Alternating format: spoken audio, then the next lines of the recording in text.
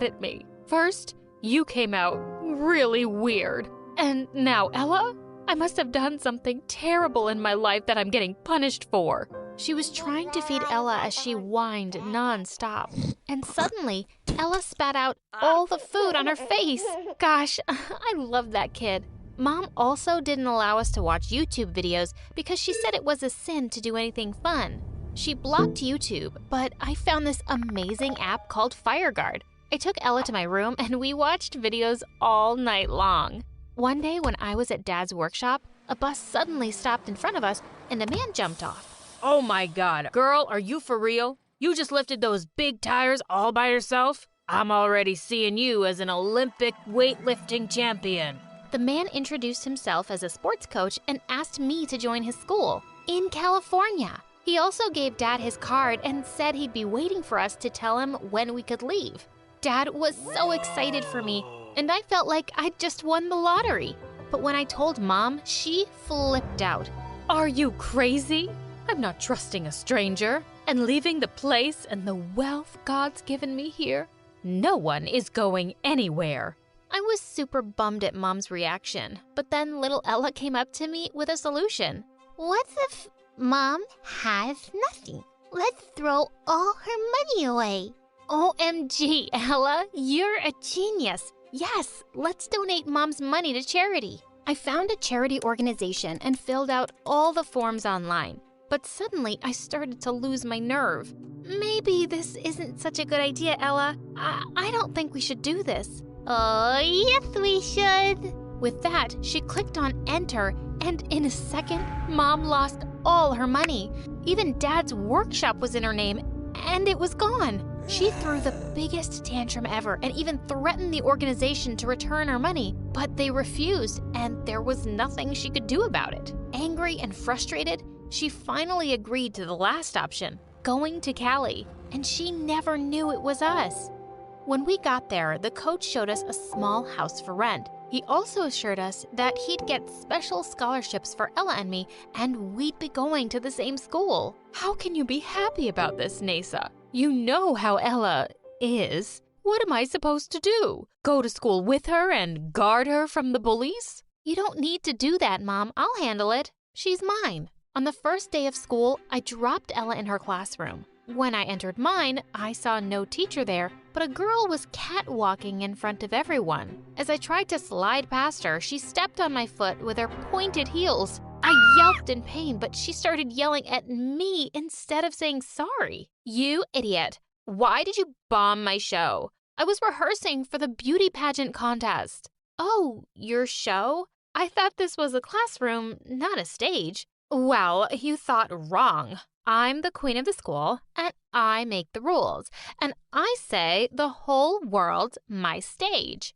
Wow, she seemed crazy and really full of herself. Later that day, Ella and I were eating lunch in the cafeteria when Nancy came over and said we were sitting at her table. Just then she saw Ella and she started laughing. Oh, you didn't say you have a sister? Well, I can see why. I mean, you must be so embarrassed by her. Shut up, Nancy, you're just embarrassing yourself. You can't talk to me like that.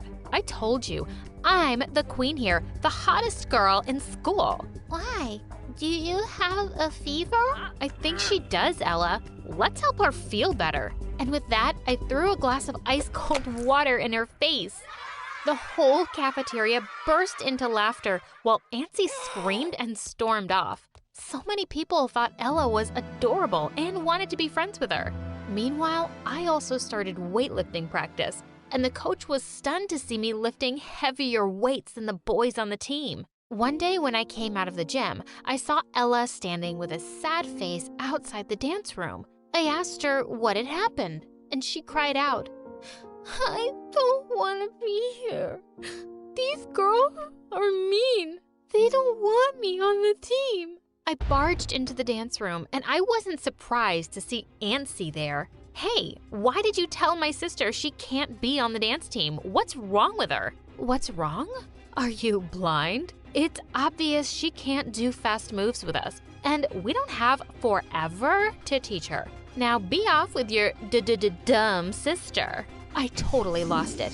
I walked over to their sound system, pushed over the big speakers, and wrenched out all the wires. As Ella and I walked out, she turned around and locked the door from the outside. That was an awesome moment, but we got caught and ended up in detention. And Mom went nuts when she found out. God, I knew this would happen. Ella is not like everyone, and she can't be with everyone. You were unkind to that girl, and that makes you two sinners. I'm going to go pray now. I don't want to go to hell with you. Our daughters are not unkind. I'm sure there was a good reason. But before he could finish, Mom just pushed him aside and stormed off. Mom is just terrible. The next day at school, I looked for Ella during recess and I couldn't find her anywhere. I was running all over the place, feeling panic rise inside. Where could she be? Just then, I spotted a grand piano in the corridor blocking the janitor's closet. As I stepped closer, I heard Ella crying out for help. Oh my God, Ella, I'm here. I'll get you out, sweetie. With one big push, I swept the piano out of the way and opened the door. Poor Ella came tumbling out in my arms, crying like crazy. Anthony told me to go inside. I was gonna destroy that witch. I stormed off to the dance room with Ella, and before I could get to Ancy, Ella ran straight at her, pushing her aside. They both landed on the floor, and just then a beam fell off the roof, exactly where Ancy was standing seconds ago. Oh my God, Ella had just saved Ancy. I saw it was falling, so I... How dare you touch me, you moron? I don't want your disease rubbing off on me. That was the last straw. I walked up to Ancy and gave her a hard slap. You're a heartless bully, Ancy. You think she's weaker than you, so you pick on her. But here she is saving your stupid butt after everything you've done. She's got more heart and strength than you ever will, and you could learn a thing or two from her. We all could, because Ella is freaking amazing. Just then, I turned to see lots of kids had followed us into the dance room, and they were all clapping and cheering for Ella. Everyone started to boo Ancy, and she ran off crying. When we got home, I couldn't wait to tell our parents what a hero Ella had been, but we found the two fighting loudly. I'm not putting up with your embarrassing daughters anymore. My church friends say they are weirdos. Do you know how that makes me feel? I'll stay, only if we give them up for adoption. Decide. That is the easiest decision I've ever had to make. You're a selfish, horrible woman, and you don't know how to love anyone. So please, for the love of God, get out. Wow, Dad finally spoke up. Mom shouted and cried, but Dad just threw her bags out on the street, and our lives at home became so much happier. The next day, when we were leaving school, Ancy suddenly leapt out from behind a tree and spat at Ella. I was about to attack her when suddenly a well-dressed man stepped in and grabbed Ancy's arm. What did I just see, Ancy? I can't believe it. How could you be so cruel to this child? You're grounded for a very long time, and you're off the dance team. Dad, you can't do that. Keep talking, and I'll ask the principal to expel you myself. Apologize now. Well, the queen bee finally bowed her head. Also, it turned out that Ancy's dad was a big-shot doctor, and he offered to take over all of Ella's medical bills and help out with any therapy she needed. When Mom heard that Ella wouldn't be expensive now, she contacted us by saying that she was sorry and she always knew we were special. But we told her to leave us alone. After a year of training, the coach said it was my time to shine. He entered me into many weightlifting competitions, and my medal collection has just begun. And I always have my biggest supporter cheering me on.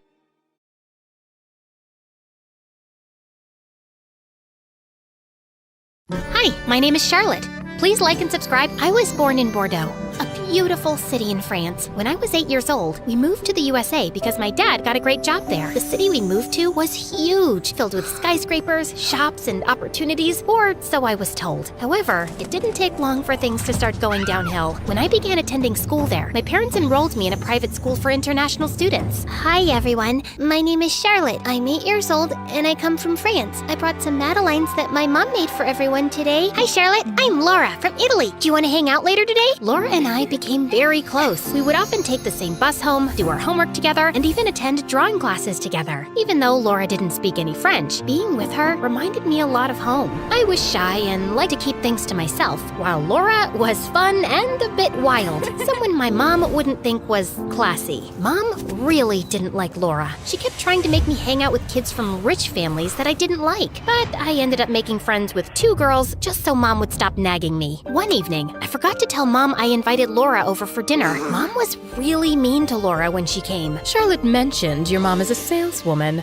Do you guys even eat dinner every night, or is it too expensive? Elise, why would you say something like that? It's okay, Uncle. No, we don't always have big dinners. But what we do have is each other. What's the point of a fancy dinner if the family isn't close? What do you mean by that? Oh, nothing. Did I upset you? I thought your family was okay. I think you should go. Mom, why? She's not going anywhere. She leaves now, or you'll be sorry. An awkward silence fell, which Laura broke. Don't worry, I'll go. Seems like I just got my answer about the kind of family this is. Mom sharply told her, Leave now. and with that, Laura left. I was really upset with Mom, but she didn't seem to care. Laura told me not to let it bother me. You already have it tough with a mom like that. I won't make it worse by leaving you alone. I love you for being here. One gloomy day in the 6th grade, everything changed when my parents started to struggle financially after my dad lost his job and they had to move me to a public school. We can't just pull her out of school. She's doing so well. What would I even say to my friends if they asked? I want her to succeed here in the USA, to make something of herself and make me proud. Dad slammed his hand angrily on the table and glared at Mom. Elise, think clearly for once. You're not seeing the big picture as usual. You don't seem to get that I've lost my job and we're drowning in bills. The only sensible move is to switch her to public school. Yes, Mom was a bit of a difficult person. She was obsessed with maintaining a perfect image. Being perceived as poor was a disaster for her. Her mom was also a strict lady, obsessed with etiquette and rules. She was against my mom's marriage, although my dad was well off. But Mom stood firm and married Dad, so her parents cut her off. Now, us not having much money would make my grandma right, and that made my mom even madder. She made us move to a different city so she could lie and tell her friends that Dad had received a job opportunity far away. I screamed and cried for days. I didn't want to leave our city or be away from Laura, but as usual, Mom ignored my protests. I was heartbroken. Dad, I hate her. Dad hugged me. Hate is a strong word. You know how your mom is. She wants things her way. Life hasn't ended, though. You'll make new friends. And about Laura, you can still talk to her on the phone, and I'll help you see her once in a while. Thank you, Dad. You're too kind to be with someone like her, but I guess life isn't fair. Saying goodbye to Laura was incredibly hard, and to make things worse, after we moved, I realized I forgot the notebook with Laura's number in it. I was utterly heartbroken. Even though we didn't have a lot of money, Mom kept having big parties at fancy places for her friends. We were getting more and more into debt, even though Dad asked her many times to stop the parties. One day, she even gave her friend a really expensive ring for her birthday. Dad got really upset when the bank called him. Listen, woman, I can't take this anymore. This is your last chance. If you don't stop, we might have to split up. And I'll want to stay with Dad. Really now? With that, Mom left. She was gone for a couple of days. Although Dad and I were worried, we didn't try to reach her. It was time for her to act like the adult she supposedly was. When she returned, she walked into the house and started doing laundry as if nothing had happened. From that day on, she stopped seeing her friends so much and didn't waste our money anymore. I was relieved she finally came to her senses, but I could see a change in her. Her eyes had lost their spark. It was as if she had aged 10 years. Well, things at the public school weren't perfect either. At first, it was okay, but things changed quickly when I started junior year of high school. I noticed my body changing rapidly, even spotting some freckles on my face. It wasn't just my appearance that was changing. My social life was too. Suddenly, boys started looking at me differently. Girls were going out with boys, and there seemed to be more parties. Hey, Charlotte, how about grabbing some ice cream after school? Just the two of us. Just us? Alone? Yeah, just us. Why, were you planning on turning it into a group event? Well, I thought maybe we could invite Jessica too. Look, I wasn't making a guest list. You know what? Forget it. I gotta go. And hey, Charlotte, or should I call you the Lost Little Raccoon? Just because you're from France doesn't mean you're anything special here. If anything, it just shows you can't take a joke and always dampen the mood. mood? Before I could respond, he pressed his gum into my hair as he walked away. It was not just embarrassing, it felt like a sharp tug at my dignity. I came back home that day, wanting to tell Mom about it. She was cooking in the kitchen when I walked in. Hi, Mom. I had a weird day at school today. I really don't have time for your stories right now. You know, we've been living in the USA for quite a while, and you still call a lot of things weird. I felt so angry I started crying. Our relationship wasn't that great to begin with, but now it felt ruined. If a girl doesn't find confidence in her mother, then the relationship feels distant, and each day I was growing further away from my mom. I headed to my room to put away my books when I spotted a sketchbook on my desk. It was from the drawing classes with Laura, and it had her number inside. Turns out I'd saved it here as well. I was ecstatic. I quickly and quietly went to the living room, grabbed my mom's phone, and dialed Laura's mom's number. Hello? Elise, what do you want? Hi. It's actually Charlotte here, Laura's friend from school. Do you remember me? Can I talk to Laura? Oh, Charlotte. Yes, I remember you. One moment. Laura, your friend Charlotte is on the phone. Charlotte? Wow, I've been trying to find you, but I couldn't. How are you? Hey, Laura. I'm not on social media much. I really miss talking to you. We should hang out soon. I'd love to, but my family is going to Europe this Friday. Europe? That's so cool. I wish I could go too. You're so lucky. Why don't you come with us? My grandparents' house is big, and you can stay in the guest room. I'd love to, but my mom would never say yes. We don't have to tell her everything. Just say you're going on a school project abroad. She loves to brag about this stuff, no? Laura, that's smart. It's gonna be so fun. We can eat lots of good food, see new places, and maybe even paint. I'd love to paint in a quiet spot away from all the noise, especially away from Mom. In fact, I found out that the city Laura and I were visiting was hosting a big art competition during our stay, and I signed up for it. On Friday, my mother drove me to the airport with a big smile on her face. I'm so proud of you, darling, for getting accepted to this elite school program. I'm sure it'll help you get accepted to one of the Ivy League schools.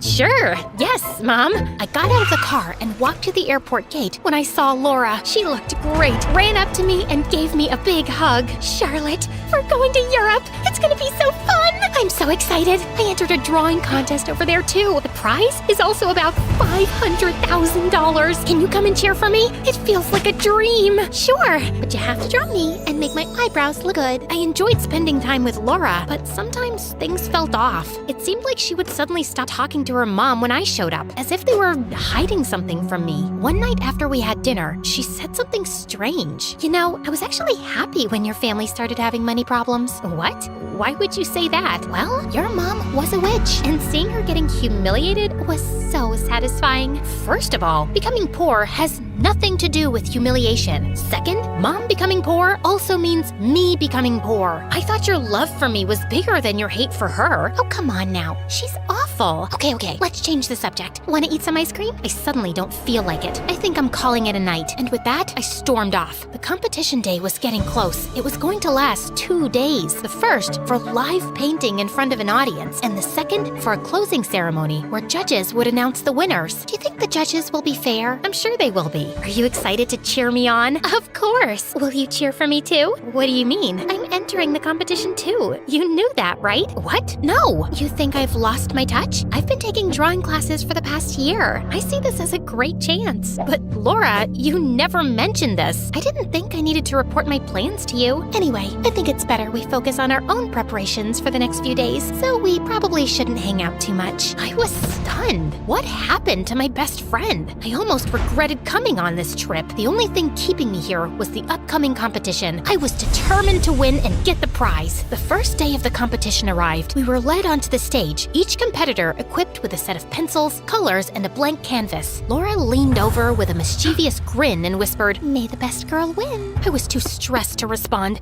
and just focused on getting onto the stage. That's when I saw it. The event was being broadcast live on TV. My heart sank. I thought, oh no, my mom will see this. She'll ground me for life. Not only did I lie to her, but I'm also here with Laura, someone she can't stand. And now Laura, she turned out to be so different from what I thought. This is a nightmare. I wish wish I could just vanish. But I took a deep breath, pushed down my fear, and began to paint with all my heart, pouring every emotion onto the canvas. While sitting comfortably at home, my mom saw my face on the TV screen and yelled, "Pierre, our daughter isn't on a school project. She's on TV with Laura. This is nonsense. She won't get away with this. We're flying to Europe." My parents caught the next flight and arrived on the second day of the competition. Mom tried calling me the whole time, but I was too caught up with the competition and the drama with Laura to answer. On the final day, as I stood on stage with Laura and the other competitors, they started announcing the winners. Laura got second place, and I was on the verge of tears until they announced Charlotte is the winner. Overjoyed, I walked towards the microphone to give a speech, only to see my mom storm into the hall. I was shocked and embarrassed. Yelling in front of everyone, she demanded, "How could you lie to me, Charlotte? You know there will be consequences. And with Laura, of all people?" "Oh, me, of all people? Remember when you burned the book that Charlotte wrote my number in? You called and insulted me and my mom. You even threatened me, a child, to stay away from Charlotte. Do you want me to say what you did too?" "Shut it. Don't you dare speak to my daughter like that." "Laura, what exactly did my mom do to you?" "Let it go. Didn't you just win? Take your prize and leave with your parents." Your mom threatened Laura's mom with her connections in immigration, saying she'd get her deported. What kind of sick person hates a kid like this? What has she ever done to you? You need help. I'm taking the prize money and I'm leaving with Dad. You should consider getting help. I'll even pay for your therapy. I traveled all this way for you to side with her? What lies has she told you? Enough. Let's go, Charlotte. Laura, what my mom did was wrong, but targeting me wasn't fair. Still, I'm here if you want to start over. Then I went to receive my medal and prize, hugged my dad, and we left.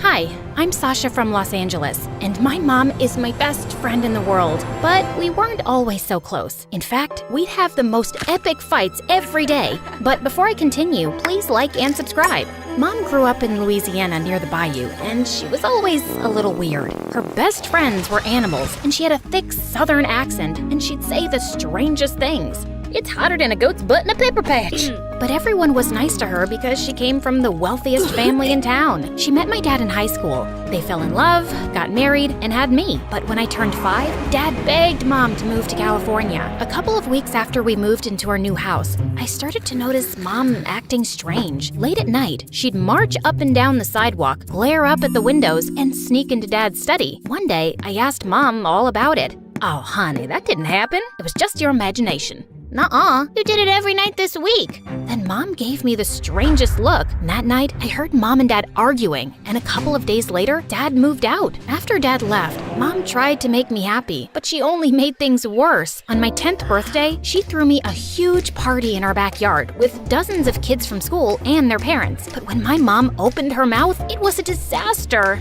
"Well, butter my backside and call me a biscuit. Excuse me, what? I'm as happy as a tick on a dog." All the kids laughed at my mom. Even their parents thought she was a joke. I got so mad, I sprayed them all with the water hose. They ran away screaming. But to my surprise, instead of thanking me, Mom grounded me for a week. As the years passed, I started to notice that Mom was way too nice. When I was in middle school, Mom inherited millions of dollars. She donated a ton of it to several hospitals, and Mom's name was in all the newspapers. Next day, strangers started coming to our house to ask her for money for their fake charities and stupid businesses. "We have to save the toothpicks. Teeth are suffering all around the world." Imagine a plate that could talk to you, then walk into the kitchen and clean itself. Dinner would never be the same. Mom just couldn't tell them no, but the moment they left, they'd call Mom an idiot and spend the money on expensive clothes and fancy cars. Of course, I didn't let them get away with it. I snuck into Mom's office and found all their addresses. Then, I'd toilet paper their house, leave poop on their doorstep, slash their tires, and leave notes demanding that they give Mom her money back or else. It was exhausting protecting Mom all the time, and I swear she never learned. We'd argue for hours about her ridiculous habits, but she refused to change. Dad was worried about Mom too, so he started to come around more. It felt really good having him back in my life. He was the best dad in the world. He took me to the movies, shopping sprees at the mall, and he even let me plan a special vacation to Las Vegas for the two of us when Mom was out of town. I was so excited. I used Mom's credit card to book a fancy room at a luxury casino with the finest restaurants on the planet. Nothing but the best for my daughter. We'd just stepped into the airport when Mom showed up and ruined everything. She canceled the trip and dragged me back home. A week later, I called Dad to apologize for Mom's behavior. Your mom's crazy. I can't stand her anymore. Can we hang out this weekend? Sorry, I'm busy. Maybe another time. I kept calling, trying to make plans with Dad, but he always made up some excuse, and when he didn't call me for my 15th birthday, I was devastated. Mom caught me crying in my room. The next day, she told me someone special was here to see me. I raced down the stairs. I just knew it was Dad, but instead, it was a huge pig named Sam, and she said he'd be my new best friend. Sam followed me around the house. He ate my homework and pooped everywhere, but after a while, I learned to love him. We took long walks in the neighborhood every day. As you can imagine, everyone in town thought I was a crazy psycho, except for my neighbor Josh. Wow, cool. Is that a pig? No, Sherlock, he's a unicorn. Can I pet him? No. For weeks, every time Josh saw me walking Sam, he'd run up and try to talk to me. One time, he even bought me an ice cream cone. It's hot. I was thinking that you'd want one. I wasn't sure if you wanted a cone or a cup. Oh no, it's melting. Oh, now your fingers are all sticky. I'm fine. It's no big deal. I'm so sorry. That wasn't smart. I can do better, I promise. Hold on, I'll run and get you a cup. Another time, Josh bought me a hat, a popsicle, a sandwich, a whole pizza, and a t-shirt with our faces on it. Even though he was annoying and talked about the most random things, I started to enjoy his company and developed the tiniest crush. I even let him pet Sam. Can I really? Sure, but be careful. He's kinda shy. Josh rubbed Sam's head. Sam got mad and chased him into the bushes. Josh scraped his knee and started crying like a baby. Mom saw the whole thing and invited Josh inside. And as usual, she embarrassed me. Now aren't you as cute as a button? No wonder Sasha's been happy as a clam at high tide. Josh was totally confused. Mom, I'm just being honest, honey. You two go together like peas and carrots. Stop acting like a bump on a log. Ain't no secret that you got the hots for that boy. I was mortified. I wanted to fold myself into an envelope and mail myself to Siberia. Luckily, Mom finally left the room. Then Josh started smiling like a demented clown. Why are you looking at me like that? I've got a crush on you too. Soon, Josh and I started dating, but when his parents found out, they weren't very happy. It didn't help that my mom caught Josh's mom making fun of her at the grocery store. That woman has no class. Her clothes are a disaster, and that daughter of hers is a menace. Mom marched up to Josh's mom and started screaming like a maniac.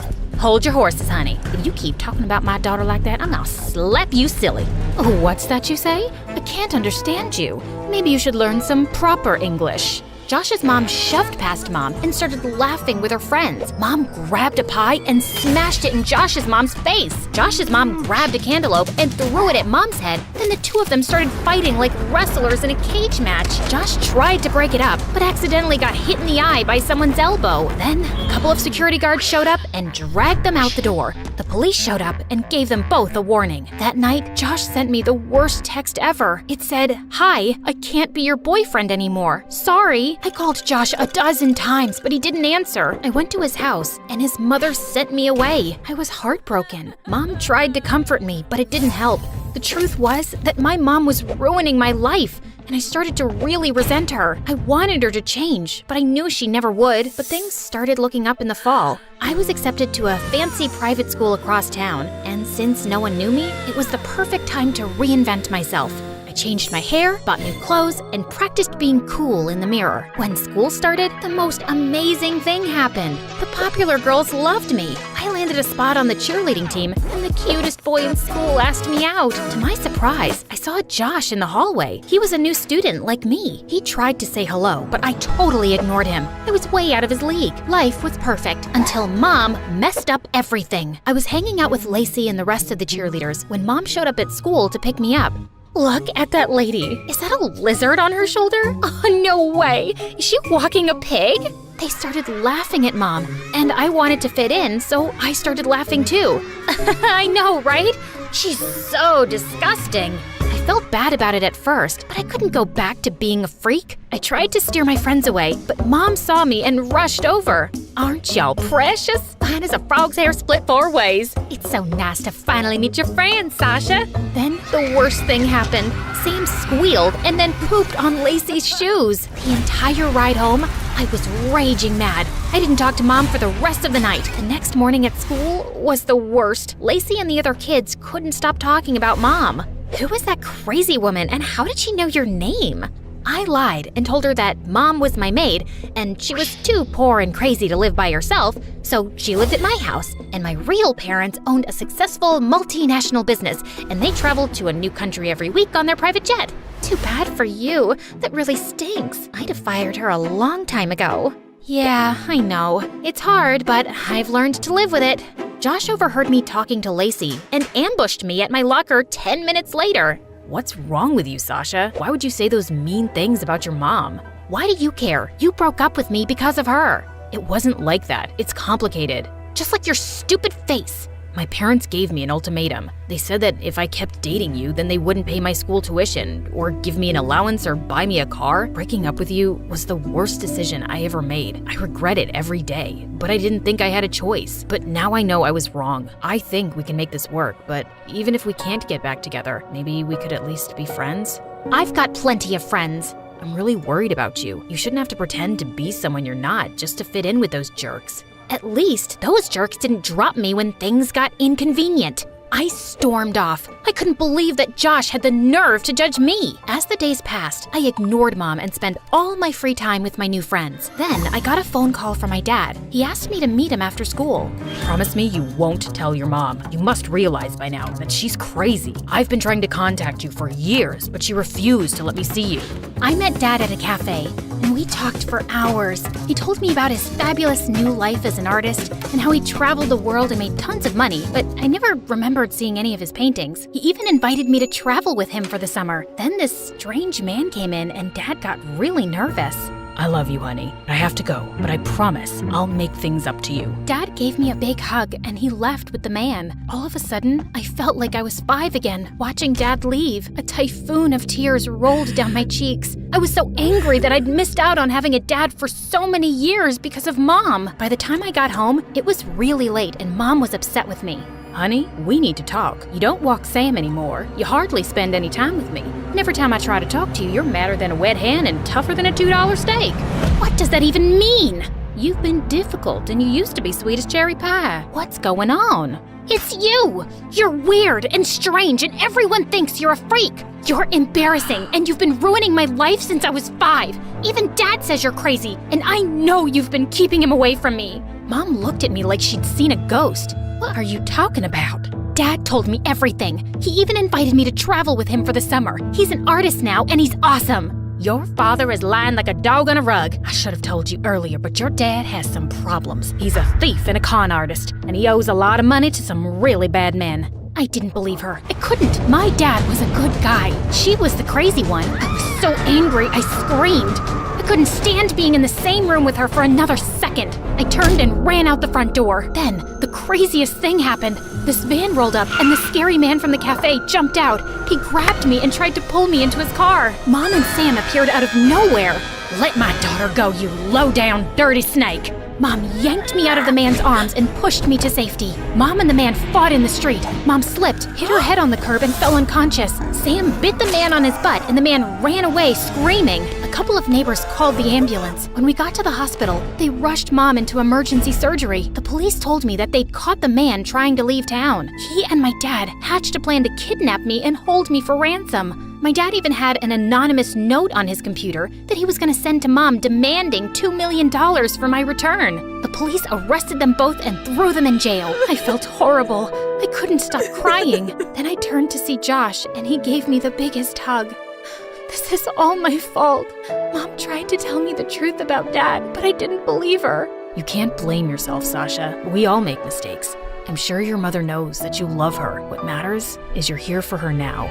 Then the most unexpected thing happened. Apparently, news of my mom's accident had spread, and dozens of people showed up in the waiting room. They told me stories about how Mom mentored them and changed their lives.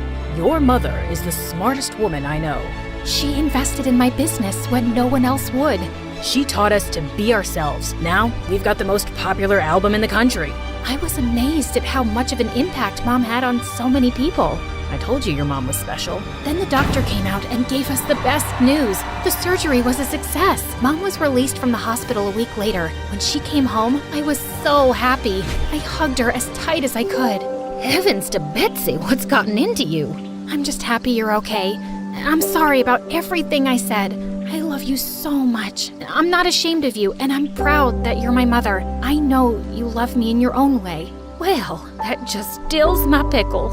I'm as happy as a clam at high tide. What does that mean? He's not the sharpest tool in the shed. The porch light's on, but no one's home. Huh?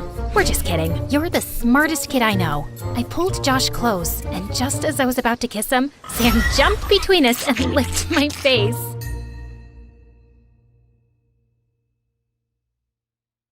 Hey friends, I'm January from Seoul, and I'm a huge K-pop fan. I mean, who isn't? But I'm a super fan. Now, before I tell you my story, please like and subscribe. My parents were super cool lawyers, but they weren't the coolest parents. They were so overprotective about me, just because I was born premature. Like, I was fine now, get over it.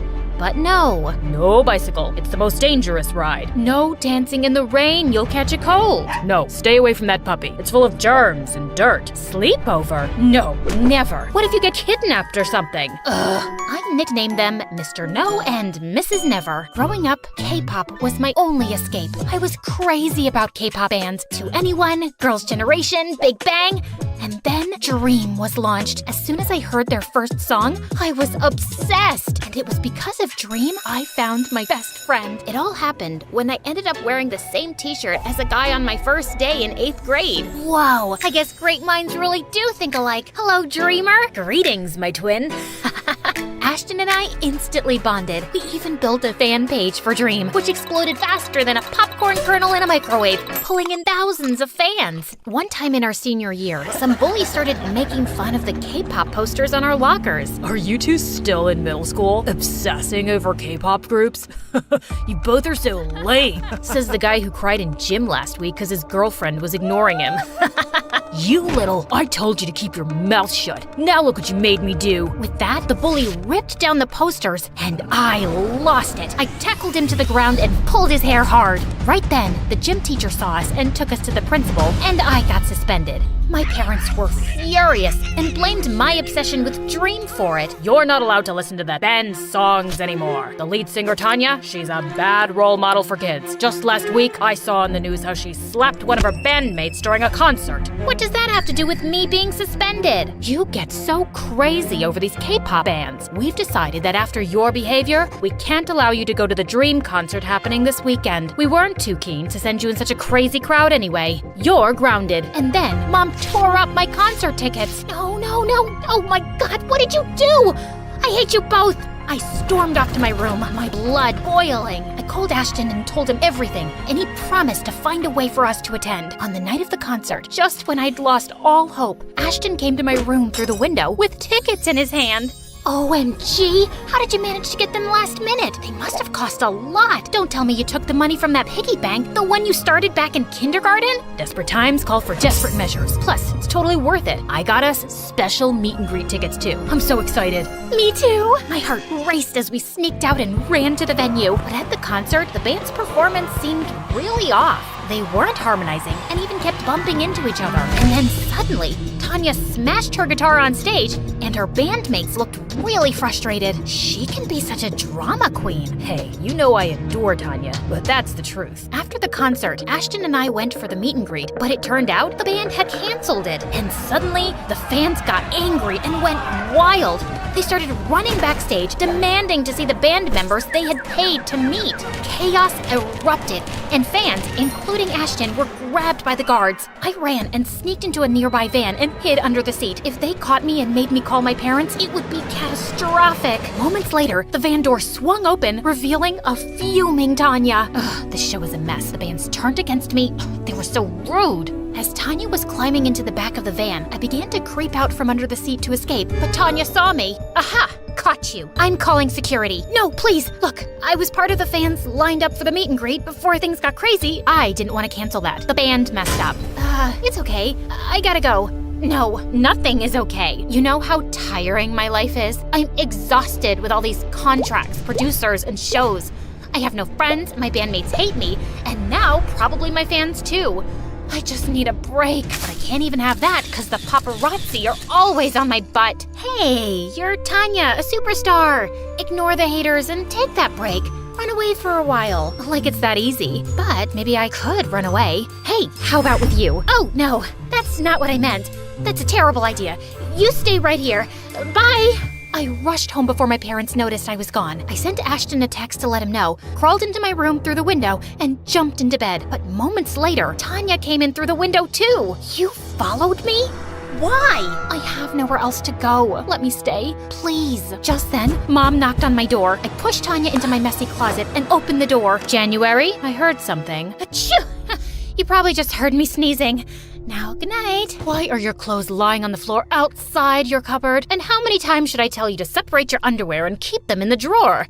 And why are you sleeping in the shirt I got you on your birthday? Gosh, your room smells like stinky socks. Mom, please, can you get off my back for once? I know you're upset because we didn't let you go to the concert, but that's no way to talk to— Good. I really don't want to talk right now. Good night. Once Mom left, Tanya jumped out of the wardrobe. OMG. Seriously? Your mom is so annoying. She reminds me of my nag manager. That's kinda rude. No, what's rude is that no one lets us have any freedom. We should have our fun without anyone breathing down our necks. Yeah, I guess you're right. Let's talk tomorrow. I need my beauty sleep. Saying that, she took the bed and made me sleep on the couch. The next morning, news of Tanya's disappearance was making headlines everywhere, and the police were on the lookout for her all over the city. Did you see this? Yeah, I love it. Fans and bandmates are worried sick. Tell everyone you're all right. Nah, people don't appreciate what they have till they lose it. Let everyone miss me a bit longer. Now, let's go out and have some fun. Of course, you'll have to arrange a disguise for me. But I have school. Skip it. Well, I did have a K-pop star asking me to spend a day with her, so yeah. I skipped school, made sure Tanya was unrecognizable, and then we went to the mall. While we were window shopping, we passed by a kid who was about to eat his ice cream, and Tanya stopped short. I want that. Okay, I can buy you some. No. I want that. His ice cream. It's the perfect ratio of chocolate to vanilla with my favorite toppings and sprinkles. Now here, boy, gimme it. I'm Tanya, the superstar. The boy refused to part with his ice cream and started yelling. Then Tanya knocked it out of his hand to the ground, grabbed me, and told me to run. What the heck was that? And are you trying to get attention by telling people who you are? Who would believe some stupid kid? Come on, let's check out some makeup. At Sephora, a sales girl was a bit rude to me, so Tanya messed up the arrangement of all the products on the shelves while the sales girl wasn't looking, then casually walked out. We both snickered as we saw her from outside, looking angry and confused at the mess.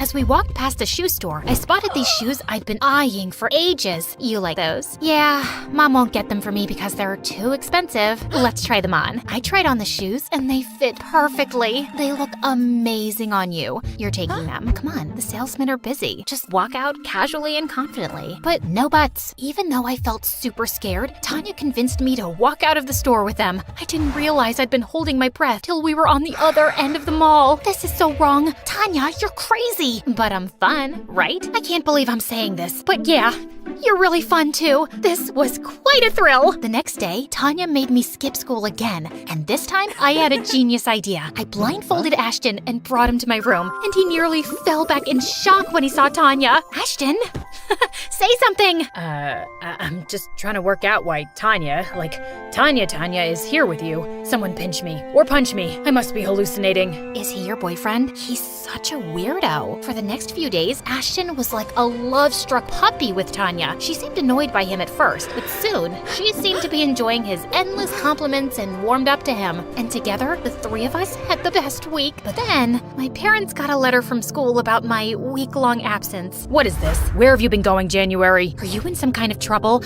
Mixing with the wrong kind of crowd? Are you on drugs? You guys are always expecting the worst from me. I feel like I'm trapped with you both. Just let me live my life. I ran to my room and closed the door, and Tanya and Ashton were already there through the window. As I cried, Ashton hugged me tight. I know they can be harsh, but they're probably just worried. Worried? Are you kidding me? They're just control freaks. Some people just love to boss around others. No, they care about her. She's right. It seems like their only goal is to control my life. And if you want to defend them, Ashton, I don't want to hear it. You're supposed to be 100% on my side. Of course I am, but Just go, please. After Ashton left, Tanya listened sympathetically as I let out all my frustrations. Then we both decided to forget all about being good girls. I was almost 18. It was time to act my age. The next day, my folks dropped me off at school, clueless about my plan. I ditched classes and hit the local tattoo parlor with Tanya. But once we got there, I felt scared. It looks painful. Oh, come on.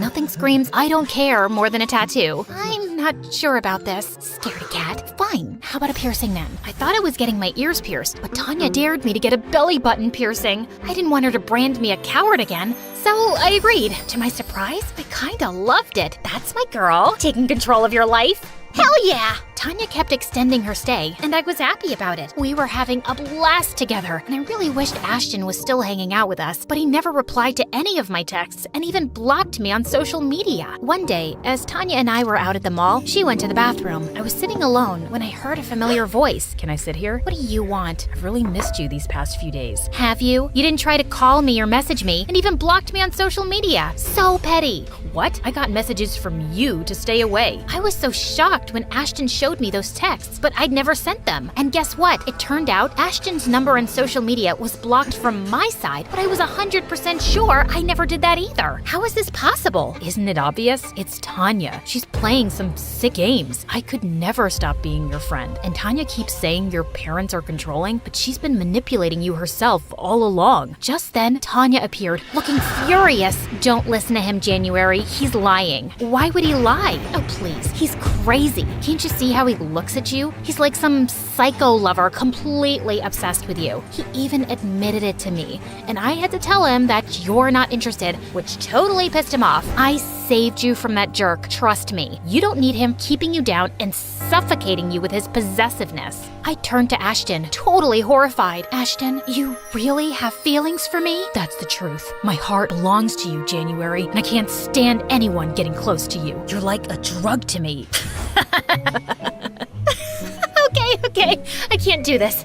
This is ridiculous. Huh? What's so ridiculous? Look, Tanya, I'm a big fan, but Ashton being obsessed with me is stupid. I know my BFF inside out, and you tried to come between us. You are no longer welcome in my house, so please leave today. And I hope your band members do kick you out, because really, you are not a very nice person. Tanya stared at us, screamed in frustration, and stormed off. Ashton and I just high-fived and hugged. We walked back home.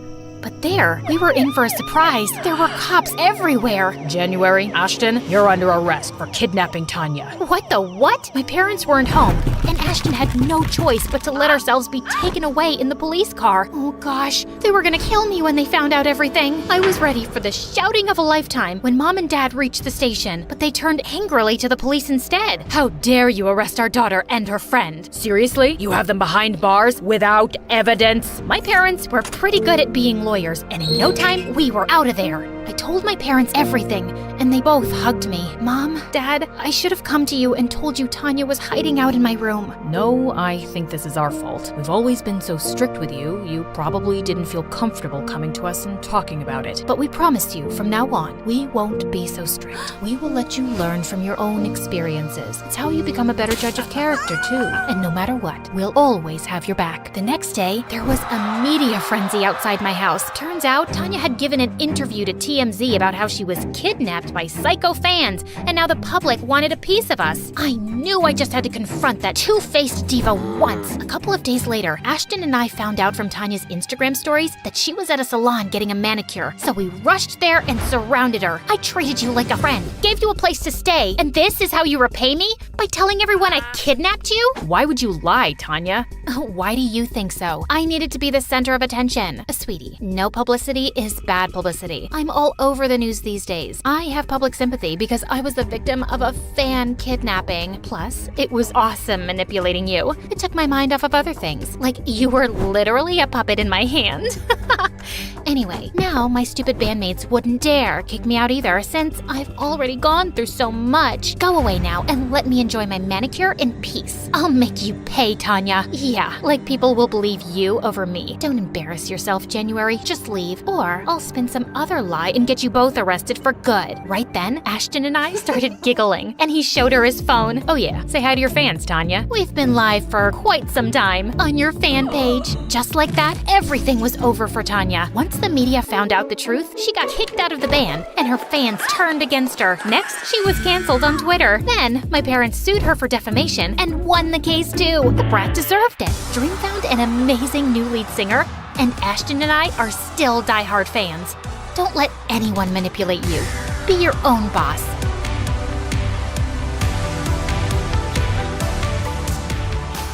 Charlie just stared at her, frozen in his place. This has to be some sort of joke, right? This doesn't make any sense. He suddenly looked over at Brianna, who looked pale. His head started spinning. I need to get out of here. He threw his headphones aside and started running, but then he tripped and crashed to the floor. Suddenly, Brianna was by his side, helping him up, but he pushed her away and left. Madison and Amber were laughing like hyenas, and then someone put on a song, and they all started dancing again. Brianna marched over to Madison and pulled her aside. How could you do this, Maddie? You said you'd let him down easy. No, Bree. I said I'd crush him like a bug once he fell for me. And you thought I was brilliant then. What changed? What changed is that we found out he's a really nice guy. He didn't deserve that. Not my problem. I wasn't gonna keep dating him just because you suddenly decided to become a humanitarian. Now, please don't create a scene at my party. Tears stung Brianna's eyes as she remembered Charlie's heartbroken face, and she left immediately. Brianna didn't know how she was going to face Charlie in school the next day, but he didn't show up. He wouldn't reply to any text or call, and he didn't come the entire week. Yes! I checked and my private plane is free this weekend. We're going to Tokyo, ladies. What? Why? Well, Project Plaything is successfully over, and I promised Amber I'd take her for sushi, remember? Right. Well, consider me out of this plan. Brianna walked off, and a smirk spread across Madison's face. Are you thinking what I'm thinking, Amber? If you're thinking about what being stung by a butterfly feels like, then yeah. No, I mean about Brianna. Why do you think she isn't in any mood to celebrate with us? Maybe she's racist and doesn't like sushi. Or maybe she's in love with that trashy Charlie. Ew, who likes trash? Looks like our Bree does. Imagine crushing on someone with that social status. You know, maybe you're right. When we were at the resort, I saw those two sneaking out at 5 in the morning. I had a headache and I went down to look for some gummy bears. They always make me feel better. Maybe Charlie loves her too. Of course he doesn't. He fell for me, not her. She's pathetic for wanting him. That evening, Brianna went to the cinema, and she was relieved to find Charlie at the counter. She walked in, her heart pounding. Hey, Charlie.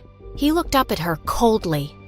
Can we talk? Do you have a moment? He walked out from behind the counter and went outside, and Brianna followed. How dare you show up at my workplace and force me to talk to you? I just need a chance to explain and apologize. Please. I know the whole thing, but then I got to know you, and I didn't want to do it anymore, especially after all those late-night calls. That was you?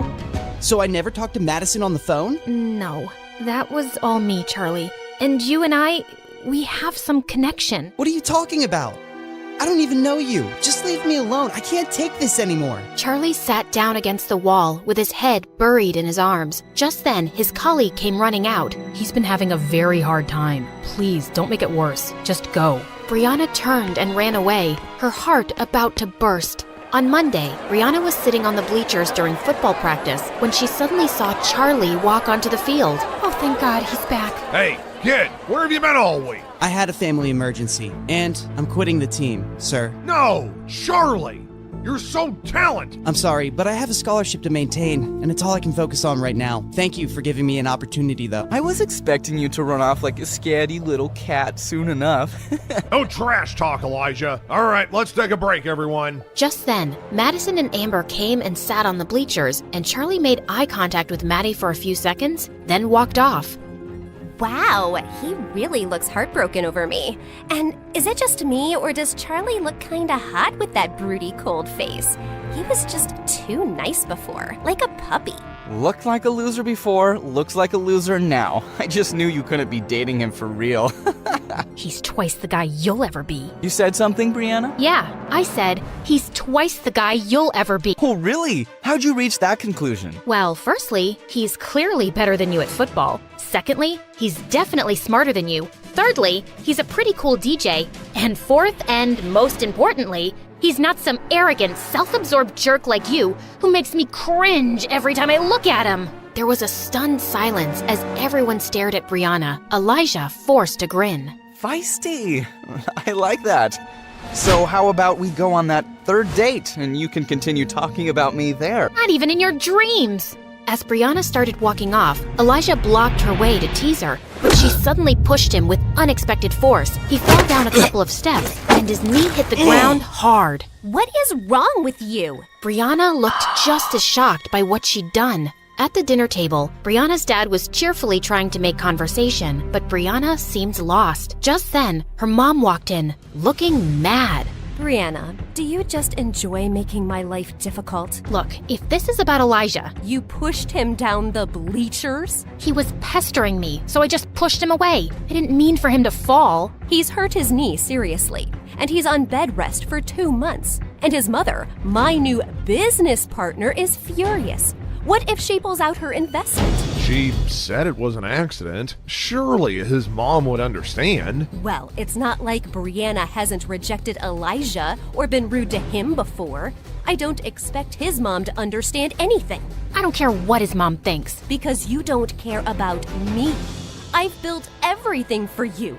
But no, you'd rather be an actress. And now you're bent upon ruining... Oh God, I can't have this conversation again. Just because I don't want your company doesn't mean I don't care about you. And stop trying to make me feel bad. If it's any consolation, I feel terrible already. Brianna stormed off with her mom staring after her. She's always been difficult, but something extra's been going on with her lately. I never thought she'd be violent. That's an exaggeration. And you never try to actually talk to her. She doesn't talk to me. I'm going to ask her friends what's up with her. Charlie had returned to school, but he just kept his head down, talked to no one, and pretended Brianna didn't exist. She kept her distance from him, but she also found excuses to stay away from Amber and Maddie. One day, she was reading in the empty gym during recess when Madison snatched her book. Come on, Bree, this is getting ridiculous. It's time for an intervention. What? We know you're going through something. Even your mom is so worried. I told her you've been avoiding us too. And well, I think I know what the problem is. You lied to me about your breakup with Charlie, and I'm mad. But it's not just that, right? I think you have feelings for him. Yes, I have feelings, because I'm not a robot. And I'm also mad at myself for being a part of this horrible plan. It's making me think about the kind of people we are. Kind who like to have fun. We have everything, Maddie. And we decided to pick on the poor orphan who's working hard to support his grandma for fun? Who the heck cares? I care. I don't want to be this person, and I don't want to have friends like that either. So, are you saying you don't want to be a Barbie angel anymore? Yeah, I don't. And for the record, that's a really stupid name. Wow, you're so ungrateful. When you came to school as a nobody, I made you one of the most popular girls. And in case you've forgotten, I got you your first audition. How could I forget? You never let me. Yes, you got me the audition, but I got the role because of my talent, and it's not a good enough reason for me to follow you and do whatever you say anymore. We're done. Oh, if you think... Just then, Amber fell to the floor with a thud. Amber, get up! That's not funny. But Amber was unresponsive. She'd actually fainted. They immediately rushed her to the hospital, where she regained consciousness, and the doctors ordered some tests. Oh, my head. It feels like there are 1,000 cactuses inside. You're gonna be okay. Just go, Brianna. It's not like you care. You made her faint by stressing her out. You were the one shouting at me. Please, both of you, shut up. All of Amber's tests turned out clear. Her parents even sent her reports to the best doctors around the world, but no one could figure out her problem. Meanwhile, her headaches and fainting spells continued. But one day, Brianna's mom brought up something unexpected while visiting Amber. Someone at work had a back problem, and she swears this healer fixed her after the doctors gave up. I know it sounds a bit ridiculous, but maybe you could try it? At this point, we'll try anything. Who's this healer? Well, these girls know her grandson. It's Charlie's grandma.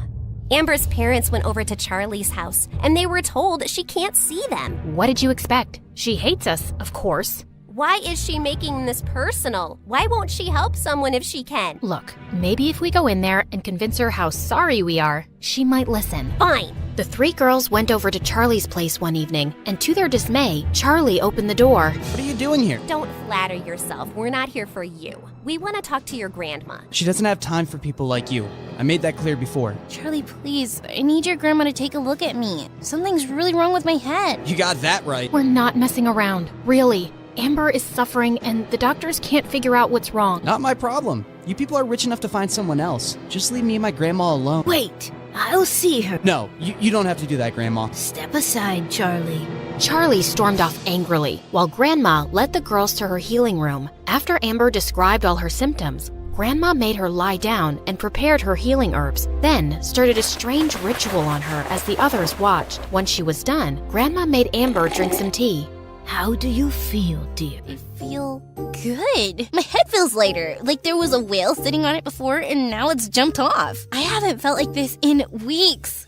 Thank you. Grandma told her to come for 2 more sessions, and the girls got ready to leave. I need to apologize to you for what we did. Maybe you think I'm lying, but I really am sorry. I wish I could take it back. I don't think you're lying, Brianna. I'll see you girls soon. After they left, Grandma found Charlie sulking in his room. You turned away Amber before, too. I wasn't expecting this from you, Charlie. Why does everyone keep expecting me to be an angel? You know what they did. They're awful. But it's my duty to heal people, whether they're awful or not. And what they did was wrong. But you have to let go of the anger and move on. I'm trying, Grandma. I really am. I just feel so stupid. How could I let someone treat me so badly and humiliate me? It's because you see the good in people. Yeah, it's called being an idiot. Don't lose that heart of gold, kid. You'll find the right person one day who will really love you for it. Charlie decided not to let the spoiled brats get to him anymore. He worked really hard for the midterms, and when the results came, he was at the top of his class. What are you grinning about, Charlie? Found a golden ticket in a chocolate bar? Wow, I'm surprised you actually read a book. And I'm just happy about my grades, which have improved since we stopped hanging out together. Can't talk to me like that. Just because your grandma helped Amber doesn't mean you're anything special. You're still a nobody. I'd rather not talk to you at all, Madison. And thanks for making it so easy to move on from you. I can't even remember what I liked in the first place. You go, Charlie. As Charlie walked away, Brianna impulsively called out, "Hey, Charlie, wait." What is it? I just wanted to say thank you to your grandma for helping Amber. I'm sure you already thanked her. Yeah, but I was hoping, Charlie, is there no way we could be friends again? We used to get along so well. But that wasn't real, right? And now I'd never be able to trust a word you say. So yeah, not gonna happen. But really, that was an Oscar-worthy performance. I'm sure you'll have an amazing career as an actress. After Amber's last session, Brianna wanted to thank Charlie's grandma, so she dropped by his place with some gifts when she knew he'd be working. She was surprised to find the front door already open, and then she gasped when she saw Grandma on the kitchen floor. Oh my God, are you okay? Brianna, what are you doing here? What happened? Shh, not so loud. You have to leave. What? Someone broke into the house, and he's upstairs right now. Please. I don't want to put you in danger. I'm not leaving you. Brianna heard the thief coming down the stairs and quickly locked the kitchen door and called 911. He kept kicking the door, but minutes later, when he heard the police siren, he ran out and escaped. From your description, he seems like a crazy homeless guy who's been bothering other people too. We'll get him. Did he hurt you, ma'am? No, I just fell when he pushed me aside. But I'm fine. We should still get a checkup. I should call Charlie. Sweetie, he's out of town for a day. Please don't tell him right now. Well, you can't be here alone for the night. I'll be just fine. But Brianna was so persistent that Grandma had to give in. Brianna took her home and made her comfortable in one of the guest rooms. You should have asked me before inviting your guest. Maybe I would have liked to say no. Mom, she cured Amber. Letting her stay for one night is a pretty small thing to do. Charlie hurried over to Brianna's house as soon as he was back. Hey, is Grandma okay? She wasn't hurt, right? She's completely fine, but she's asleep right now. You can come in and wait. I'm fine right here. Charlie sat down on the porch seat, and Brianna turned to go back in. Wait, I'm sorry. I just want to thank you. Grandma told me on the phone how brave you were and you didn't leave her, and then you brought her here. And you didn't have to, but I'm so grateful. What? Why are you smiling at me like that? You sound like the old Charlie today, the one who talks too much. I missed him. Brianna, this doesn't fix everything. I appreciate what you did, but I'm wondering even now why you helped Grandma. Why do you want to be friends with me? Why are you trying all the time to make up for what you did? Brianna gulped and walked closer to him. There's something I need to get off my chest, so just hear me out, okay? Somehow, getting to know you has changed me, Charlie. You're the sweetest, kindest guy I've ever met, and nothing has ever hurt me more than hurting you. But you know what? It started feeling really bad even when you were still dating Maddie, because I realized that I was falling for you. I know I don't have the right to say that, but I just had to, or I'd explode. And I know you don't feel the same way, and it's okay. But I'm in love with you. That's all. Brianna turned to leave, but suddenly, Charlie took her hand.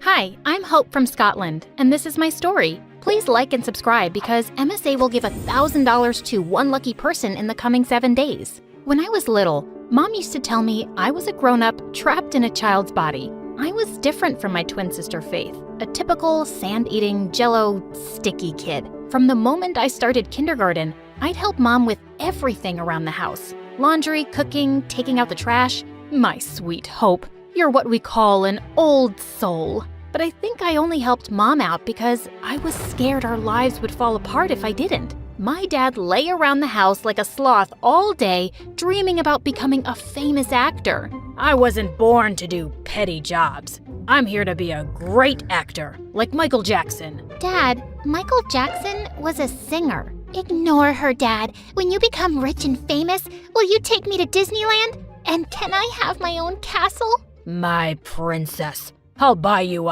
12 castles.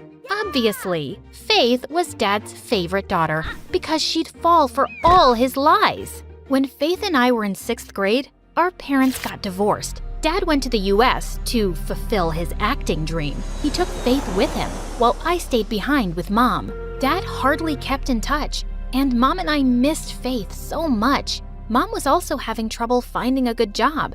And then one day, I had a brilliant idea. Mom, you make amazing cupcakes and cookies. What if you put up a stall at my school carnival next week? Mom loved the idea, and sure enough, her stall was a huge success. From that day on, Mom set up baking stands at the park, and a few years later, she started her own bakery. But she worked long hours, so I was mostly by myself in the house. When I wasn't doing household chores, I was reading or studying. I was the top of my class at school, but I didn't have many friends. On my 15th birthday, my life took a turn. Dad called us with wild news. Faith is coming back to live with you guys. I'll send her flight details soon. With that, he hung up without even wishing me happy birthday. But Mom was overjoyed, and so was I. It turned out Faith had been living the life of a billionaire. Dad had married a wealthy woman who lived in a palace. They were sending Faith to us on a private jet.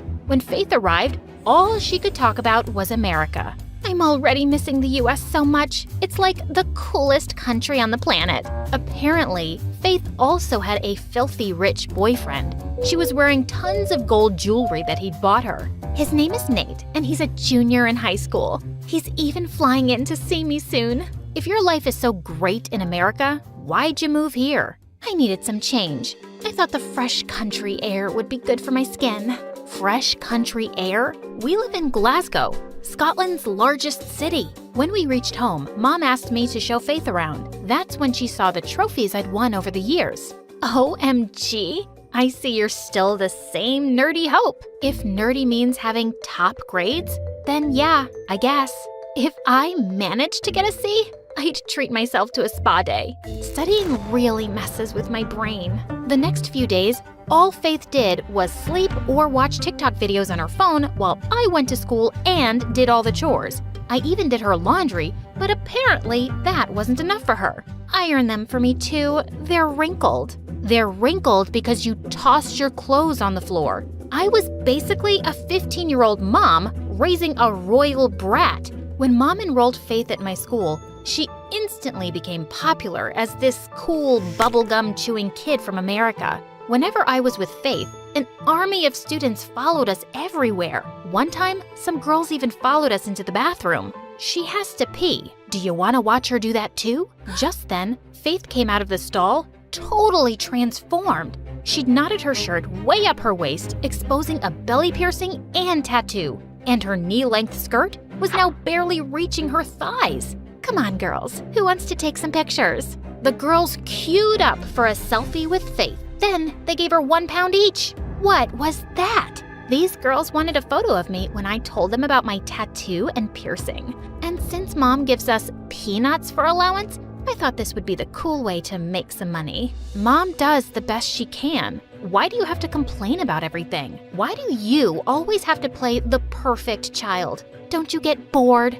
Actually, I do. Some days, I want to be just like you, lazing around the house, sleeping like a log, and acting like a jerk. This made Faith so angry that she spat out her bubblegum and was about to stick it in my hair. But I pushed her, and she went flying into one of the cubicles, landing straight into a toilet bowl. Now this is a throne perfect for a spoiled princess like you. Faith and I pretty much ignored each other after that. She spent all her time hanging out with her friends and going to parties every night. And as usual, I was all alone. But on the last day of school, I walked to Mom's bakery and found Faith sitting outside, looking upset. Faith, what's wrong? Hope, I'm a failure. A stupid, dumb failure. I flunked all my classes. I have to repeat the 9th grade.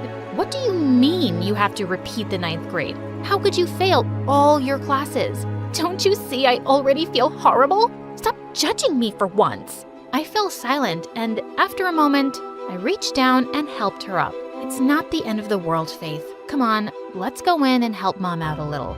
Faith and I helped Mom out all day. Faith was sweating and exhausted, but Mom was overjoyed with the work we did. She offered us both summer jobs. You girls did so well today. And Faith, I think having a job will be good for you. To my surprise, Faith agreed. It took her weeks to get used to working in the kitchen, but after a while, we started having lots of fun. From that day on, Faith and I spent every minute together.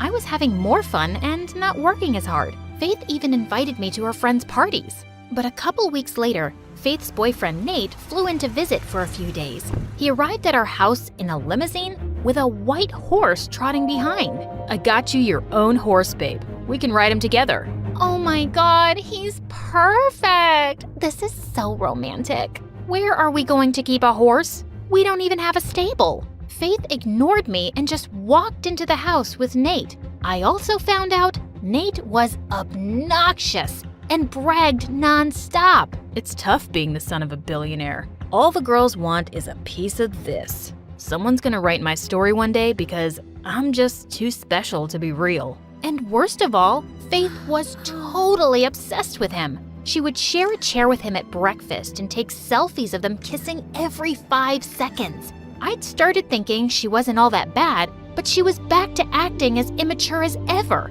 and left me working all alone at the bakery. Then one day as I was heading out, I saw Nate standing in the doorway and smiling. Excuse me, I have a job to go to now? I bet you look adorable in an apron. How about I go with you, beautiful? Nate leaned in closer and I shoved him away. Get away from me, you creep. Just one kiss. Faith doesn't have to know. Faith doesn't have to know what, babe? Faith put her arms around Nate, but I pulled her away. Your sleazy boyfriend just tried to kiss me behind your back.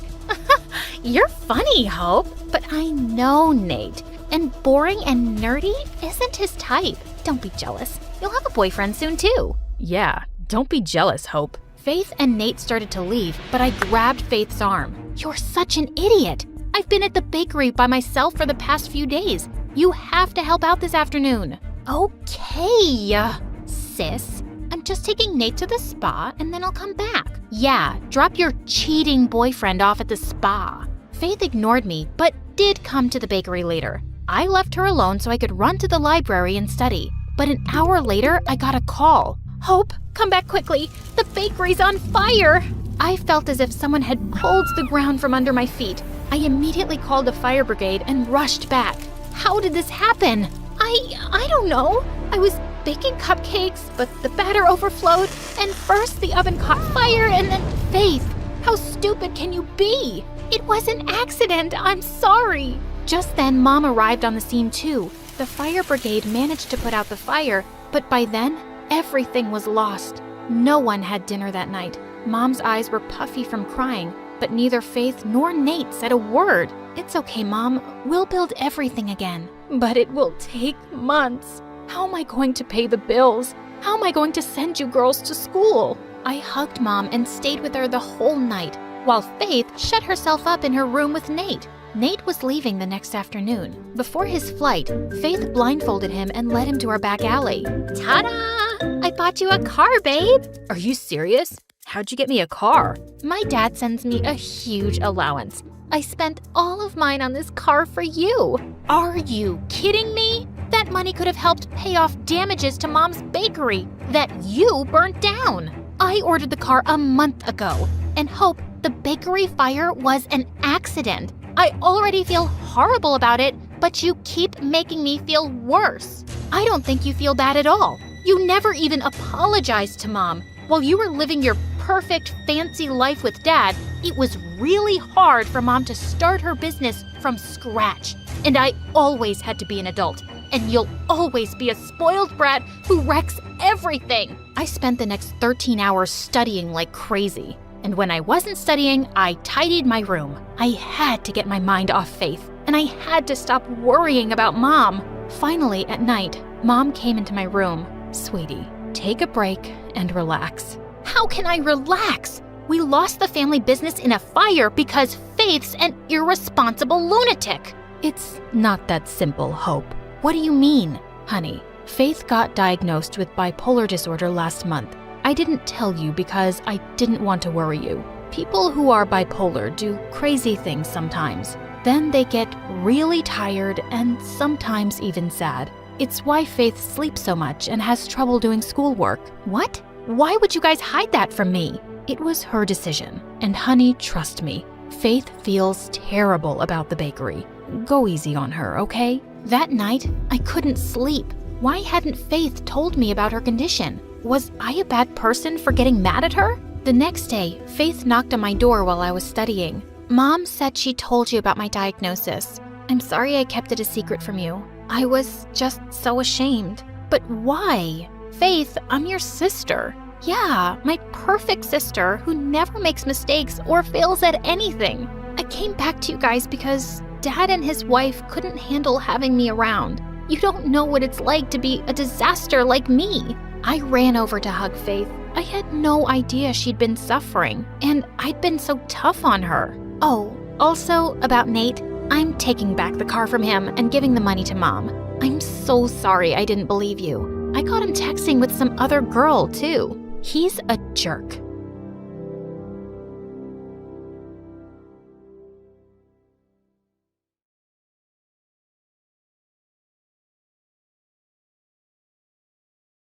Hi, I'm Jade, and I made a fortune without knowing how to read a single word. But before I tell you my extraordinary story, click like and subscribe. Also, please follow us on Instagram and Facebook for exclusive content and to always be updated. When I was born, my dad named me Jade. He was a geologist who studied precious gemstones, and he said people around the world believed that jade brought good fortune. Well, that's all I knew about him from Mom. Growing up, it was just me and her, and we were always moving around. Sometimes we lived in tents, sometimes in minivans. Mom was a car mechanic and found jobs wherever we went. Once when I was 4, we were sleeping in our tent when I woke up in the middle of the night and noticed something strange. Mom, I can see the sky. Yes, honey, it's lovely. Go back to sleep now.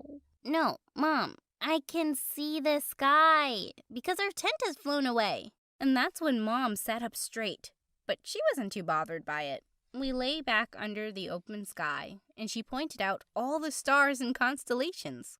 When I was 5 and walking back home with Mom one day, I saw some school kids going by. I asked her when I'd be joining school, but her face clouded over. Never. Your dad went to the best schools and universities, but that didn't make him a good person. He just left us one day to be with his PhD professor.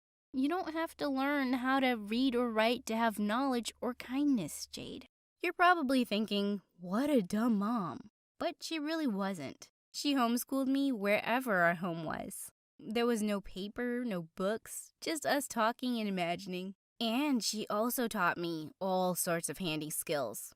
By the time I was 9, I could change a car tire by myself. One day, Mom and I were at the grocery store when suddenly a masked guy walked in holding a board with something written on it. Everyone looked terrified and stood quietly while the guy started robbing the cash register. I felt really scared and ran for the door screaming, "Help! Help!"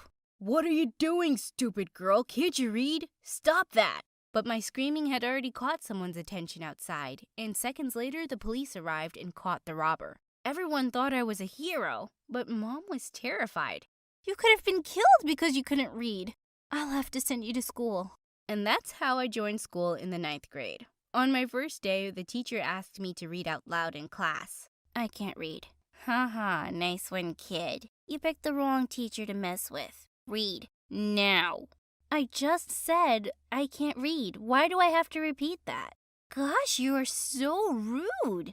"I swear on my grandma's grave, I can't read." "What are you doing in the 9th grade then?" "Go back to kindergarten." "Fine.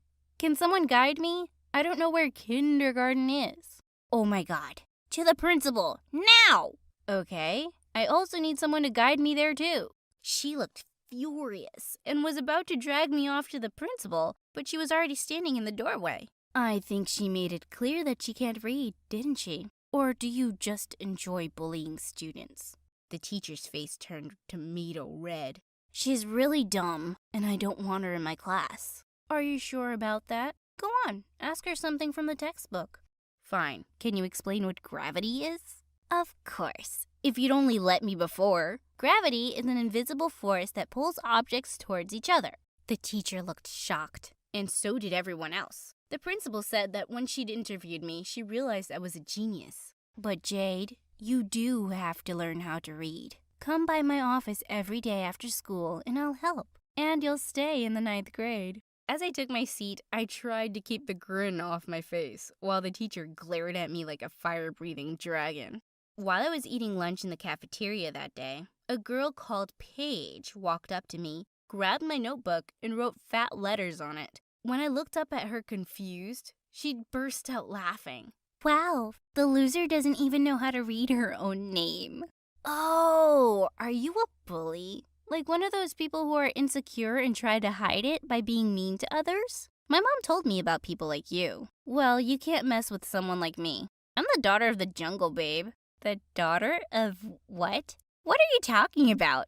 "I'm just here to tell you that I'm impressed by how you embarrassed that grumpy teacher. So whatever, you can be my friend." "You just call me a loser, and I don't want to be your friend." "Gosh, who do you think you are? No one talks to me this way." And then she slapped me. I stood on the table and jumped on her. The grumpy teacher saw us and took us both to the principal. And she told the principal that it was all my fault. I couldn't control my anger and I called her a liar. This time, the principal didn't tolerate my behavior and suspended me for 3 days. When I returned to school, Paige came over to me at recess looking annoyed. "I really don't want to talk to you, but the principal sent me. She wants you to meet her in the back alley." That sounded weird, but I didn't want to make the principal mad at me again, so I went. When I entered the alley, I saw the wired gate was open, and I walked in. There was a yellow board that had something written on it, but I didn't understand, obviously. And suddenly, I fell, and I kept falling.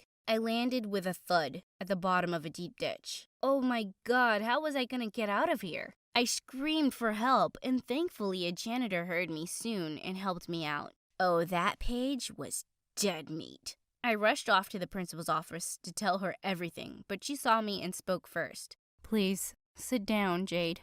I'm afraid I have some bad news." She told me that Mom had been badly injured at work. I rushed to the hospital, and the doctor said she'd hurt her back and wouldn't be able to walk for a while. Mom was devastated. I was too, but I put on a brave face and hugged her. Don't worry, Mom. You've raised me to be tough like you. I'll find a job and take care of everything till you're better. Later that evening, when I went to get some medicines from the grocery store, the cashier didn't have $1 to give me as my change, so he gave me a scratch-off lotto ticket instead.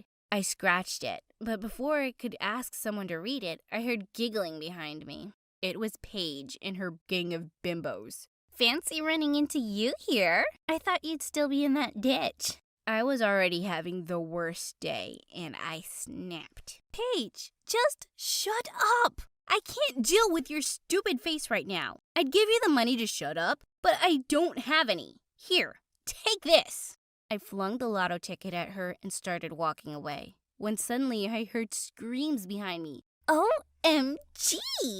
This has a $30,000 prize, you idiot! Thanks a bunch. Wait, what? I ran at her and tried to snatch the ticket, but her friends fought me off. Give it back! I need the money! Yeah, who doesn't? I'm gonna buy me some shoes. And with that, they all pranced away.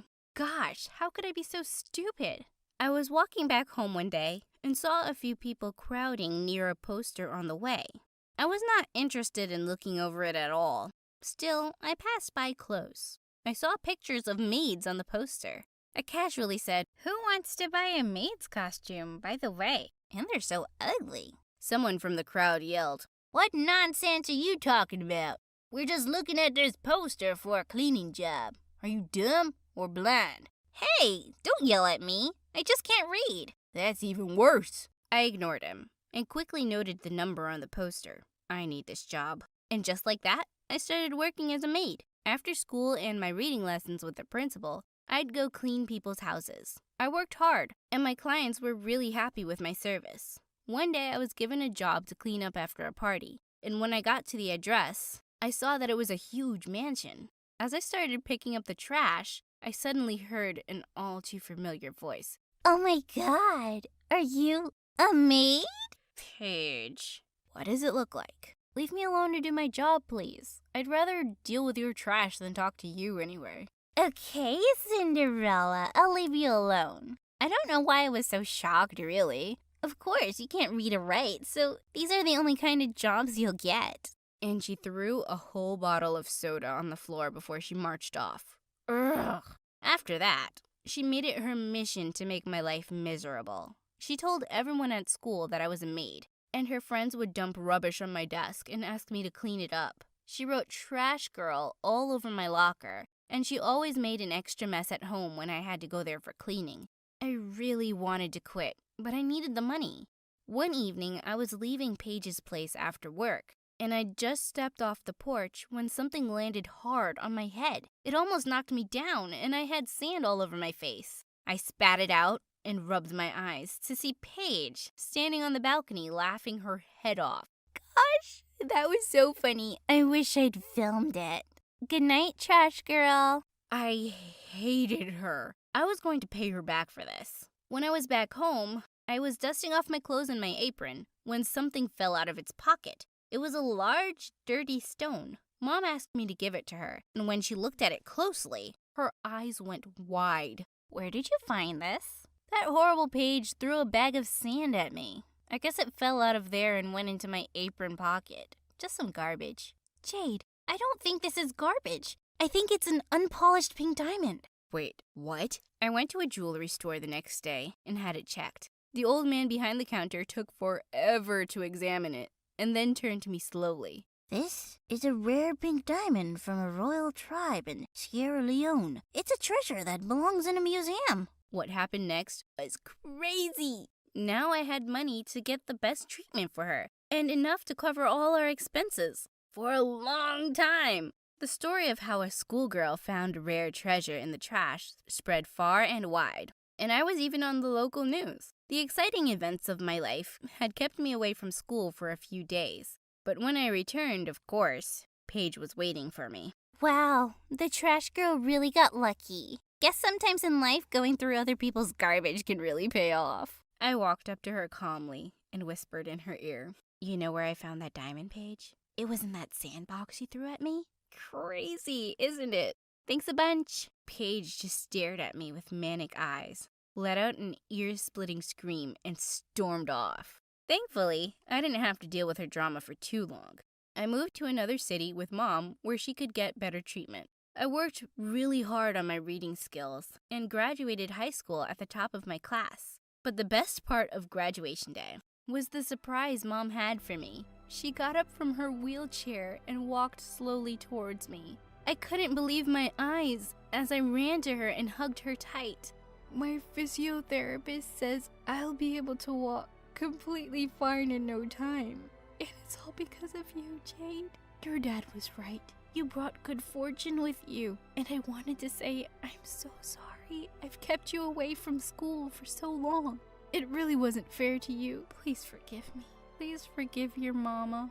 "Oh, Mom, please. I do forgive you. We all make mistakes." "No, my mistake is unforgivable. I have forbidden you from reading and writing.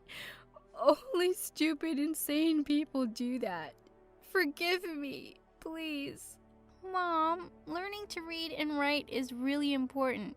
But you taught me so much too, and I'm grateful for that. Please stop crying. I love you so much." A few months later, Mom recovered completely, and she went back to working as a car mechanic. I'm studying mechanical engineering at university now on full scholarship, and I hope to open a workshop with Mom one day. But the biggest lesson I've learned is that if you have a thirst for knowledge, you can learn new things anytime, anywhere. And the most valuable thing you can ever learn or have is kindness.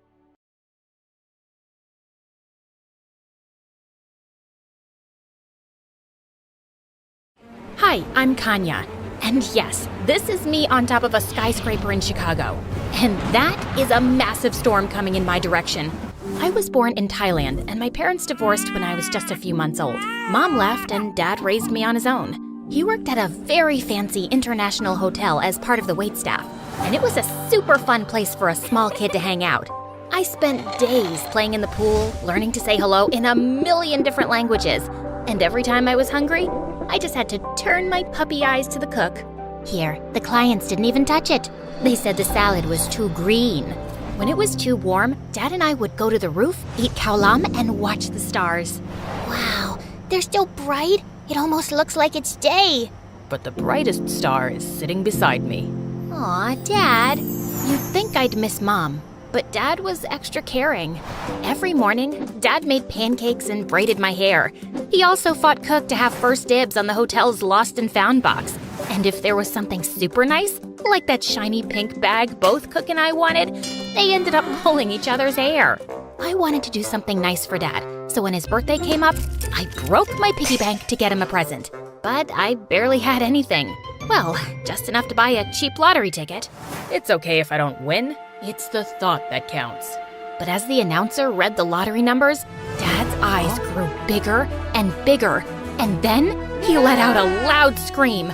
We had actually won the freaking lottery! Dad knew his greedy relatives would come after him like bees to honey when they found out about his new wealth. So he decided to move to the US with me, and we settled in Chicago. I was 12, and my life had turned upside down overnight. America was cold, and I wasn't used to Western customs. The first time he took me to a fancy restaurant, there were so many knives, forks, and spoons. What do you mean I can't eat spaghetti with chopsticks? They're noodles! But the biggest change was my dad. He invested the money in very successful startups, and we went from being really rich to filthy rich, and we moved into a massive mansion. Anything you want, you let Sebastian know, and he'll get it for you. Sebastian was Dad's personal assistant, and he was glued to his side. Every time I wanted to spend time with Dad, Sebastian was there too, tall and serious like a scarecrow in an expensive suit. He even went with us to the amusement park and followed us on the roller coaster. Does he really have to be here? Yes, I need him to hold my tie down so it doesn't flap in the pictures. Gosh, just buy a tie clip. I wanted Sebastian gone. I started giving him impossible tasks, so when he failed, Dad would get rid of him. Sebastian, I want a copy of the next BTS album. the unpublished one. Sebastian, I want croissants every morning, fresh from Paris. But Sebastian always delivered. One day, I was stuffing down a box of fried chicken and plotting my next request, when suddenly I started choking on a chicken bone. Sebastian was immediately by my side, performing the Heimlich maneuver till I spat it out. Oh my God, you saved my life. Just doing my duty, miss. After that incident, I started warming up to Sebastian, thinking of him as my grumpy guardian angel / fairy godmother. When I started high school, I was nervous about whether my new classmates would like me or make fun of my accent. I'd heard American high schools were brutal. But then I met Diana, a total firecracker. Oh, you're from Thailand? I've always wanted to see the Festival of Lights. Yes, it's pretty amazing. We should totally organize one for our school, right? Everyone loved the idea. And while building lanterns with my classmates, I also got to make new friends quickly. As we watched the lanterns float into the sky, I was so happy to bring a piece of my culture to my new home. Diana became my partner in crime. She introduced me to a world of karaoke nights, greasy hamburgers, baseball games, and sleepovers. We spilled secrets about our crushes and talked about my upcoming 16th birthday. You know your dad is planning a massive Sweet 16 party, right? To be honest, I don't really care about a big party. I'd rather do something meaningful, you know? Sebastian helped me organize a day of volunteering with my friends at the local animal shelter. Dad, however, couldn't help going overboard. He donated a new building to the animal charity, complete with VIP grooming stations. I guess even the three-legged half-blind cats deserve a blowout. And they look great on my TikTok. Here, let's grab a selfie. At the end of the day, Dad rolled in the biggest cake I'd ever seen. But suddenly, he tripped and fell face forward into the cake. After a moment of horrified silence, I started laughing. I guess now everyone knows how sweet you are, Dad. He laughed too, and I hugged him, getting frosting all over myself. Best birthday ever! But the very next day, Dad was dropping me off at school when our limo got surrounded by police cars. An officer handcuffed my dad as half the school watched and recorded videos. You're under arrest for fraud. What? That's impossible. As the police took him away, I frantically called Sebastian, but I couldn't get through. Please, pick up, Sebastian. You're the only one who can fix this. Pick up, pick up. When the police released Dad without charges and without money, he told me Sebastian had transferred everything into offshore accounts, disappeared, and left us with a mountain of debts. We weren't the first family he'd stolen from. He was a con man wanted in 17 countries. This is all my fault. I should have never trusted him. I have a lot of friends. They'll help us out, Dad. But I was so wrong. And I discovered that at Diana's doorstep. Wow, you really have some nerve showing up here. What? Oh, you thought we could still be friends? Your dad's a criminal. And who knows what you've been up to? Before, you were rich and exotic. Now, you're poor and toxic. So scram.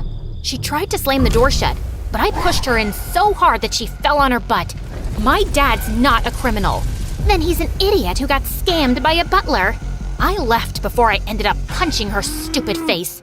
I couldn't believe I ever thought of that snake as a friend.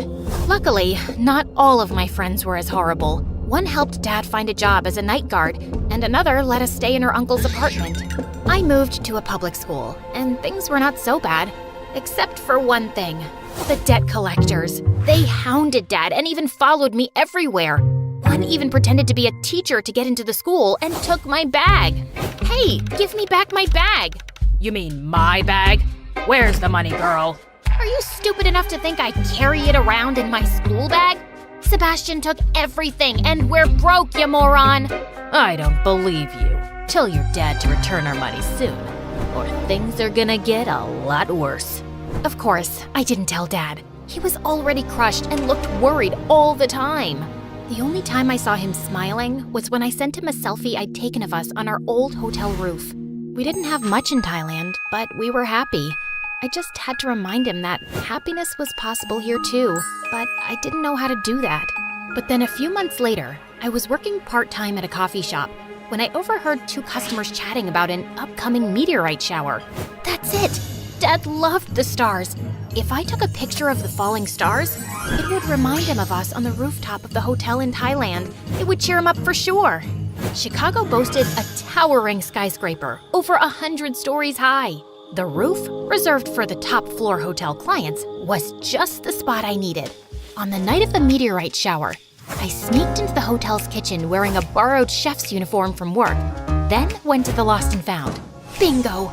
I found a perfect fake fur coat and hat. I channeled my inner Paris Hilton and got to the elevators, where a bellhop boy was stationed. He stared at me suspiciously all the way up. You look familiar. Do I know you from somewhere? Unlikely. I don't really mingle with the bellhop crowd. Why? What's wrong with the bellhop crowd? Oh, nothing at all. I'm sure your family's very proud of you. Your mother must have dreamed of a future for you where you press buttons for a living. He turned away silently, and I hopped out of the elevator as we reached the top. I felt bad that I'd offended him, but I was just selling my rich brat role. The view from the top was amazing, but the wind was incredibly strong. As time passed, it intensified, and a thunderstorm loomed on the horizon. Just as I was about to give up, a multitude of shooting stars lit up the sky. I took countless pictures before running back home, and I burst through the front door. Dad, look! Dad!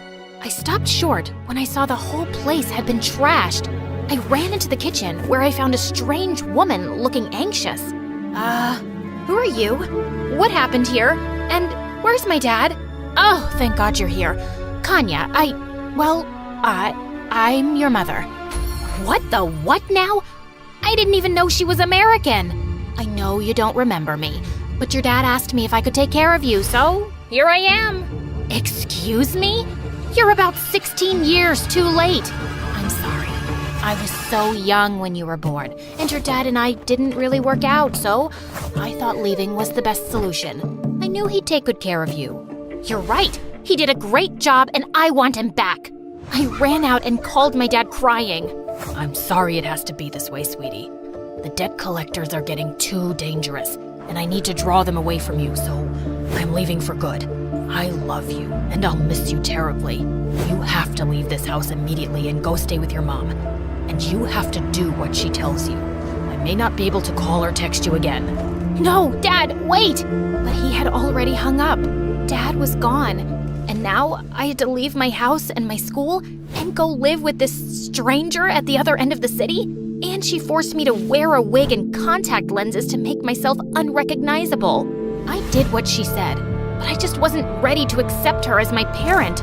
I made it my life's mission to find Sebastian and make him return our money so Dad could pay off his debts and come home. I started visiting police stations every day, but no officer wanted to help me until I bumped into... Hey, it's you. Bellhop boy? You recognize me? Yeah, your disguise isn't that great. Also, my name's Enzo, and you owe me a tip. I'm so sorry about that encounter. How about I buy you an apology coffee? Better make it an extra large. It turned out that Enzo had started a new job at the police station as an IT assistant, and he recognized me from the viral video about my dad's arrest. So now you want to catch this Sebastian guy? Yeah, but I don't know how or where to start. Let me see if I can dig up some info. You'll really help me? Let's say I'm tired of asking. Have you tried switching it off and on again every time something doesn't work around here? Like a couple of Sherlock Holmes, we started tracking famous rich people's social media accounts because such people were usually Sebastian's targets. He's like a tick, looking for the fattest victim to suck on. But Sebastian was also sly, and he knew the police were on his tracks, so no matter how many pictures we looked at, we couldn't find him. Until one day... Wait, isn't that him on the yacht with Siley Myrus? OMG! Yes, even with the mustache, I'd recognize that sleazebag anywhere. Okay, let's zoom in on the boat name and... Found him! He's in Greece, posing as a pet masseuse for TikTok canine stars? The next day, I bought a flight to Greece with the last of my savings while Enzo alerted the local police. Together, we descended on Sebastian. Drop the poodle. You're under arrest. Give me back my money. Your disguise is dumb, and I've already gambled all the money away, stupid. I kicked him in the shin as the police carried him off. I was happy he was caught, but the money was gone. With no chance to pay off our debts, Dad would be on the run forever. That night, I went walking on the beach, and I saw the sky was filled with stars. I took a picture of it and sent it to Dad, but he didn't reply. After I returned to the States, I decided to start mending things with Mom. It wasn't easy, but she was the parent I had now, and I could see how hard she was trying. She even had a box with my baby clothes and pictures that she'd kept all these years. Slowly, we started to get to know each other, and she was really cool. As for Dad, I would send him a new sky picture every night, even though he never replied. He did make me realize I loved taking pictures of the night sky. Enzo, who was still looking for his dream career, was now working at an electronics store. So I asked him if he could find me a good deal on a camera. Sure, but it'll cost you. Name your price, Scrooge. How about a date? Really? But what if you grow tired of me and dump me? I mean, you change jobs every 2 seconds. Yeah, but I'm sure dating you won't feel like work.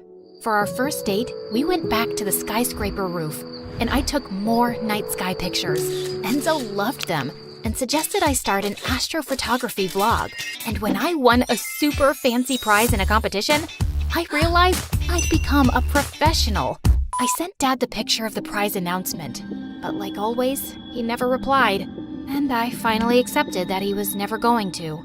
I invited Mom and Enzo to the award ceremony, and I caught her beaming with pride as she admired one of my pictures in the gallery. I'm so sorry I missed your childhood, Kanya. If I could go back, I'd do everything differently. We're together now, Mom, and that's all that matters. I love you. Presenter announced I was the winner, and Enzo walked me to the podium. I dedicate this award to my father, who made me discover my love for the stars. All the pictures I take for you. I miss you. As I stepped off the stage and hugged Mom, I let out a tiny gasp. One of the waiters in the room was smiling brightly at me, and he was unmistakably my dad. He had tears in his eyes as he blew me a kiss and then quietly left. And for the first time in years, I felt truly at peace, knowing Dad was okay and always watching over me.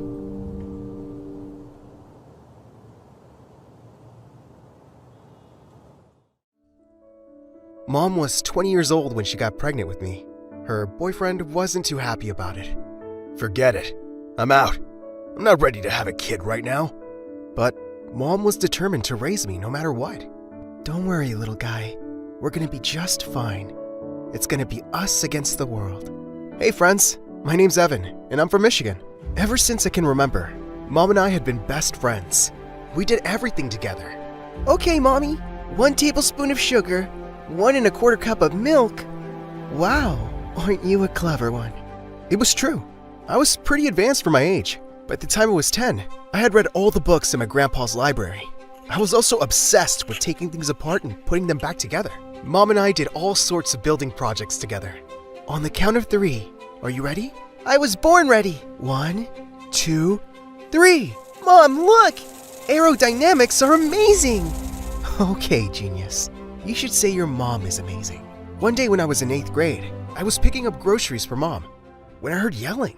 Right by the street, a big guy was shouting at some girl around my age and following her too. Hey, quit ignoring me! Leave me alone, you jerk! I wasn't going to let anyone bully that girl on my watch. Without thinking, I walked over and punched that guy right in the nose. He covered his face and started to cry in pain. The girl grabbed my arm. Run! I ran with the girl 2 blocks straight. We were super out of breath. Who was that guy? Just a bully in the neighborhood. He's been picking on me ever since I grabbed $5 out of his pocket, which he took from another kid. Man, I'm glad I never ran into him. He'll probably be after you now that you punched him. But don't worry, I'll protect you. It turned out, the girl's name was Natalie, and she had just moved into my neighborhood. We started hanging out all the time. Natalie was pretty different from me. She was loud and wild and obsessed with sports. She was also friends with everyone in our neighborhood. Wow, Natalie, I never talked to any of these people. That's because you spend all day reading, silly. You should come to parties and hang out with me. Get out of your shell. Mom was over the moon that I had a friend like Natalie. A friend like that is a keeper, honey. I've always wanted you to go out and have a little fun. Stop studying so hard. Mom was right. Natalie was a keeper. As time passed, our friendship only grew stronger. People even thought we were dating, which always made us laugh. Date him? He's gross! Date her? She's so annoying! In 10th grade, Natalie transferred to my school, and we were in the same class. One day, Natalie and I walked into science class when I saw this really pretty girl sitting by my desk. She was also dressed in designer clothes. Whoa, who's that? That's Scarlett, the new girl. She's crazy rich. And look at her. She's a work of art, dude. I wanted an excuse to talk to Scarlett. And then, something awesome happened. We were assigned as lab partners. But when we were doing our experiment, Scarlett suddenly took off her goggles. I can't do this. I'm scared of getting burned. It's okay. I'm here. I'm going to spill it. Scarlett pulled her hand away from me, and our experiment spilled all over our desk. The teacher rang the emergency alarm and started yelling at Scarlett. How could you be so careless? You put all the students in danger. You're banned from doing lab work. All the kids were staring at Scarlett and whispering. Scarlett's gorgeous hazel eyes filled with tears. Oh God, I'm so embarrassed. Those science experiments make me so nervous. It's okay. They make me nervous too. And I love science. My best friend never gets nervous though. She's not afraid of anything. Wow, your best friend's lucky. I was, wondering, do you want to hang out tomorrow? Like, for a date, maybe? Yeah, I'd love that. I was on cloud 9. Was I really going on a date with the school's hottest girl? Yes, I was. But when I told Natalie that Scarlett had asked me out, she just laughed. Come on, Evan. She's the prettiest girl in school. Don't get your hopes up too high. But my date with Scarlett was epic. She took me to this fancy ice cream parlor and had us share the biggest sundae I'd ever seen. The next day, Scarlett came to where Natalie and I were sitting. Hey, I brought you a brownie. A brownie? You're awesome. Yeah, that's, super nice. Oh, I'm sorry. I should have gotten one for you. It's fine. I don't like brownies anyway. Lunch with the three of us was super awkward. Scarlett kept bringing up our date from the other night, and I could tell Natalie felt totally left out. I was hoping Scarlett and Natalie would become best friends in no time. Scarlett and I were officially going out now, and we hung out almost every day. But Natalie and I didn't see each other as much anymore. It felt like she was just coming up with excuses not to hang out with us. You're not jealous of Scarlett, right? Evan, don't be silly. I'm happy you have a girlfriend, but I didn't just want Natalie to be happy for me. I wanted her to be friends with Scarlett and see how awesome she was. So when my birthday came around, I decided I'd have a get-together with just the three of us. Mom cooked a huge dinner, and Natalie helped me set up Netflix. But Scarlett didn't arrive. Sweetie, maybe check if everything's okay with her. Just then, I got a text from Scarlett that read, "Come to this address. Quick.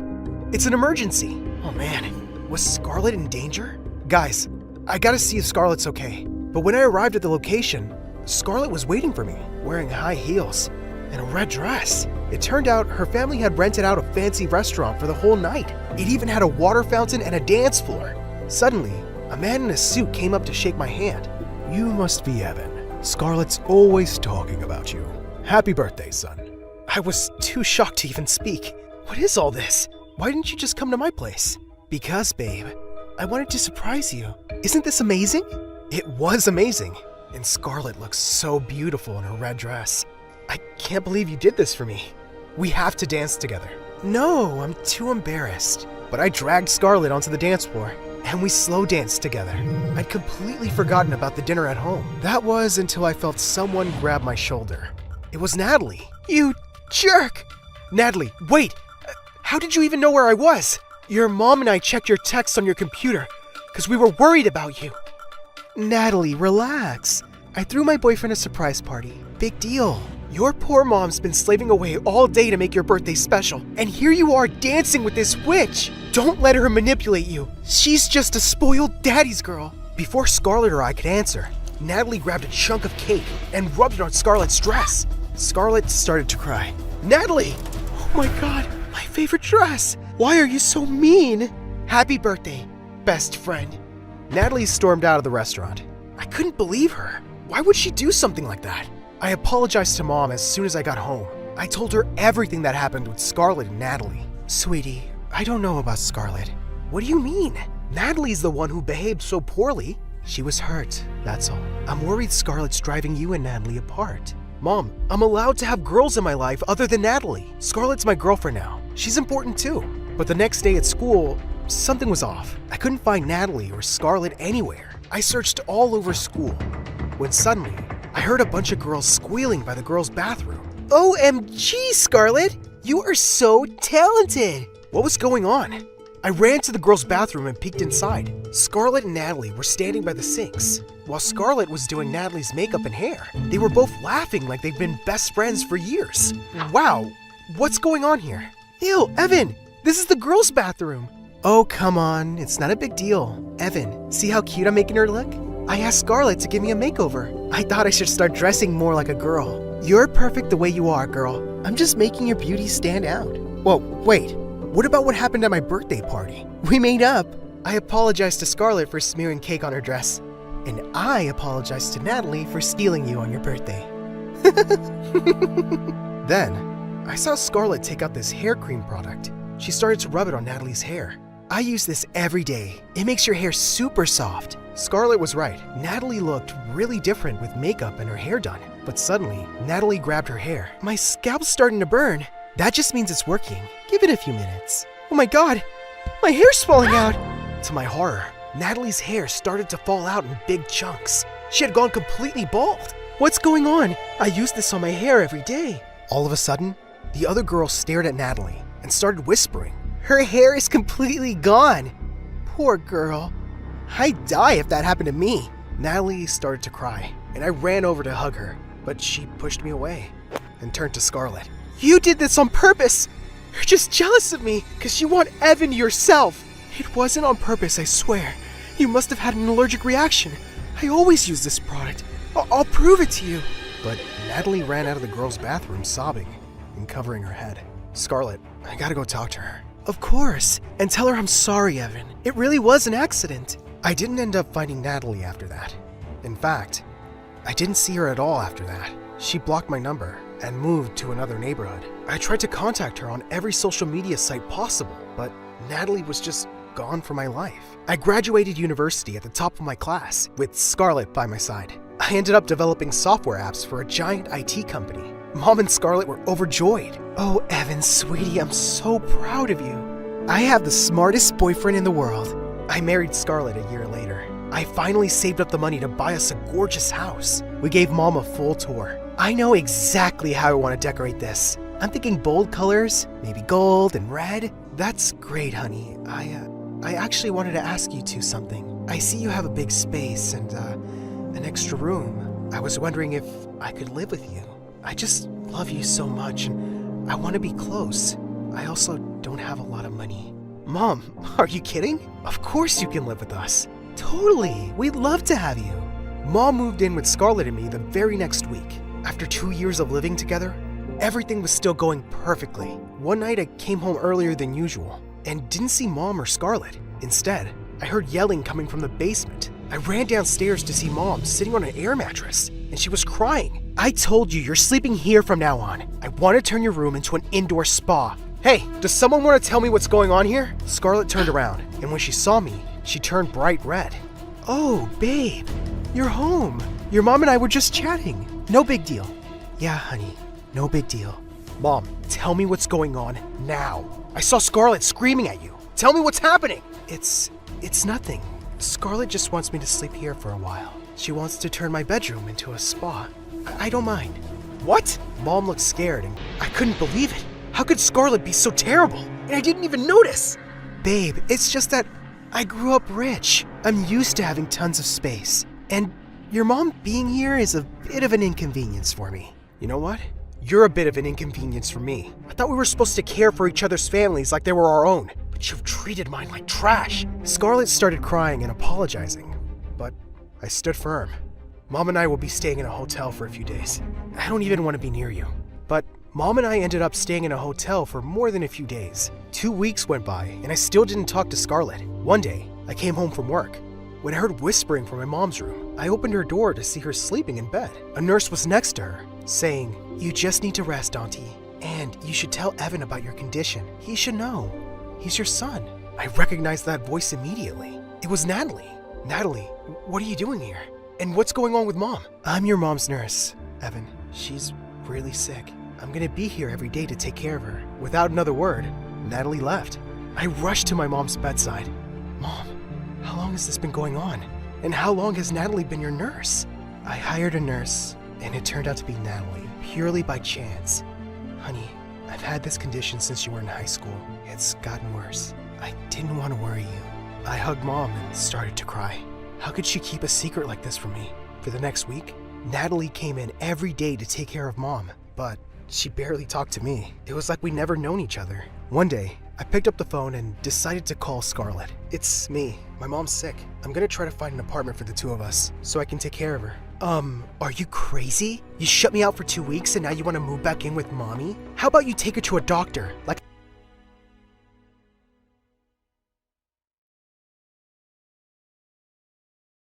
Hi everyone, my name is Salish Matter from California. You probably know me from my dad's channel, Jordan Matter. Yeah, I took over it. The man had his own channel, photographing people and nice things, and boom! One day, the titles on his channel were like, my daughter did this and my daughter did that. He never planned for this to happen. You know what they say. Chance is worth 1,000 plans. Yeah, I can be poetic sometimes. Actually, English is one of my favorite subjects. But math? Oh god, I hate it. If you're a math hater, comment below. Okay. I think I'm getting ahead of myself. I'm Salish. My parents call me Say sometimes. I'm your typical girl next door. Typical family, typical childhood. A typical teenager with a not very typical name. My parents gave me this name, which means giver of the water. I love my name. I think it's unique and cool. There is some uniqueness in my life, actually, like some unique people. And no, it's not Nidal. If you're here to hear about me and Nidal, I'm sorry to disappoint you. Not gonna talk about that boy. No way. Nuh-uh. Nope. And please, animator, if I accidentally mention him, which is very, very, very unlikely, please cut it out. This story is about me, not him. Yeah, whatever.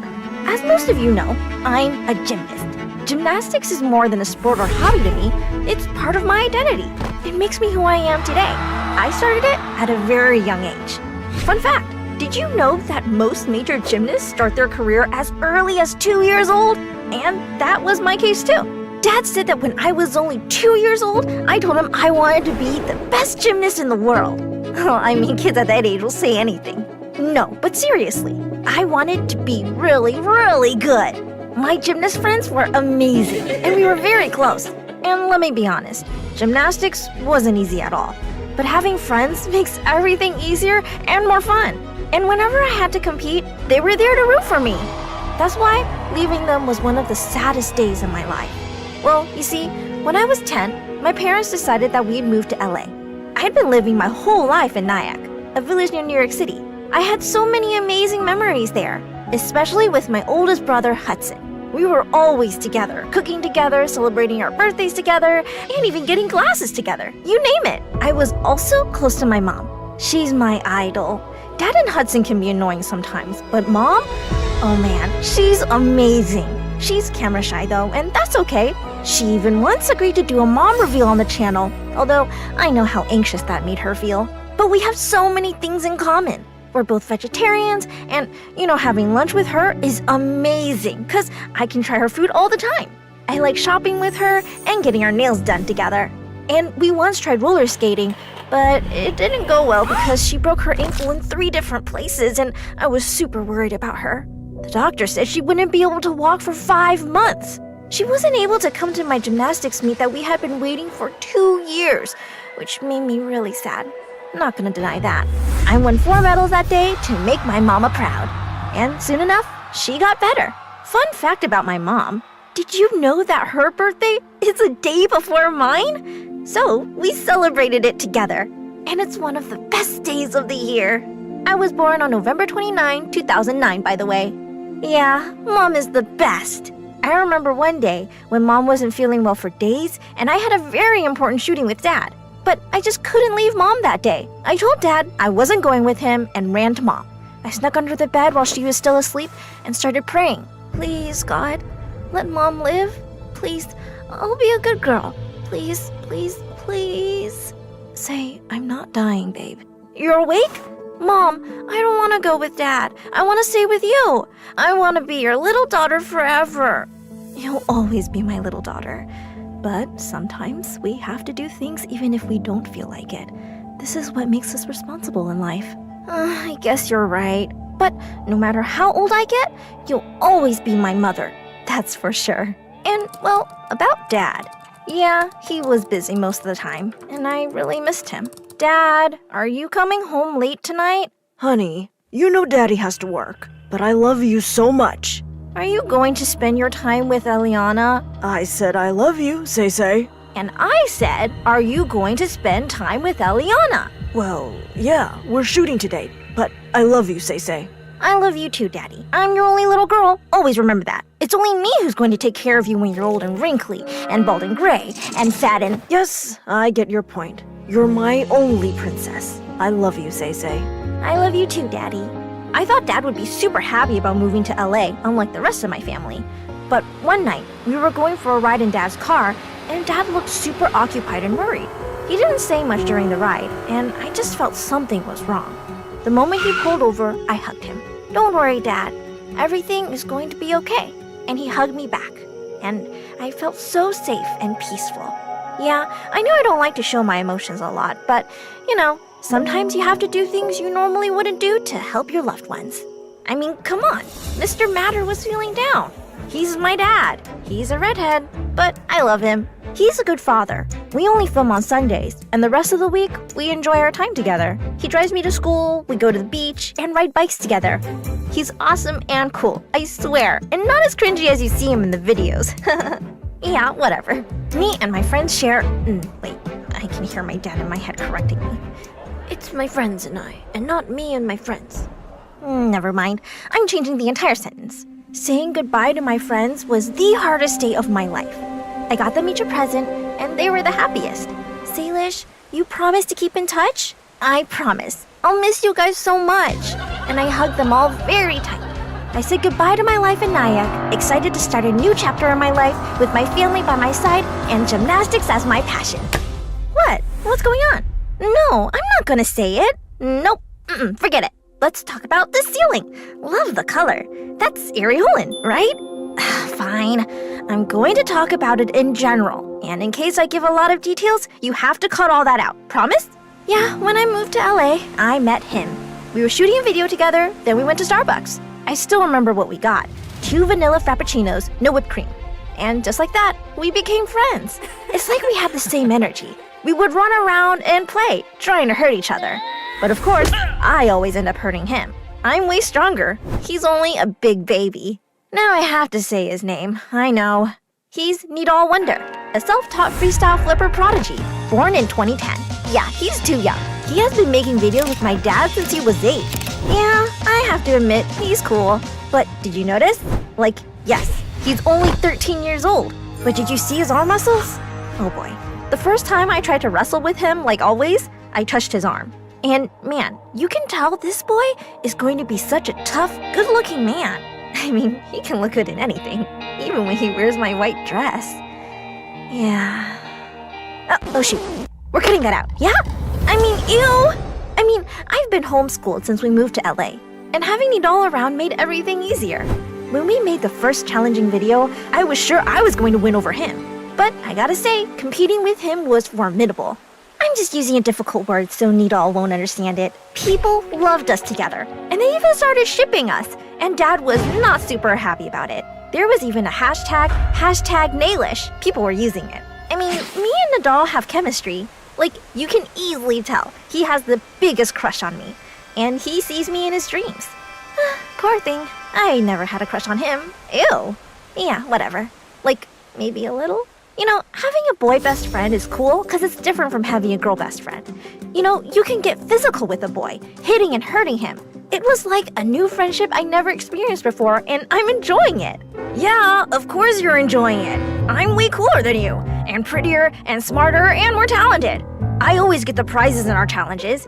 Your poor dad has spent a lot of money on me because his daughter is a loser. Did you hear anything? That was just an annoying mosquito, but I got rid of it. MSA, please don't animate him. I'm way cooler. What was I saying? Oh yeah, the Wonder Boy is really my best friend. We had sleepovers, we celebrated Halloween, and even recorded a music video together. He's funny, and he doesn't care about what people think. He's honest and a daredevil, and I really like his personality. You know what these honest friends are like? Hey, you look ugly in that dress, like a bald monkey. Take it off now. Yeah, that's him. And also, he's kinda cute. Cute. Fine, he's cute. I hope Dad doesn't notice this part. But also, we do have a lot of differences. I mean, he eats meat and uses plastic straws, and also likes weird boy stuff like, yeah, I agree. I like weird stuff, including you. And after 6 amazing months of friendship and affection, Nidal had to leave for Texas.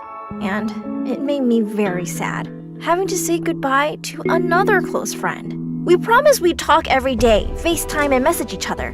But, you know, it's not like the same thing having him around and seeing him in person, and I was a bit upset about it. At least I had Boomer around. Boomy is my dog, and one of the best things in my life. I took him for a walk every day before school, and it cheered me up every time. But I still always felt empty because I missed my best friend. And I think my parents noticed it, because one day, Dad took me to Universal Studios, and he told me we were making a video. But suddenly, while we were walking, someone held me from the back, and I immediately knew it was Nidal. He hugged me, and I wrapped my arms around him, and it was an amazing moment. Actually, this is one of the many surprises we have for each other. We've been surprising each other in the last year, and it made missing him less painful. And you know what's even cooler? Nidal spent his summer vacation here in LA, and we made so many videos together. Speaking of surprises, my dad always came up with cool ideas to shoot. But one of the best things I enjoy doing is skincare and get ready with me videos. Yes, I wake up at 5:45 and spend 2 hours getting ready. But beauty has a price, you know. No, seriously. Boomy takes about 30 minutes in the bathroom, so it's only an hour and a half.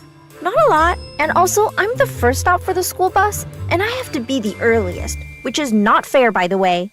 I was a bit worried that I wouldn't fit into my new school, especially that I was the only new 8th grader in the school. It's insane. But thank God, it's been going pretty well so far. And I have made some new friends. And I love that we don't have a dress code at our school, and I can choose nice clothes every day. Man, I'm so happy. Actually, all this YouTube content is amazing. Making videos with my dad, doing challenges with talented people, having collaborations with cool people and YouTubers like Britt Rivera and Darman, and many other amazing people. And now, I even have my own channel. Please go subscribe now. Life is good. All you have to do is to stay positive and like this video. If you want me to react to this video, please comment below. Salish is the best MSA MC ever. You're not cutting that out, yeah? You know what? Don't cut anything out. I don't care. Yeah, whatever. Love ya. Bye.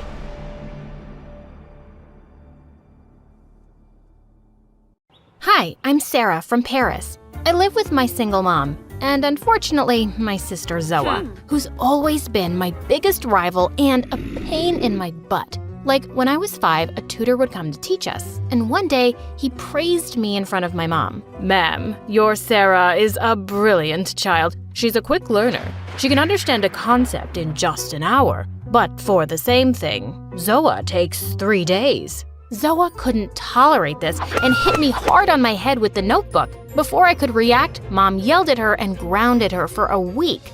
I never really understood why she was jealous of me for being smarter. I wasn't jealous of her for being prettier. Whenever we went out together, people noticed her first and gave her compliments, but she was still so insecure. But maybe the reason why she really hated me was because I was fearless. Once when I was 10, the 3 of us were out on a picnic when I noticed a man snatch a woman's purse and run away. I immediately stuck out my leg and he tripped and fell down hard. The thief was taken away by the police and everyone there clapped for me, except for Zoa. Mom was pretty freaked out too. "Sarah, the thief could have had a weapon. He could have hurt you. Don't do that again. You're just a child." Yeah, dummy cow. This is not some movie where you pretend to be an action hero. This is real life. And I'm afraid one day someone might cut you down into pieces. I know what your actual concern is, Zoa, and it's not for my safety. You just can't stand it when I'm praised by people, can you? Oh, please. I get plenty of praise because I'm so pretty. Have you ever heard someone use that word for you? I bet you can't even spell it. It's P-R-E-T-Y. You forgot a T, dinosaur brains. And you forgot my hand, dinosaur face. And suddenly she slapped me and we broke into a huge fight. right in the middle of the park.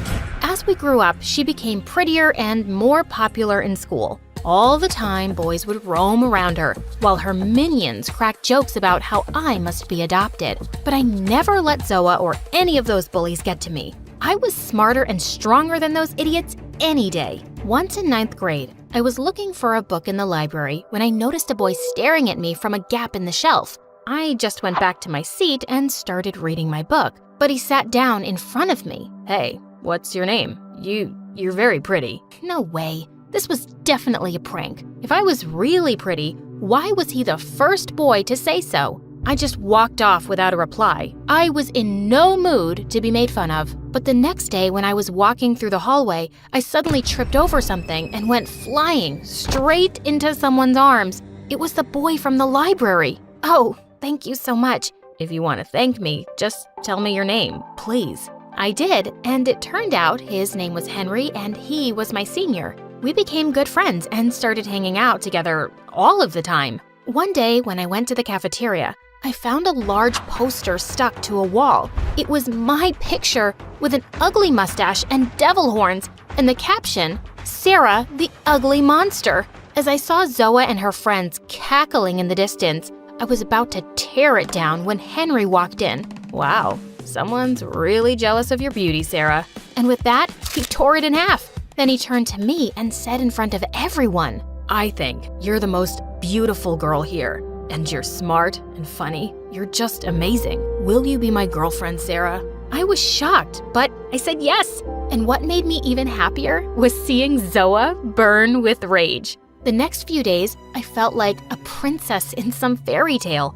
I would roam around with Henry. He would bring me roses and would lie with his head in my lap for hours. It was all so beautiful. Then one day, he asked me to go to a party with him. That evening, I was getting ready when Zoa came running into my room, all breathless. "Sarah, my sister, I need to tell you something. Please, stay away from Henry because he is a cheater. He is dating 3 girls, including me and you. He just kissed me today, out of the blue." "What? You're such a psycho liar. Get out of my room, Zoa." But then she showed me something that left me stunned. It was a picture where she and Henry were kissing.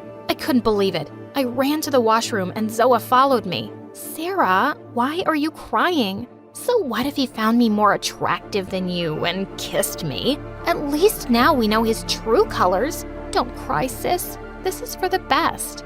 I angrily pushed her aside. "I'm not crying. Something just went into my eye. And I don't care if he kissed you. He's still my boyfriend. Get out, now." I left home pretending to see Henry, but of course, I wasn't gonna meet that jerk. I went to a park and sat alone and kept rejecting his phone calls. When he kept messaging me, I sent him the picture Zoa showed me. He started giving me excuses, but I didn't believe a single word he said. After an hour, I went home as if everything was perfectly fine. The next day in school, I was sitting on the bleachers when someone tapped on my shoulder. It was Henry. Just as he began speaking, I grabbed him by his collar angrily. "Listen, I told you yesterday." But then suddenly, I spotted Zoa looking at us, and I immediately pulled Henry close and kissed him. When Zoa left, I pushed him back hard. "Listen, I told you yesterday to stay away from me. I don't want to see your face again." "But Sarah, I swear I never cheated on you. I was just having my Coke when Zoa came out of nowhere and kissed me. I was really angry with her." "It takes 2 people to kiss, and you were one of them. So just stop lying and leave me alone, cheater." I put my fingers in my ears and walked away from him. But that night, something really strange happened. We were all asleep when we heard Zoa screaming. We ran to her room to find a boy in Zoa's room, and she was beating his butt with a stick. The boy was from our school. Mom!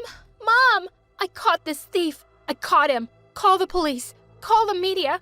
I'm so brave. I'm a hero." "I'm not a thief. I'm Zoa's freaking boyfriend. I just came to see her and she went bonkers on me. Crazy girl. Oh, also, Sarah, she kissed your boyfriend and told me to take pictures of her doing that. He was so mad at her. In case you didn't know, your sister's a psycho." Oh God, Henry was telling the truth and I hadn't believed him. The boy broke up with Zoa and jumped out the window while I turned around and pounced on her. I pulled her hair as hard as I could till Mom pulled me away. The next morning, I literally ran to school and found Henry and apologized to him. He opened his arms and we hugged each other really tight. Time passed and we graduated from school. Henry went abroad for his higher education and Zoe and I started college. Then one day, Mom suddenly felt some pain in her chest, and after the doctor's examination, it turned out that she needed a really expensive heart surgery. This was the first time in my life that I felt scared. We didn't have enough money, so I took up a part-time job to start saving. I asked Zoe too, but she flatly refused. Sorry, but a princess like me can't work. Look at my hands, so soft and delicate. I'm not spoiling them. No, you're the Tarzan of the family, the strong one. You got this, girl. And just like that, she walked off. Just a few days later, I heard Mom screaming. I ran to her room and she was standing in front of some empty drawers, asking me where all her jewelry had gone. I had no idea, and we marched straight to Zoa's room. She wasn't there, but a note was lying on her bed. Mom, Sarah, my journey with you people ends here. I can't live with poor, depressed people like you anymore. Mom, please make Sarah the heir of this damaged house because I like mansions only. I'm taking all the jewelry as memories of you, Mom. Love ya, but don't look for me. Mom was completely devastated. I took her to her room and put her to sleep, but I was in despair. We were left with nothing. My salary wasn't enough for the treatment. I left home to contact some charity organization, and on my way, it started raining. Just then, I saw a huge crowd gathered around on a bridge. I looked down and saw a small kitten hanging onto a log in the strong river current, and people were just standing around making videos and doing nothing. Luckily, I found a piece of rope tied to the bridge. Without another thought, I climbed down the rope and reached out for the kitten. Some people started helping me then by pulling us up, and we both landed safely. I was completely drenched in the rain, so I decided to go back home. That evening, someone rang our doorbell, and when I opened the door, I found a bunch of people with cameras and mics standing outside. You saved a little kitten today without caring about your own life. What would you like to say? This girl, people, she's a hero. She makes us believe that good people truly exist. She's restored my faith in humanity. Wait, what? What was going on? And I soon found out that people had been making videos of me saving the cat, and they'd gone viral. And before I knew it, I had become quite famous. I was in newspapers and giving interviews on news channels. I was honored by the government with a bravery award and also given $30,000. And of course, the first thing I did was get my mom's heart surgery. It was successful and she recovered fully in a few months. Soon after, I got an offer to participate in a really famous reality stunt show, and I accepted. Within no time, I'd become a celebrity. And now, Mom and I were rich. We were living a great life until one day, someone knocked on the door. When I opened it, I was shocked to see Zoe. As she tried to step inside, I blocked her path. Where's Mom? I need her help. My boyfriend cheated on me. He made me pregnant and ran away with all my money and jewelry. I've got nothing to eat. Are you so fat because you're pregnant again? Oh, no. Luckily, I had a miscarriage, but I had lots of cravings while I was pregnant, so I gained some weight. It's nothing. I'll be back to my old shape in no time, you'll see. Are you sure you're not pregnant? Of course, I said so already. Then I kicked her so hard she fell back on her butt. How dare you call her mom? You left her when she was fighting for her life. No, you robbed her first and then left her. You're just a blood-sucking leech, Zoe, and you deserve whatever bad things come your way. Now get lost and don't show up here again. And I slammed the door on her face. Half an hour later, the bell rang again. Oh God, this Zoe. Maybe I needed to kick her harder this time. But when I opened the door, I was shocked. It was Henry. He opened his arms and I jumped to hug him. Oh, I can't believe it's you, Henry. I've missed you so much. I've missed you too, sweetheart. And I have a really important question for you. Sarah, will you marry me? Oh my God, yes, 100 times yes. And then we kissed.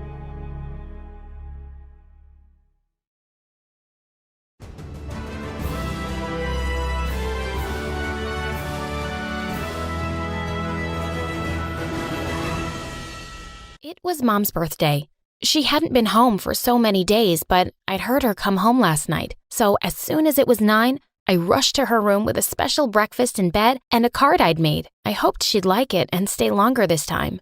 I pushed open the door of her room and yelled, "Surprise!" But Mom was nowhere to be seen. I checked everywhere, but nothing. I ran to Dad and he said, "She's not coming back. Forget her." Forget her?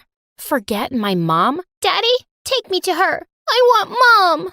Dad just walked away, leaving me with the nanny, but I stomped my feet and yelled, "If you don't take me to Mom, I'm gonna have the police sue you." Oh, all right, fine. You want to go? I'll take you there. I'm moving to London anyway. With that, he put me in the car and drove me to her new house. As soon as I got out, he drove away. I rang the bell and waited excitedly for Mom to open the door. As soon as she saw me, her eyes welled up with tears. "Mommy, I missed you." But the next minute, she slammed the door in my face. I stood in shock as the door reopened, but this time, it was a man. He was tall and wore glasses and smiled at me kindly. "You must be Alexis. I'm Brian, your stepfather." He took me inside saying it was all okay and that Mom was just so happy to see me. Then he left me and went to the other room. A minute later, I heard her yelling, "Send her back, Brian." "She's just a kid. I'm not sending her anywhere." I knew I had to do something to change her mind, so I opened the door and went inside. "Mom, Dad left yesterday, so I think you should raise me now or I will end up in the streets. Not that I mind, but because I have to go to school, I need a home." She looked me dead in the eye. "Do you think I care? I hate kids. I hate you." And with that, she marched away. As I realized for the first time, my mom hated me. I burst into tears and tried to follow her.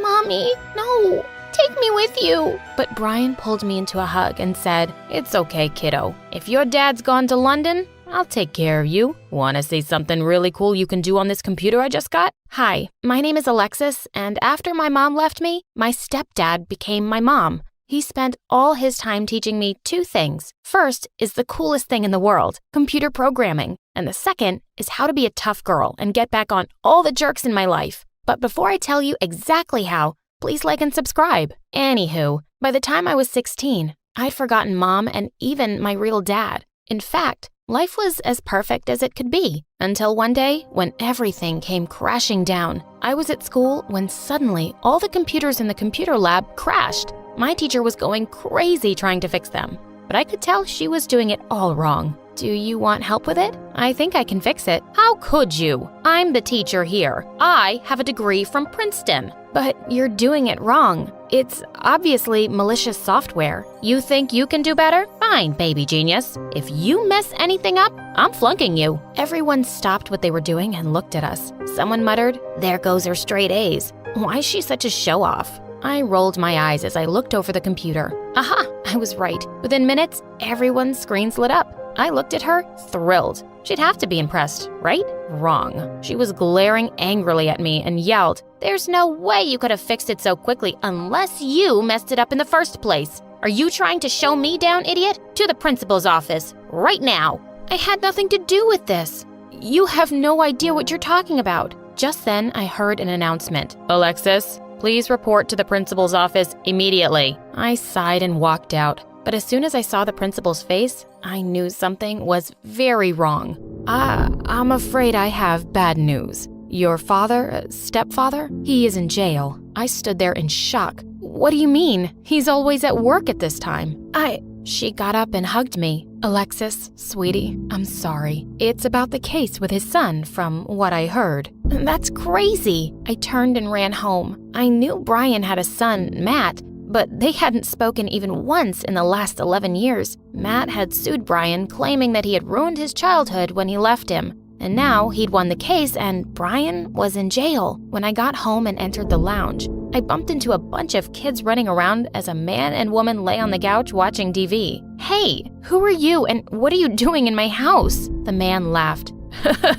"Your house? This is my dad's house, and now that he's gone, it's mine. You're welcome to stay if you want as a charity case, but don't get your hopes up."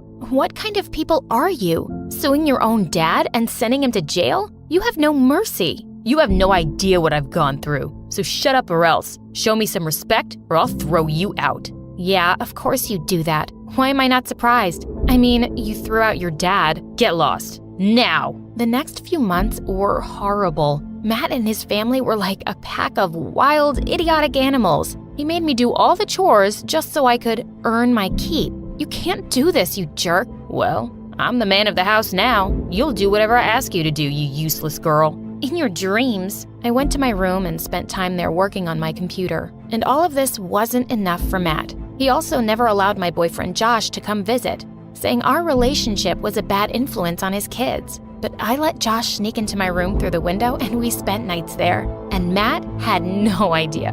Josh was also into programming and it was so romantic. Having him in my life gave me some strength to deal with my jerk stepbrother. Things were going fine until one night, Matt burst into my room and found Josh there. He started yelling at him and kicked him out.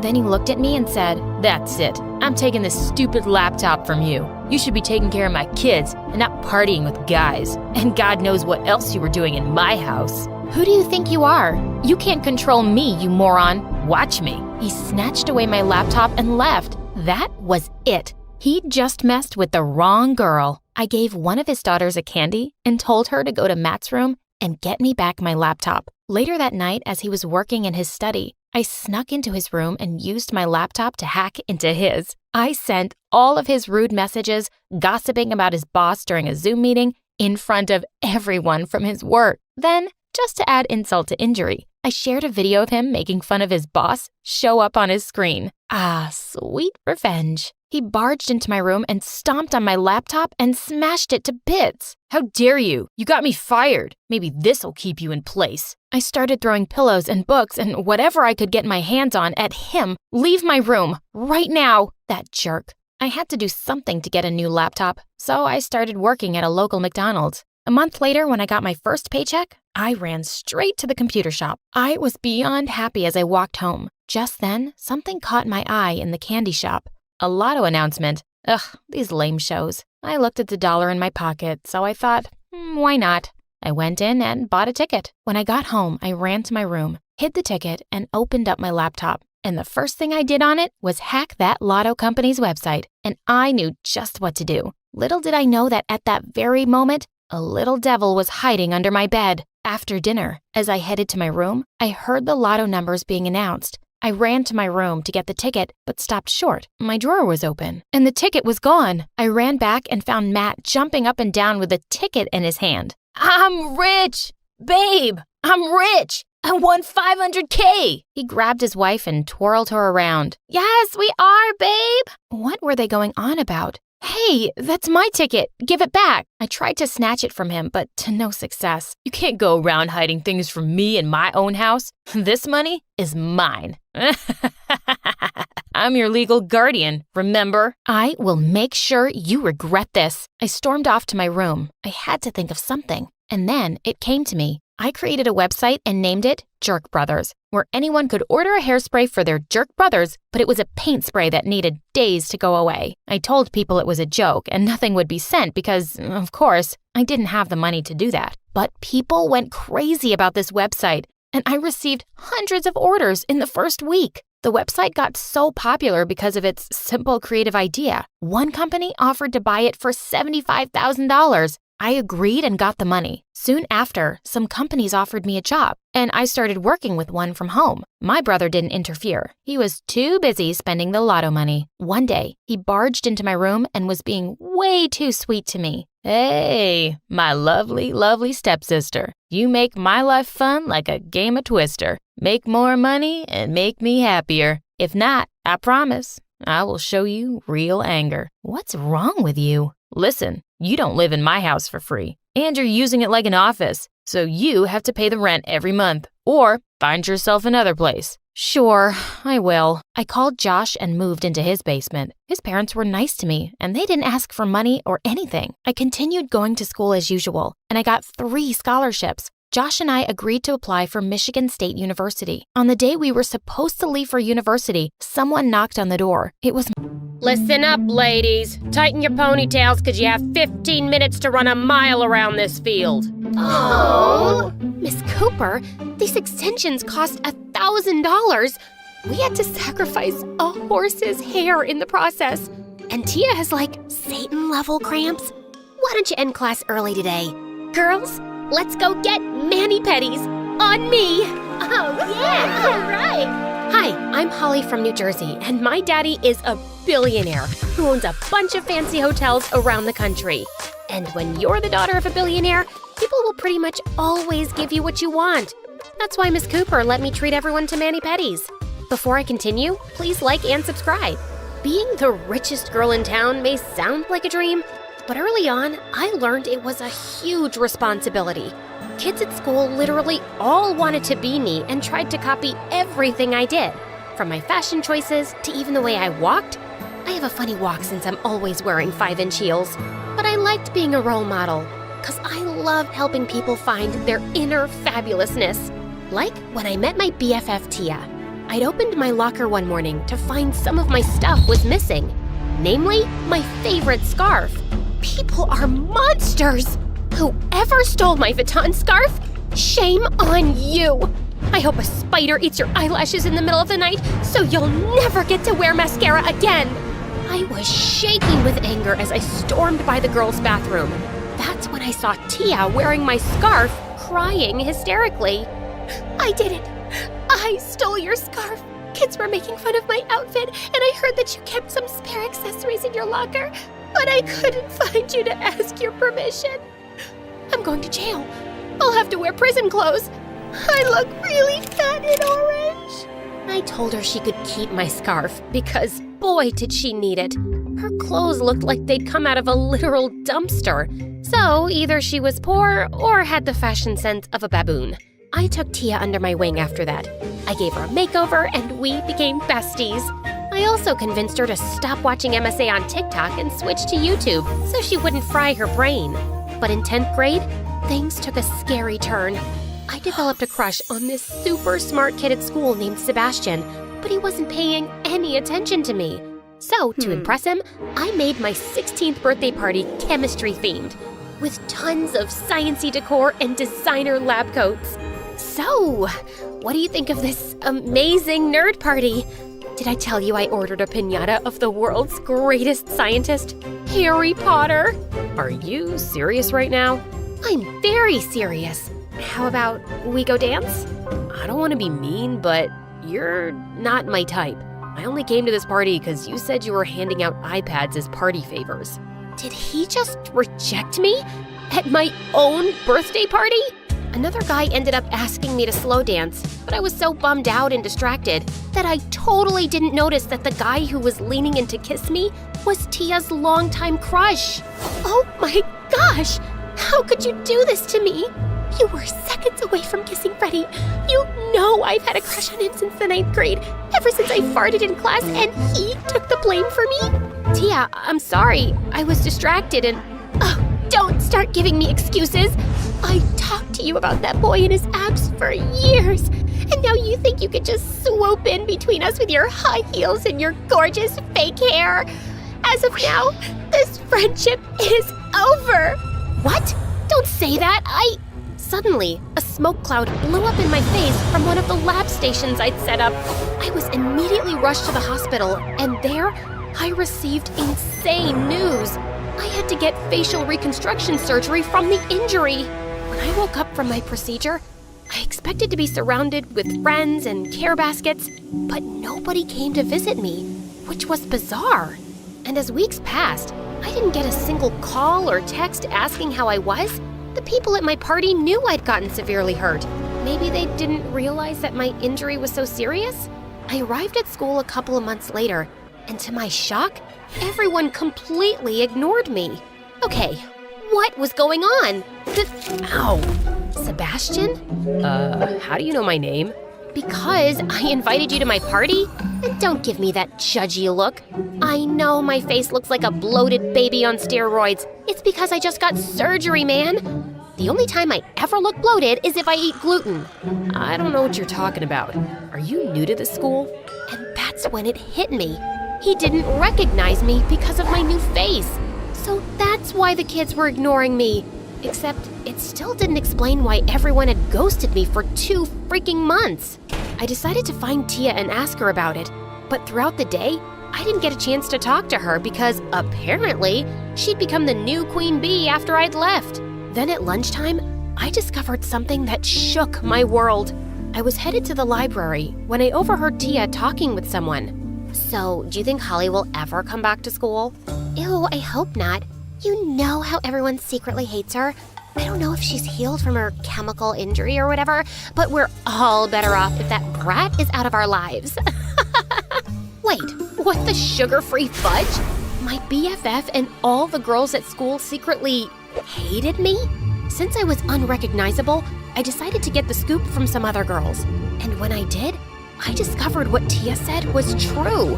Holly paid teachers to change your grades. Once, she gave our science teacher a pair of $10,000 boots. Holly wore peacock feathers to school. She supported peacock cruelty. Holly and I used to be best friends, but she never really cared about me. She just saw me as some charity case and told me I needed a makeover. And then she danced with my crush of 2 years. So, it was true. I was the most despised girl at school with no real friends. That was why nobody cared that I was in the hospital. And what's wrong with making your BFF your charity case? Was Tia against charity? I decided to get ice cream after school so I could eat my feelings. One fattening calorie overload of double chocolate fudge, nuts, and extra whipped cream that I'll probably pay for later. It's been a rough day. I'm sorry to hear that. Wait, didn't we meet earlier today? Sebastian, you work here? I randomly guessed your name from your tag. But you also go to my school, right? I was about to answer when suddenly I heard some party horns behind me, and in marched Tia with her minions who were blowing confetti. That's when she announced that she'd won the lottery, but wanted to donate some of the money to the ice cream parlor out of the goodness of her heart. Just because I'm a millionaire now doesn't mean I'm above any of you. So many people in my place would just spend our government's dollars on diamonds and handbags, but I care about the poor. You know we're a successful business, right? Just tell my viewers how grateful you are. She was publicly donating to charity to appear like a saint, but she was also wearing real leather boots and talking to all her friends about how she'd pay the principal to change all her grades. She thought I was a monster for being rich, but she was just like me. That night, I decided to take on a new identity and filed some fake documents under the name Juniper, which was the name of my favorite perfume. That way, I could enroll as a new student, become friends with Tia, and expose her as a fake. Then, she'd know what it's like to be in my shoes.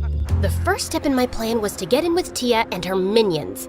One morning at school, I overheard Tia bragging about how she donated thousands of dollars to an alopecia awareness foundation. So that night, I chopped off all my hair and then put it in a bag, which I took to Tia the next day. Ew, what is this? It's hair. My hair. I want to donate it. Oh my gosh, is that why you have that ugly haircut? Well, if I'm helping someone in need, I'm happy to look ugly, as long as it's temporary. Everyone gathered around us, and I could tell they were impressed. After that, I became somewhat popular, which got me in with Tia and her friends. Jackpot! The next step was figuring out how to expose that hypocritical witch. I was about to head to the mall one day with Tia and her friends when I saw Sebastian leaning against the wall, looking really upset. I told Tia to go ahead without me so I could go check on Sebastian. Hey, are you okay? No, my dad hates me. I failed one stupid test because I was working long hours, and now Dad is pissed at me because I'm not a superhuman who can work full-time, do 1 million extracurriculars, and get perfect grades. That's so unfair. You should either quit your job or one of your extracurriculars. Are you living on cloud 9 or something?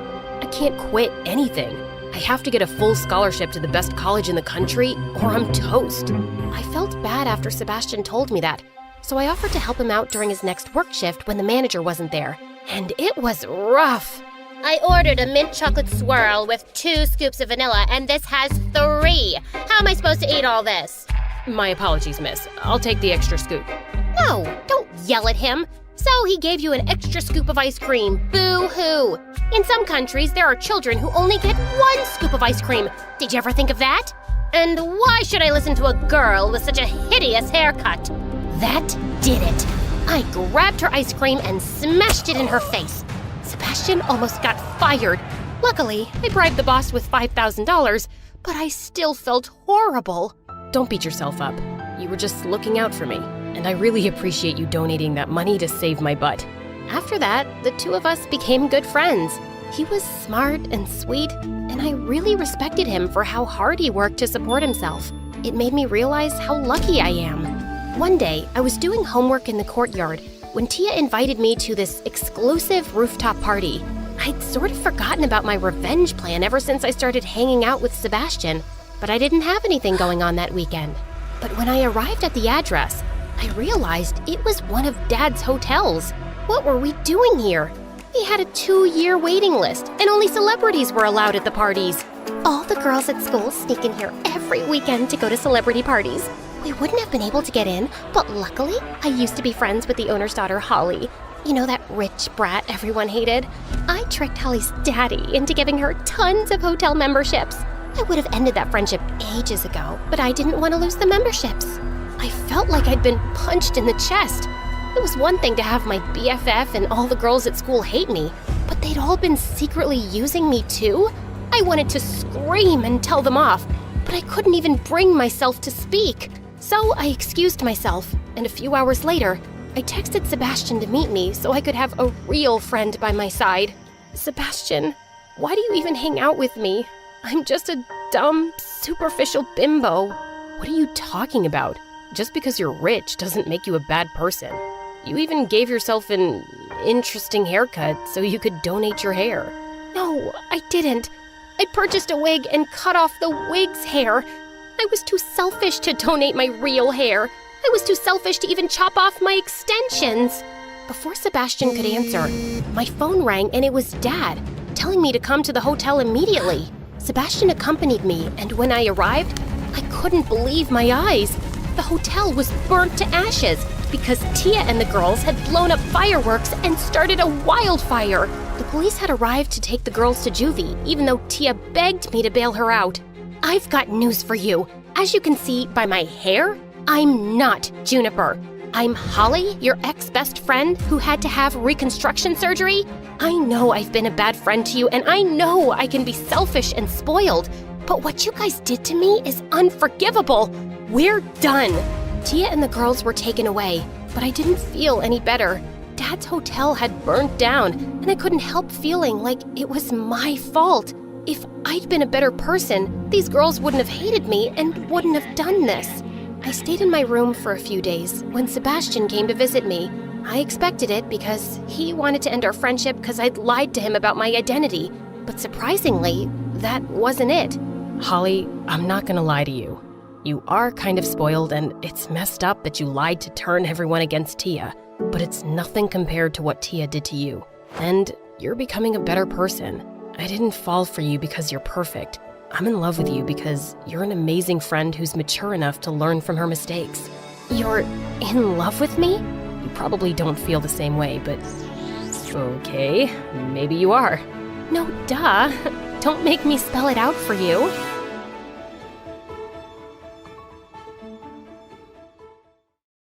Hi, I'm Alina from Hawaii. Please like and subscribe. Mom, right on the ocean shore, but Dad left before I was born. According to Mom, that's because she was under a love spell that ran in our family. She could only fall in love with people who didn't love her back. And apparently, I was under the same spell too. Mom told me the only way I could avoid the curse was by staying away from all boys. So whenever we left the house, I'd march around with a toy water gun and sprayed it at any guy that came my way. Girls rule, boys are dumb. Any boy who comes close is gonna get sprayed. I also went to an all-girls school and even wore a custom I Hate Boys t-shirt. Then one day, everything changed. I was swimming in the ocean when the cutest guy ever glided over to me and stared into my eyes. Oh, crud. I swam away as fast as I could and tumbled on the shore, my face full of sand. Stay strong, Alina. Mom prepared you for this. Has anyone told you you swim like a fish with cramps? I did not. Also, any guy that tries to talk to me gets a face full of sand. How about you help me eat some pineapple cake instead? If you don't like it, you can go back to being mad. Pineapple cake was my weakness. So I agreed to sit with the guy for a picnic. I found out his name was Sage, and we got to know each other a bit.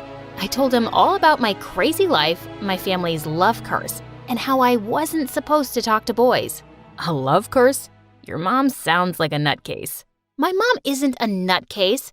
I don't know, she says it's been in my family for generations. I felt guilty for betraying Mom, but I was having fun with Sage and he didn't seem like a bad guy. So after that day, we secretly became friends. We either met at the beach or we'd go over to each other's houses when no one was home. Then 1 year later, Sage and I were sitting on my roof talking when I heard Mom get home. But when I went down to see her, I suddenly heard Sage yell, I could use a hand here. Who are you? Sage, you idiot! So you know this boy? Before I could answer, Sage fell from our roof and landed in our hammock. Oof, lucky fall. Yeah, Alina and I are friends, but we never told you about it because of your wacko family curse. No offense, ma'am. Please stop talking. Mom, it's not like that. Sage is a really cool guy. But Mom's face was red with anger, and she sent Sage home immediately. I was sure the whole thing would blow over, but a couple of days later, I saw that Sage had changed his number and deleted all of his social media accounts.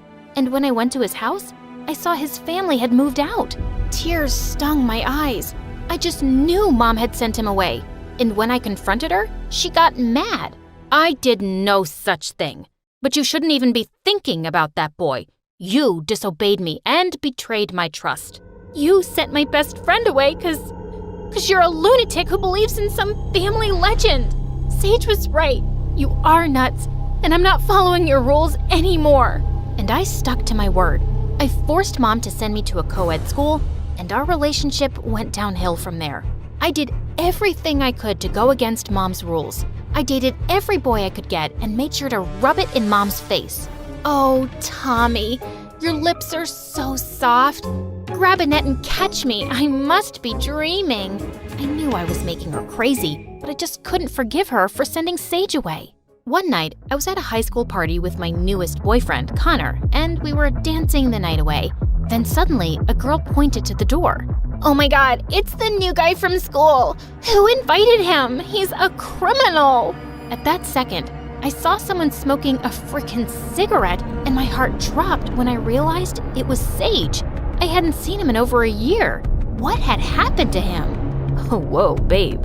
Are you okay? Do you know that guy? Sage walked over to me and to my horror, handed me his cigarette. Good to see you again, stranger. If you could throw this away from me, I'd really appreciate it. Ew, I don't want that.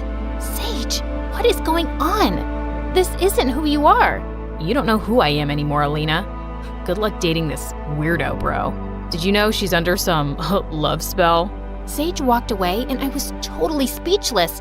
What a jerk. Later that night, I got more scoop on him from some kids. Sage went to juvie once because he smashed a lady's car with a bat. And one time, Sage stole a little girl's kitten and ran away with it. There had to be some kind of mistake. That entire week, Sage ignored me at school, even though he stared at me 24/7, especially when I was with my boyfriend. One time, Connor bought me a hazelnut latte, and I was about to kiss him on the cheek to thank him. But then stupid Sage walked by, and I was so distracted, I ended up spilling coffee all over myself. Good God, he was freaking everywhere, like a really handsome mafia guy from a horror movie. One afternoon, I was studying in the library when I saw Sage reading a book there, and suddenly he smiled at me mischievously. So, you really are dating boys now. I'm sorry I said that mean stuff about you the other day. I was feeling protective of you and wanted to scare Connor away. Oh, are you also sorry for ghosting me for a year? Look, my life is more complicated now than it used to be, but things at school are normal. So, maybe we can try to be friends again? What do you say? Sage squeezed my hand and I felt butterflies. Then suddenly, a hand pulled us apart and it was Connor's. He insisted on sitting with us since he didn't trust me sitting with a so-called criminal. But Sage just left soon after Connor came, which made my heart sink. Later, Connor ended up walking me out and pulled me close under some lovely trees. I know you and that Sage guy used to be close, but it's obvious he's changed. The good thing is, I have you all to myself now. No guy will come in between us. Connor kissed me, and that's when I realized I didn't feel any sparks or anything between us then. What was wrong with me? I am so confused right now. You're perfect. I'm awkward, and I don't think I can date you. Something's stopping me, but I have no idea what it is yet. Ugh, pull it together, Alina. I gotta go. I ran off feeling really guilty about dumping Connor. He was as sweet and perfect as a guy could be. He was furious with me that whole week and started telling everyone what a witch I was. I guess I really hurt him. One afternoon, I walked to the bleachers for some peace and quiet when I saw Sage sitting there alone. Oh, great. You're here. Don't worry. I'm leaving. Alina, can you keep a secret? There's something I've been wanting to tell you since I came here. Sage, you can tell me anything. Okay then. I'm not a criminal. All those stories about me are lies. The real criminal is my dad. He got me involved one time in a robbery, and I got caught. That's why I had to leave town, change my number, and delete my accounts and stuff. I'm so sorry I didn't tell you. The whole town is now filled with lies about me. So, you stealing the kitten was a lie? Of course. I helped a kitten down from a frickin' tree. But it was hard having everyone hate me. I got depressed and started doing dumb things like smoke. Don't worry, I'm gonna quit. It felt so good to have my friend back, except for some reason, he didn't feel like just a friend anymore.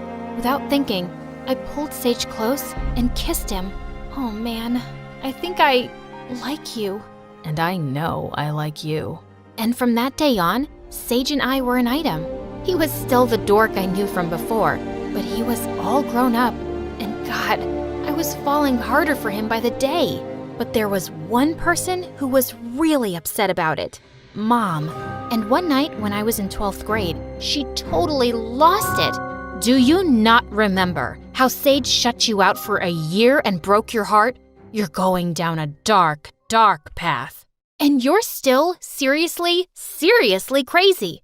I've been dating for a while now and nothing bad has happened because I know how to take care of myself. I don't blame stuff on magic spell nonsense. This is different. You love Sage, and I can't have you getting hurt. So if you decide to stay with this person after high school, I'm out of the picture. I won't come to your wedding. I won't support it. It's just too much for me. I couldn't believe what I was hearing. Mom and I had never had a good relationship, but now I just had it with her. So after I graduated, I moved in with Sage and we were happy together, even though I still wasn't speaking to Mom. Then one day, I was at the mall when I saw a gorgeous aquamarine engagement ring. I felt butterflies and pictured Sage proposing to me with it. I snapped a picture of it and sent it to him. I sure hoped he could take a hint. But when I arrived home, Sage was sitting on the couch with all the lights off. Hey babe, what's going on? My dad got arrested again. For 2 months. I'm so sorry to hear that, Sage. But I have something that may cheer you up. It's about a text I sent you. About an engagement ring. Ahem, ahem. Alina, we can't get engaged. What if I end up just like my dad? I can't do this to you. I love you too much. I'm gonna stay at my cousin's place for a while to think things over. I'm sorry. Before I could blink an eye, Sage left, and I was shaking with shock. Did he just break up with me? That's when I burst into tears and drove over to Mom's house. For the first time in years, she held me and tried to calm me down. I'm so sorry about everything. You were right. The curse is real, and I'm such an idiot for not believing you. I wish Sage and I had never even met. Oh, darling, don't say that. Listen, I'm very happy you came by. I want to apologize for everything. While you were away, I started dating someone who treated me like royalty, and I realized something. The curse was never real. It was all in our heads. Yeah, that's what I thought too. But Sage left, Mom, just like Dad left you. That's just how love is, honey. It's hard, but it can also be the most wonderful thing in the world. I stayed with Mom for a few months after that to think things through.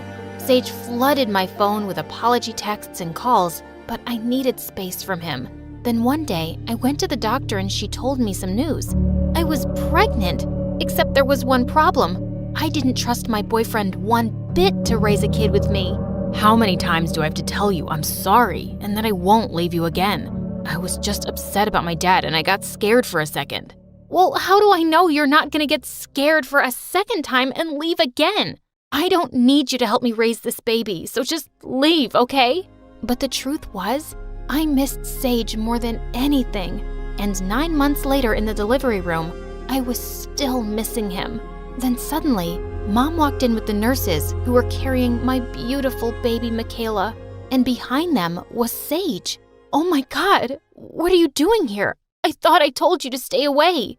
Alina, listen to me. My dad's out of the picture.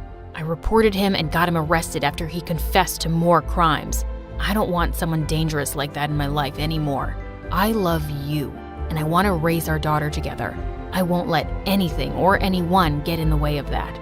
So, is that your way of saying you want to meet Michaela? Let me see that gorgeous face. Don't let your broken heart stay broken forever, because life is all about loving and letting yourself be loved.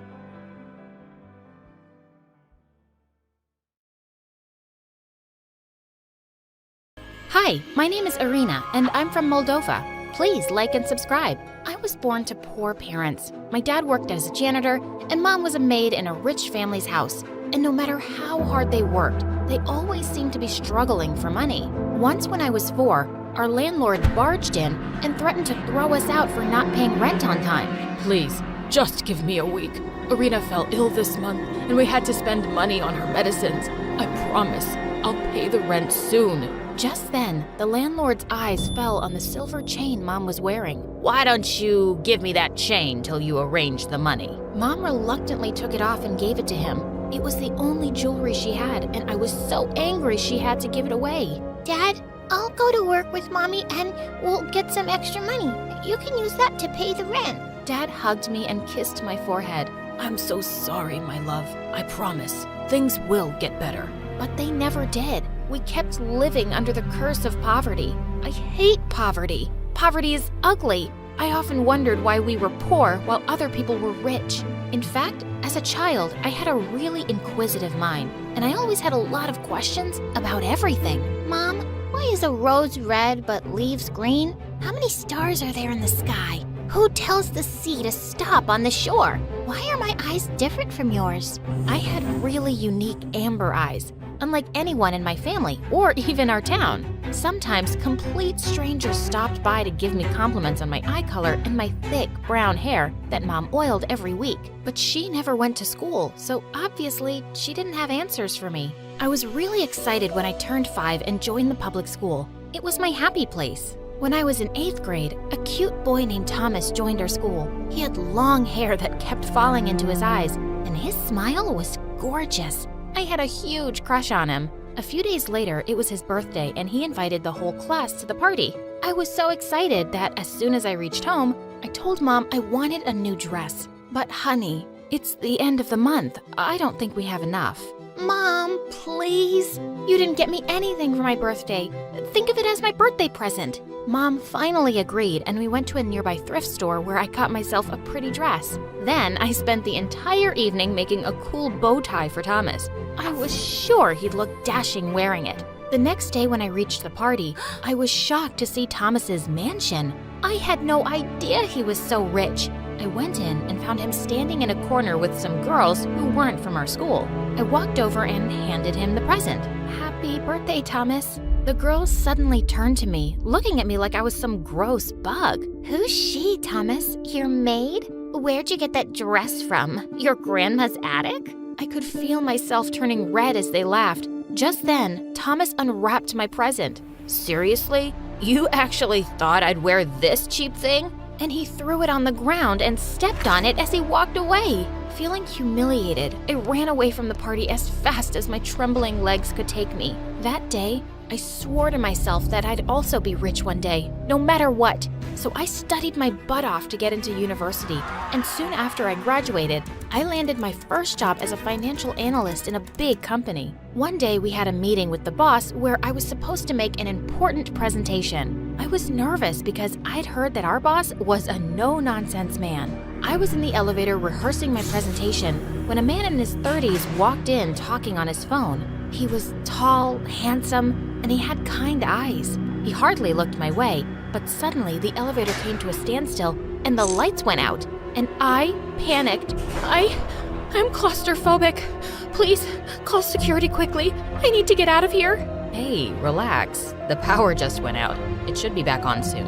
And when it turned on a few seconds later, I realized I was standing right next to the man, holding onto his arm for dear life. He also looked down into my eyes, and it felt as if time had stopped. Just then, the elevator doors opened, and we came out of our trance. I mumbled an apology and rushed to my meeting. Thankfully, the boss hadn't arrived yet. But when he did, my jaw dropped to the ground. It was the elevator guy. He looked a little startled when he saw me, but then he pretended as if we'd never met before. I began my presentation, and my ideas impressed everyone, except the boss. He kept shooting question after question at me. By the time he was done, I felt like I was some criminal coming out of interrogation. The next few weeks at the office, he'd just walk by me like I didn't exist. I found out his name was George, and he'd taken over the company from his father when he was just 25. I was sure he was very smart, but so was I, and I was here to prove myself. So when I was asked to present in a meeting again, I worked even harder to make sure everything was perfect. But I just kept finding faults with my figures and statistics, and finally said, I don't think this will work. I need a better plan by next week. I was fuming as he left. And a couple of hours later, I went to his office. Sir, I just rechecked the figures, and they're all correct. I don't know why, but I feel like you just have some problem with me. And what problem would that be? Maybe your work just isn't good enough? Well, I'm confident that it is. I checked your employee file. You didn't go to any top business school in the country. In fact, your university isn't even top 10. It's what I could afford with a scholarship. Not everyone is just born a millionaire. Sir, I regretted the words as soon as I said them, but I felt too proud to apologize. He got a phone call just then and ran out of there. I was certain I was going to be fired. As I left the office that evening, I was waiting to cross the road when suddenly it started raining. Just as I was about to dash for cover, someone held an umbrella over me, and I looked up to see that it was my boss. We never finished our conversation. I'm sorry that I offended you. So then, you're not gonna fire me? I want to, but not for the reason you think. What?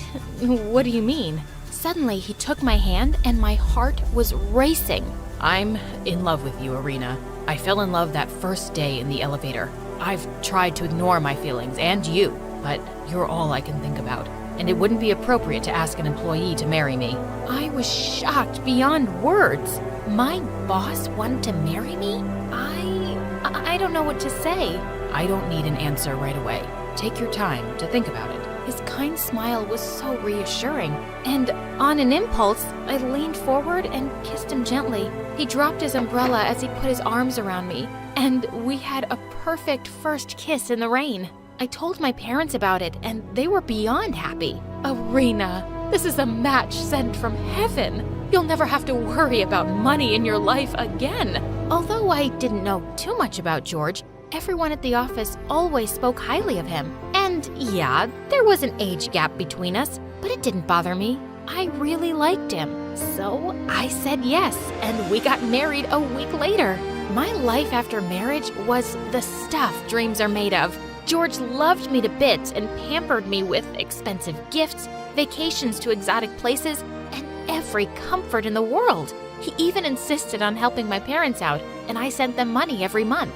Over 5 happy years, we became parents of 2 beautiful girls, Sophia and Kira. Both of them had amber-colored eyes just like me and were super cute. But when Sophia was 3 and Kira was 1, my world came crashing down. George was coming back from a meeting in London when his plane crashed, and I lost him forever. I was absolutely devastated, but I knew I had to stay strong for my girls. A couple of weeks later, I had some unexpected visitors at my doorstep. It was a lady with teenage kids, and she looked mad at me. Who are you?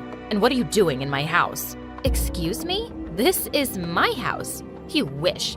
I'm George's ex-wife and the mother of his children, and now this house belongs to us. His what? She even went on to show me a copy of his will, and he had indeed left everything to his kids from his first marriage. I couldn't believe it. He'd never even told me about another family, and he hadn't left us anything. I had no choice but to pack my bags and leave with my kids. I moved back to my parents' house since I had nowhere else to go. But my parents had been living off my assistance, and I knew they couldn't feed 3 more mouths. I immediately started looking for work, which was hard because I'd been out of the job market for so long. In my desperation, I took up a job as a receptionist at a small hotel. Mom would take care of Sophia in my absence, but Kira was too clingy. She wouldn't leave me alone at all. So I decided to sneak her into work. The first few days went smoothly, but one day as I was checking in a couple, Kira crawled out from under my desk and went straight to their baby's stroller. Then she plucked the pacifier out of the sleeping baby's mouth and put it into hers. The sleeping baby started crying, and I had to admit the rogue baby was mine. Naturally, I was kicked out. I tried a few more jobs, but nothing worked because no one wanted an employee who came in with a baby. Then one night, I heard Mom crying to Dad. "We don't even have money for tomorrow's milk. How are we going to feed the kids?" That night, I made a decision that broke my heart into a million pieces. I was going to move out of my parents' house and give Kira up for adoption. As much as that killed me as a mother, I just couldn't see my baby struggling with poverty the way I did. With a heavy heart, I took Kira to an adoption home and kissed her goodbye. She was so little. She would probably forget me soon. I asked a colleague if I could stay at her place for a while. She agreed, so I decided to move in with her with Sophia. As I sat down in our new room and started to cry, Sophia came running and put her arms around me. Mom, don't worry. I'll take care of you, and we'll get Kira back too someday. A few months later, it was Kira's birthday, and I missed her terribly. So I went to the adoption home, hoping to see her. There, I got to know she'd been adopted by a rich family. I somehow got their address, and when I reached there, I saw they were celebrating her birthday. Kira looked like a little doll all dressed up, and her adoptive parents were gushing over her. I felt so relieved that my child was loved. I'd never be able to give her the life that she was leading here. So I quietly went back.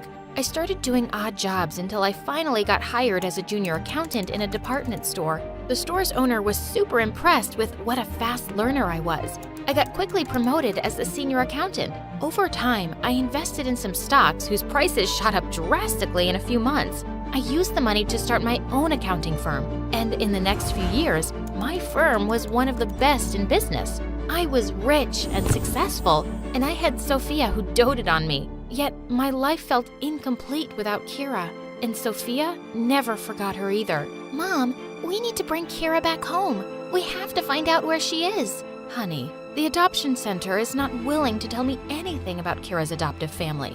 You think I haven't asked already? But Sophia was determined to find her little sister, and one day, she succeeded too. She came to me looking super excited. Mom, I've got some great news. One of my friend's moms started volunteering at the adoption center where we left Kira.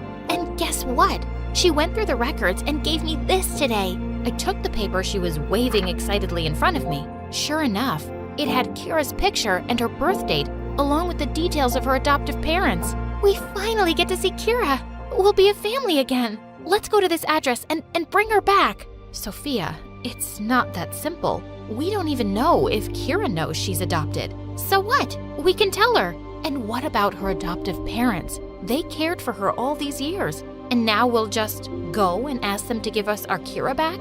Mom, I don't care. We've waited so long to find out where Kira is. And now we can't just sit and do nothing about it. Now I had no choice but to tell her that I knew where Kira was all along. You knew? I've been looking for my sister like a crazy person all this while, and you knew everything and still kept quiet? How could you do that, Mom? Sophia, please don't be mad at me. I'm already so scared that Kira must hate me for abandoning her. I won't be able to take it if you start hating me too. As my voice broke, Sophia immediately softened and hugged me. I could never hate you, Mom. I've seen everything you had to go through for me. I promise to give you all the happiness you deserve. It was my birthday a week later, and Sophia said she'd reserved a table at my favorite restaurant and asked me to meet her there for dinner. When I reached the restaurant, I spotted Sophia and walked over to her table, but my heart almost stopped when I saw another girl sitting there too. She was around 12, and she was beautiful, with her thick, long hair and amber eyes. Kira, is that you? Kira looked just as stunned to see me. Mom, I found Kira, and I told her everything. She doesn't hate you, okay? She really wanted to see you. And suddenly, all that pain I'd been carrying in my chest for years became too overwhelming, and I started crying like crazy. Kira stepped forward and put her arms around me, and I hugged her like I'd never let her go. I missed you so much, my baby. Every single day, I didn't forget you for a moment. I still hear your voice calling me. I love you so much. I'm so sorry, Kira. I love you too, Mom. I always wondered what you looked like. What about your parents? Do they know you're here, seeing me? Yes, they know. They're okay with it. Why can't I have two families and two moms? Just then, Sophia came and hugged us both. Mom, isn't this the best birthday surprise ever? Happy birthday. It was the happiest moment of my life.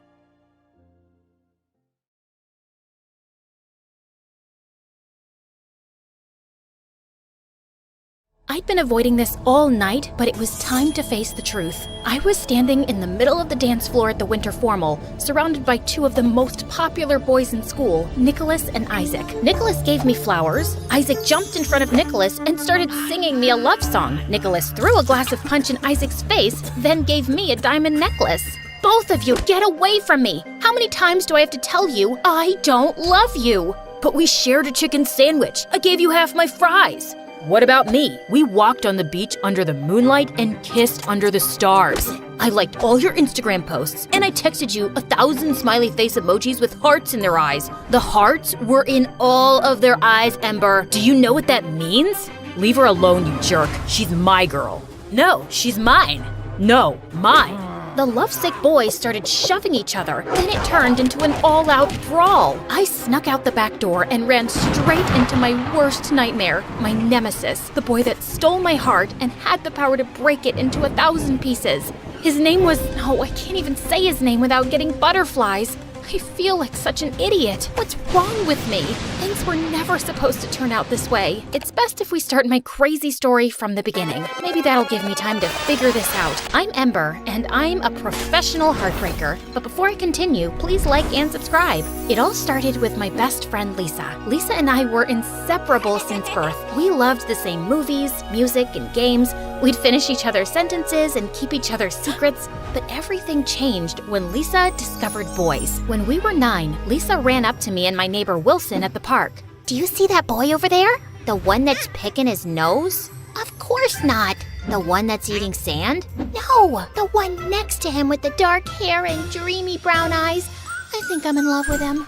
A day later, Lisa and the boy were a couple. A week after that, the boy broke Lisa's heart and she lost her mind. She cried for days. Wilson and I tried to cheer Lisa up, but nothing worked. Then one day, Lisa walked up to me and Wilson happy as a clam because she'd found another boy. Then he broke her heart and the whole cycle continued over and over and over again. Why do you keep crying over these stupid boys? The last one smelled like a stinky old sock. He didn't smell like a sock. He smelled like a man. But he was only 12. You guys don't get it because you're not as mature as I am. You're only 2 months older than we are. But you know nothing about the magic of love. It went on like that for years until we reached high school and Lisa fell in love with a football player named Nicholas. Yeah, the same guy from the beginning of my story. The one with the horrible singing voice and obsessed with heart emojis. Ember, he's the one. I just know it. You said that about the last boy. No, it's for real this time. I think I'm gonna marry him. A day later, she and Nicholas were Insta-official. They dated for a year, but the whole time he was cheating on her, and it broke Lisa's heart. The same thing happened with another boy at school named Isaac, a smooth-talking, rich model. Yep, he was the second jerk you met in the beginning of the story. Every time Lisa saw Nicholas or Isaac with another girl, she'd break down in tears. She couldn't pay attention in class. She started failing all her tests. Her grades dropped, she stopped coming to school, and eventually eventually couldn't get out of bed. Lisa's parents got so worried about her that they moved away, and I lost my best friend forever. I was devastated. She even refused to contact us and changed her number and deactivated all her social media accounts. Her mom told us to respect her wishes. You still have me. It's not the same, Wilson. After Lisa left, I blamed myself. Nicholas and Isaac were heartbreakers, and all the girls loved them, even though they both had the IQ of a fly and were the most conceited boys on earth. They had a new girl every week and ripped the poor girl's heart to shreds. I should have protected Lisa from those jerks. She was my best friend in the world, but I wasn't there for her. I'm the reason she's gone. That's not true. Lisa made her own decisions. She chose to date those guys. If it's not my fault, why does it hurt so much? A couple years later, in my senior year, I had a major glow-up. My dark olive skin and long curly hair got me so much attention, people thought I was a model or a movie star. Nicholas kept staring at me in gym class. I tried to ignore him, but he cornered me in the hallway. Hey, beautiful. I couldn't help but notice that you're almost as hot as me. I've never seen you around. Is this your first day? No, dummy. We've been in the same classes for 2 years. He looked at me like I was crazy. I'm Ember, Lisa's best friend. I don't know any Lisa. Your ex-girlfriend's Lisa? He shrugged his shoulders like he didn't even care. I wanted to slap him in his stupid jerk face. I'm captain of the football team, you know, and I've got 2% body fat. He lifted up his shirt to show me his washboard abs. Am I supposed to care? You're funny. Let's go out this weekend. I was pissed. First, Nicholas broke Lisa's heart, and now he wanted to go out with me? Suddenly, I had an idea. I could make him pay for what he did to Lisa. So, I said yes. Later that day, Wilson and I were sitting together at lunch. I was helping him fix his battle robot for the robotics club when Isaac walked up. Hey babe, is your dad a genie? Because you're my wish come true. We should get together. You're not her type. No one asked you, nerd. Wilson's battle robot charged at Isaac. Isaac grabbed the robot and spiked it like a football. Wiper butt, no! Next time, mind your own business. Avenge me. Wilson jumped up to confront Isaac, and I slid between them. I'd love to go out with you, Isaac. I gave Isaac my number, then he walked away. Wilson was totally confused. Why would you go out with that jerk that broke Lisa's heart? I'm gonna go out with both jerks that broke Lisa's heart. I'm gonna make them pay for what they did to Lisa. After that, Wilson and I came up with a master plan. Nicholas was the first target. He was obsessed with sports and super competitive. He was on the basketball team, the football team, and the baseball team. But after a little investigation, Wilson and I discovered that Nicholas was terrified of heights. For our date, I invited Nicholas to a rock climbing gym. As we were walking inside, Nicholas saw a beggar on the street and yelled at him for asking for food. Get your own food, loser. Ugh, can't understand why these poor people choose to live on the sidewalk. There's an apartment building right across the street. I couldn't believe how insensitive and stupid Nicholas was, but I had to stay focused on my mission. Good question, but tonight's about us. Let's go have some fun. I took his hand and pulled him inside. Nicholas took one look at the rock wall and broke into a sweat. I don't know about this, Ember. Can't we just go to the movies? Are you scared? I didn't know you were a chicken. I'm no chicken. I'm not afraid of anything. I'll climb to the top twice as fast as you. You're on. I raced to the top, and Nicholas struggled to keep up. Come on, Nicholas. You can do it. Just don't look down. Nicholas looked down and freaked out. He started crying like a baby. It took 20 minutes for the instructors to pry him off the wall. Wilson recorded the whole thing on his phone and posted it online. The video went viral in minutes, and Nicholas was the biggest joke. The next day, I went out with Isaac. He got us concert tickets to see a famous pop star. He met me at my door with a huge bouquet of flowers, but when he wasn't looking, I slipped a couple doggy treats in his pocket. As we were walking to his car, my neighbor's huge dog charged towards him. Isaac got so scared, he turned to run, but slipped and fell face first in the mud. His clothes were ruined, and so was his perfect hair. I'm so sorry. It's okay. It was an accident. Too bad we'll miss the concert. We don't have to miss it. Come with me. I dragged Isaac inside my house and told him he could take a shower. I gave him a special bottle of shampoo to wash his hair and some of my dad's old clothes. 10 minutes later, I heard Isaac scream. My hair! Oh no! Silly me. I guess that wasn't shampoo. At least the green brings out your eyes.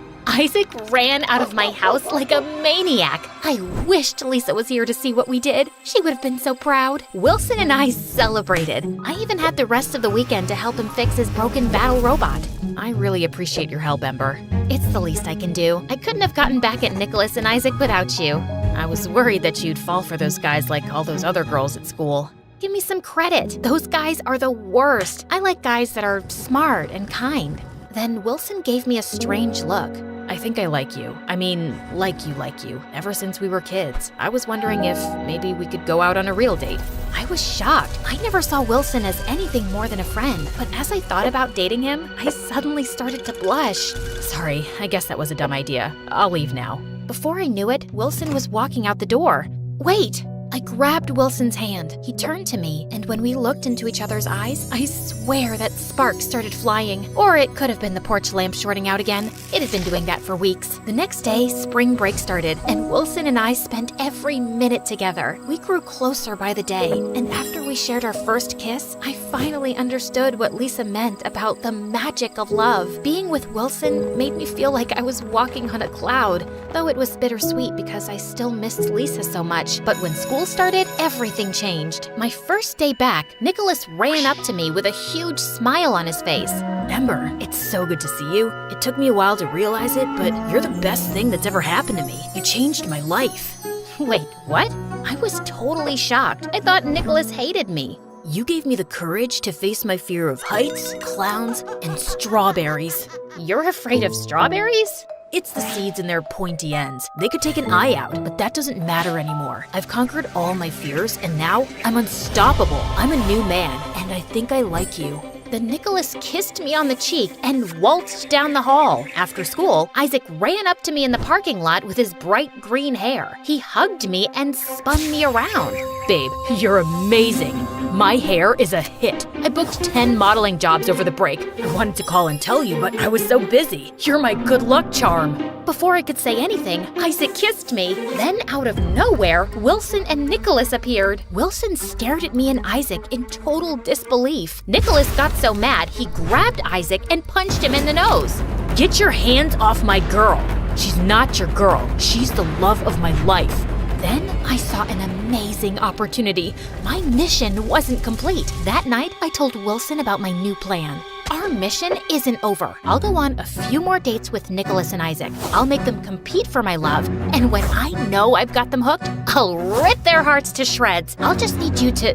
What about us? We'll keep our relationship a secret until after I break Nicholas and Isaac's hearts. You're not making any sense. I'm your boyfriend. I can't just sit back and watch you date other guys. We have to complete the mission. I don't care about the stupid mission. What are you saying? It's me or them. I chose the mission. I couldn't back off now. It was too important. I owed it to Lisa. After that, Wilson and I broke up. I kept dating Nicholas and Isaac and made them compete for my affection. It was funny seeing them try to one-up each other to win my heart, but every time Wilson saw me with them, he gave me the saddest looks. What are you staring at, nerd? A jerk sandwich with a side of stupid sauce? Nerd boy thinks he's funny. He's just jealous because Ember's out of his league. She'll be my girl soon. No, carrot head. She'll choose me. My muscles are bigger than yours. I've got an 8-pack. You've only got 6. Oh yeah? My biceps are the size of a grapefruit. Nicholas and Isaac took off their shirts and started flexing in front of each other. A couple of Wilson's battle robots ran up and kicked them in the shins. As the days passed, I couldn't stop thinking about Wilson. Suddenly, I felt like I was the bad guy. It was one thing to break Nicholas and Isaac's hearts, but Wilson didn't deserve this at all. I was so confused. I was doing this for Lisa, but hurting Wilson in the process. So, I was finally able to reach out to Lisa for the first time in years. She was living 3,000 miles away in Australia. She told me all about her new life and her new boyfriend and how sorry she was for not keeping in touch. Then, I told her about my mission. Oh, Ember, you didn't have to do that for me. Love's a risk, and sometimes it hurts, but it's worth it. I was trying to break those heartbreakers' hearts and broke Wilson's along the way. I feel like a hypocrite trying to teach those guys not to play with a person's emotions while I was doing the same thing. You made a mistake, and that's okay. We all do. Now you just have to fix it. The next day, I met up with Nicholas and Isaac. It's over. I don't love you.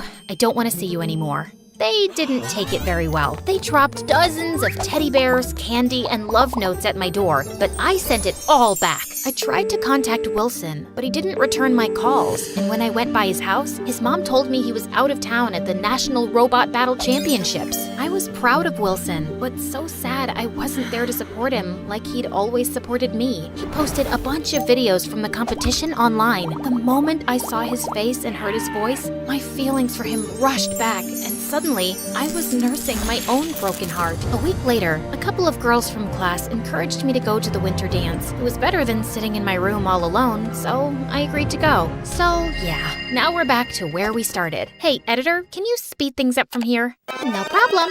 Okay, here it is. The moment of truth, when I ran out the back door and right into the love of my life. If you haven't guessed it by now, the mystery guy is Wilson, and he looked so different that night. He was confident and happier than I'd ever seen him before. Wilson looked up at me with his big brown eyes, and all my feelings for him were stronger than ever. I'm sorry I hurt you. I was so obsessed with getting revenge for Lisa that I became a colossal jerk. I hope you can forgive me. Maybe someday we can be friends again. I don't know. You did some really dumb stuff. I get it. I ruined our friendship and broke your heart. I understand why you don't want to be friends anymore. I guess this is goodbye.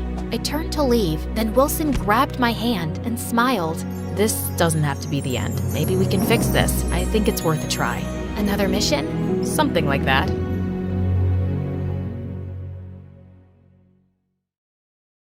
Hi, I'm Princess Leia from Liechtenstein. Before I continue, please hit like and subscribe. The moment my mom gave birth to me, everyone in the village instantly fell in love with me.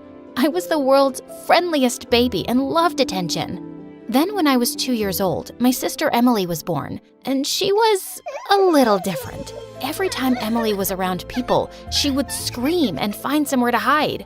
One day when I was 8 and Emily was 6, Mom and Dad had a royal garden party. I loved talking to all the grown-up guests, but Emily was terrified. Leah, I don't want to be with all these people. I want to be in my room, but Mom isn't letting me. Here, you can hide underneath my gown. Then no one will see you and I'll sneak you out. But hiding my sister underneath my dress wasn't the best idea. I ended up tripping over the refreshment table, spilling a chocolate fountain over some lady's dress. Mom and Dad were horrified, and my clumsy accident ended up being all over the news. But my parents didn't blame me for what happened. They were just worried and confused. Why is Emily so anxious and afraid of everyone? Was it something we did? It just doesn't make any sense. Emily's anxiety only got worse over the years. By the time she was 8, she refused to even leave our bedroom. Everyone in the village still adored me, but they were convinced something was seriously wrong with Emily. I hear she just stares out her window all day. It's a shame she's not more like her sister Leah. Worst of all, Emily wanted me to stay with her in our room all the time. I couldn't even go downstairs for dinner without Emily crying. Please don't leave me. I'm so lonely, and you're the only person that I actually like. It was so hard saying no to her. My parents tried enrolling her in therapy, but nothing seemed to work. And as time passed, I got tired of being cooped up in our room and wanted to go and have a life. One night when I was 16, I took a walk around the castle to get some fresh air. Then suddenly, I looked up and almost had a heart attack. There was a guy trying to climb onto the roof. Hey, what do you think you're doing? Climbing onto the roof? What does it look like? Excuse me, but this happens to be the King and Queen's castle? You better climb down before I tell my parents about this. The guy jumped down from the roof, landing inches away from me. There, I came down. You're welcome. With that, he just walked off, and I felt my blood boil. I just knew he'd been trying to cause trouble. The next day I came down for breakfast, and I was shocked to see my parents with the guy who climbed the roof. Oh, darling, you're awake. I'd like you to meet Nico. He's the Duke's son and a lovely young man. But I saw him climbing onto the roof of the castle last night. He's dangerous. He was up to no good. No. Nico just likes lying on our roof to watch the stars at night. What? My parents were crazy.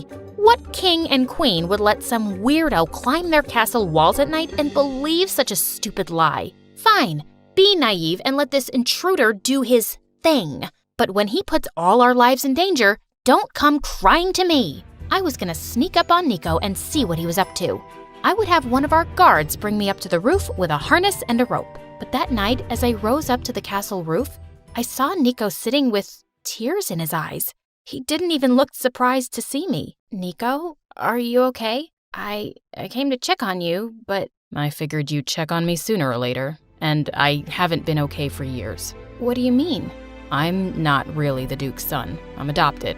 When I was 10 years old, my parents left me, and they never came back.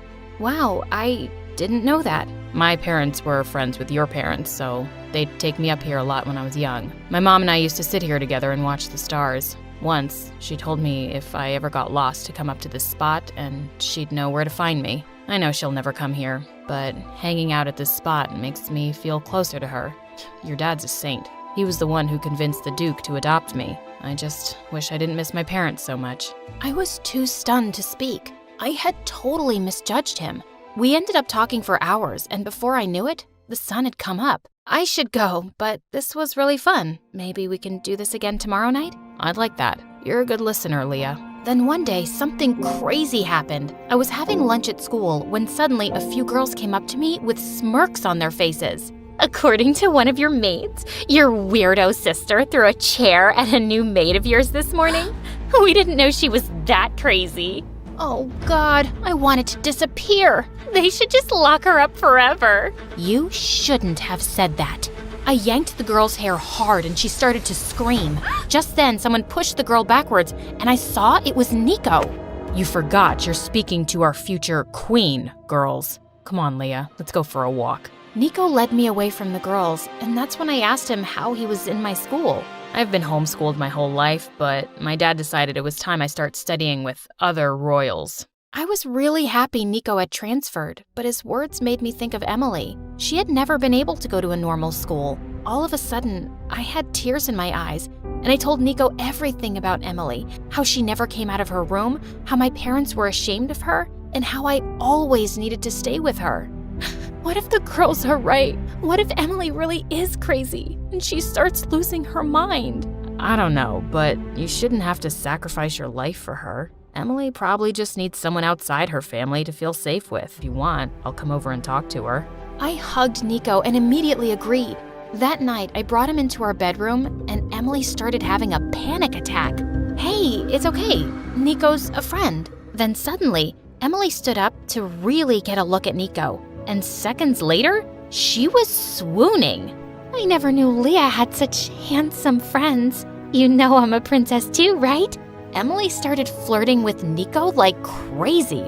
But as the night went on, Nico got her to start opening up about her issues. I get what you're going through. Sometimes I get so depressed, I don't even want to leave my bed. But sometimes being alone makes it worse. How about I introduce you to some of my friends from school? We can start slow. To my shock, Emily agreed. Nico and I started out by taking her for walks in the park, and once in a while introducing her to people. I was so grateful for Nico, and as time passed, we grew really close, and I secretly started having feelings for him. Then one night, the three of us were walking along the pier when suddenly Nico tripped and fell sideways into the lake, hitting his head on a rock. Then he started sinking into the water. I jumped into the lake to get him. When I managed to pull him out, he was unconscious. Luckily, I knew CPR, and within an hour, he started to wake up. He was saved! The next day, I went to visit Nico at his house to see how he was. When I got there, he was lying on the couch and he looked super out of it. Hey, how are you feeling? I just remember that I hit a rock and almost drowned, and that someone special saved my life. You have no idea how much it means to me, Leah. I haven't felt this loved in years. My heart soared. I was just about to lean in and kiss him when Emily came over and Nico took her hand. Emily told me she dove into the water to get me and then did CPR.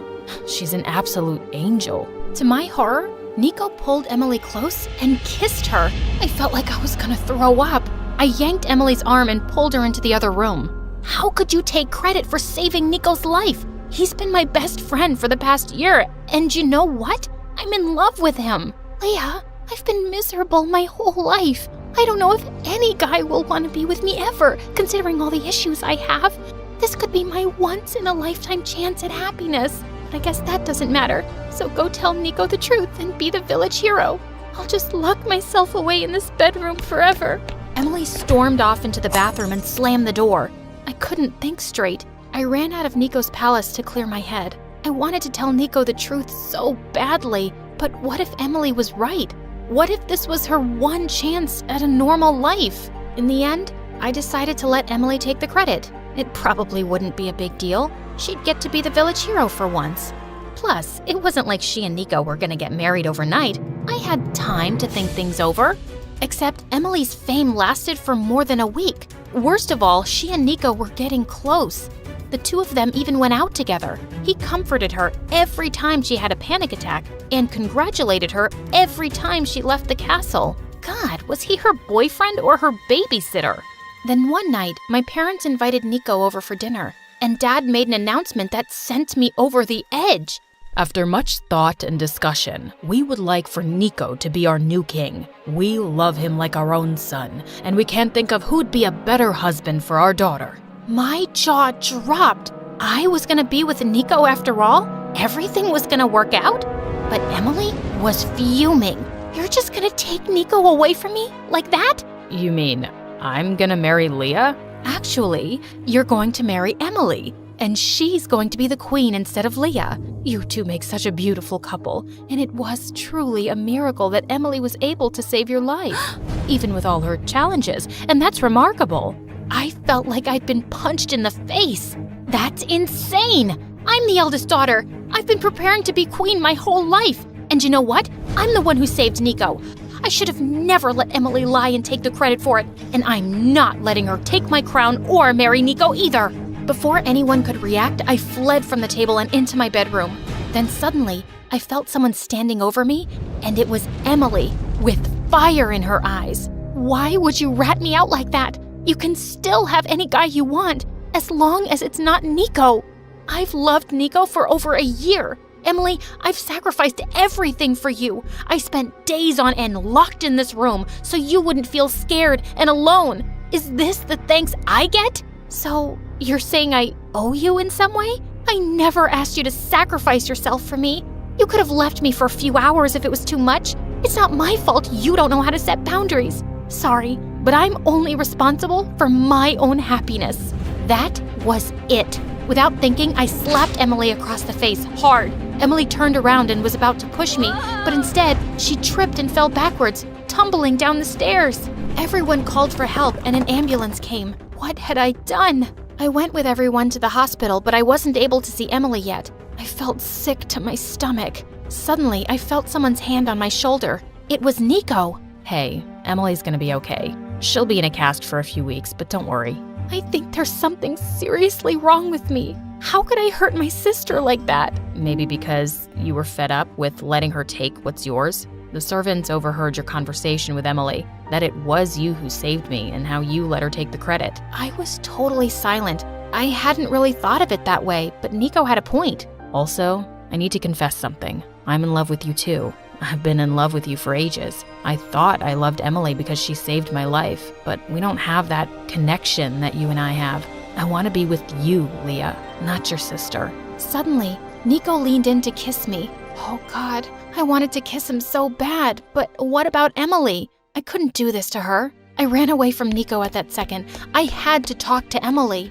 I went out to bring her flowers and then apologized for everything. Actually, I'm the one who owes you an apology. I went way too far by stealing both Nico and your crown from you.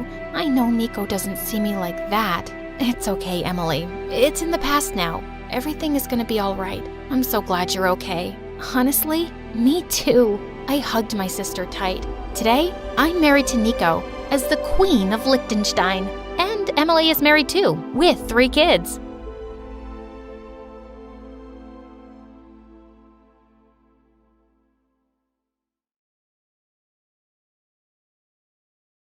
Hi, I'm Layla. And yep, that's me in the front row of a gala, seconds before I betrayed my best friend and almost ruined his life. But before we get to all that, please make sure to like and subscribe. Ever since I was little, I've been a lot to handle. Or at least that's what I've been told. By my mom, Layla. By my dad, Layla. by, well, any adult really. But really, I'm just always trying to do the right thing. And sometimes that gets me in trouble. That's why my parents sent me to Woodmere Academy to begin with. That and other reasons. It's only the 5th-ranked preparatory school in the country, but heavens, no one else will take you, no matter how much money we throw their way. Good grief, Layla. How will you replace your father as CEO of Idrizi Tech if you keep up with these morality plays? Woodmere was supposedly elite, but to me, it was just like every other rich kid cesspool my parents plopped me into, complete with snobby, entitled lookalikes who wore the same navy blazer and walked the halls like the world owed them a standing ovation just for showing up. You think you belong here?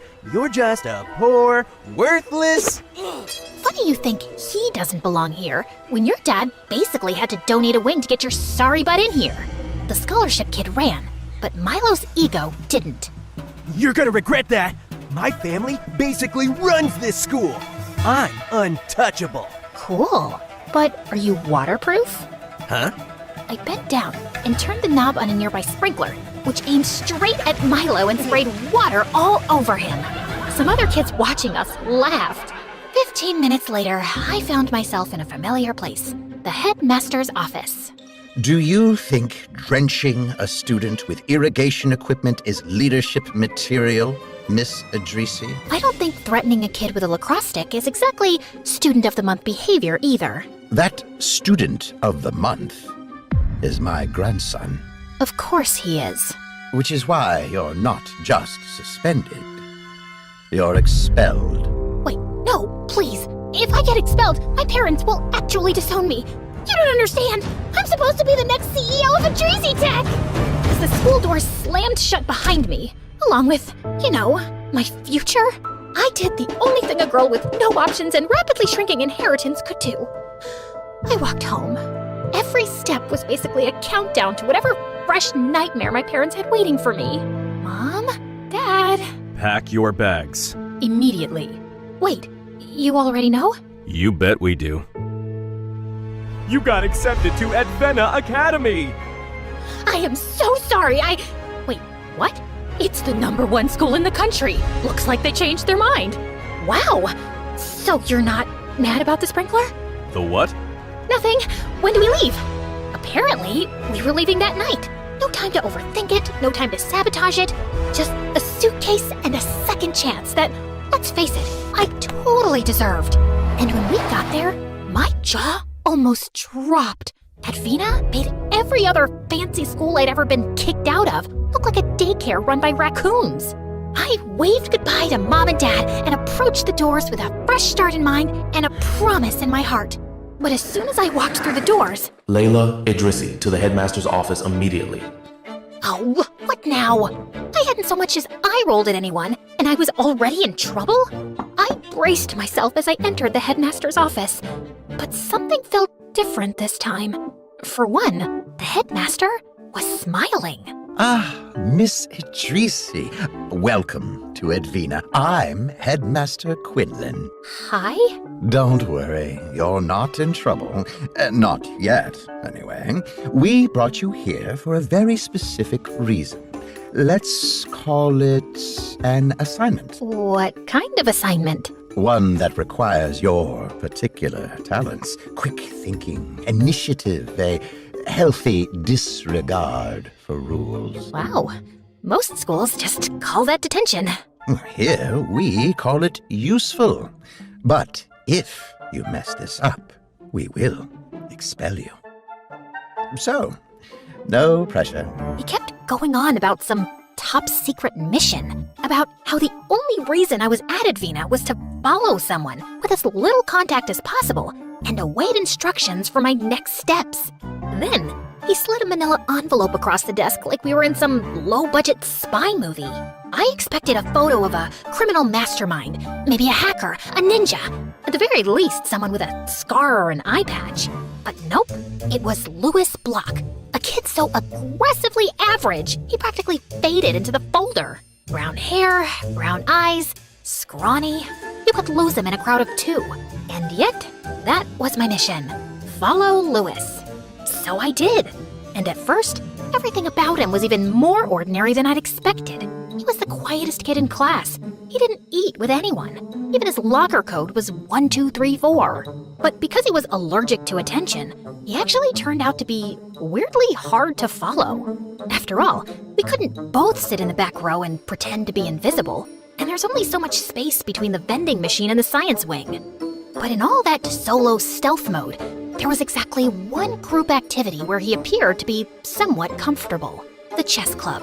A place so mind-numbingly dull that it made math class feel like a rock concert.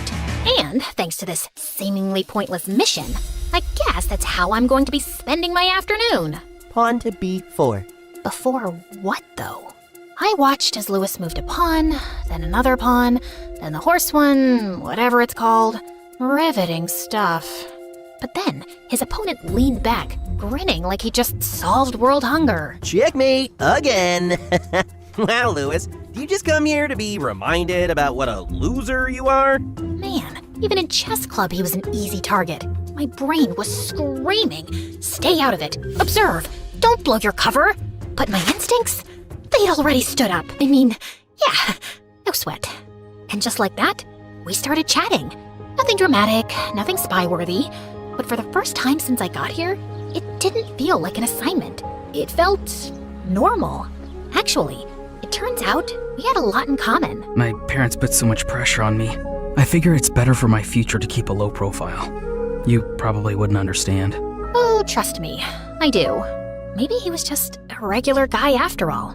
But as we talked more often, I started noticing something unique about Lewis. He had a knack for expressing himself in a way that was poetic. So you always eat alone? Mostly, but sometimes the birds show up. They all swoop down for the crumbs, pecking at them like it's their last meal on Earth. Yet somehow, they always leave enough for each other. And I think that's kind of beautiful. Yeah, it kinda is. Even his voice had this magnetic pull, like there was something musical about him. And over the next few days, my whole just observe and report strategy kinda crumbled. I told myself I was keeping things professional, that staying close to Lewis was just part of the mission. But the truth, we were becoming friends, real ones. He was also weirdly funny, in that dry blink-and-you-miss-it way. And he could quote MSA videos like they were Shakespeare, which, let's be honest, is a wildly underrated skill. Why don't they teach those videos in school? I know, right? Then one afternoon, I saw him slip into a place I didn't even know students were allowed into. The old theater backstage loft. I waited for a moment, then crept in after him. And that's when I saw it. Lewis, alone, tucked into the shadows with a battered violin under his chin. Playing. But not just playing, humming too. A soft, steady note that floated above the strings like it was made of air and magic. It was beautiful. Like, make your heart hurt kind of beautiful. And then, before I even knew what was happening, I was crying at music. Me! Who knew I could even do that? Unfortunately, he heard my sniffles and looked directly at me. Oh, I'm so sorry. What? No, don't apologize. No, I'm so sorry. And before I could say anything else, he bolted, like he'd accidentally set the building on fire with a G major chord, and I ran after him. I didn't know you could do that. No one does. I got called into the headmaster's office again. Miss Idrisi, how are things progressing? With what? Oh, Lewis? Yep. He's just a totally normal guy. Nothing to see here. Definitely not emotionally gifted to the point of concern, if that's what you're wondering. I understand the two of you have become quite close. What? No, I'm the headmaster, Layla. I know exactly what happens around here. You do know about the incident involving his brother, right? I tensed up. This was going deeper than I ever could have thought. He blames himself. He hasn't spoken about it to anyone. His parents tried everything to help him out, got him the best therapists in the world. Nothing worked. But we believe his silence is part of the problem. When he plays, he connects. He releases what he's been holding in. Now, suppressing a gift like his is not healthy, especially when it's tied to guilt. Now, that's where you come in.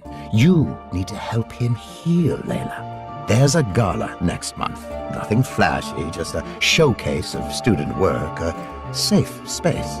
If Louis were to play again, even just one song, it might be the first step back to himself. Convincing the quietest kid in the universe to sing at a fancy fundraiser?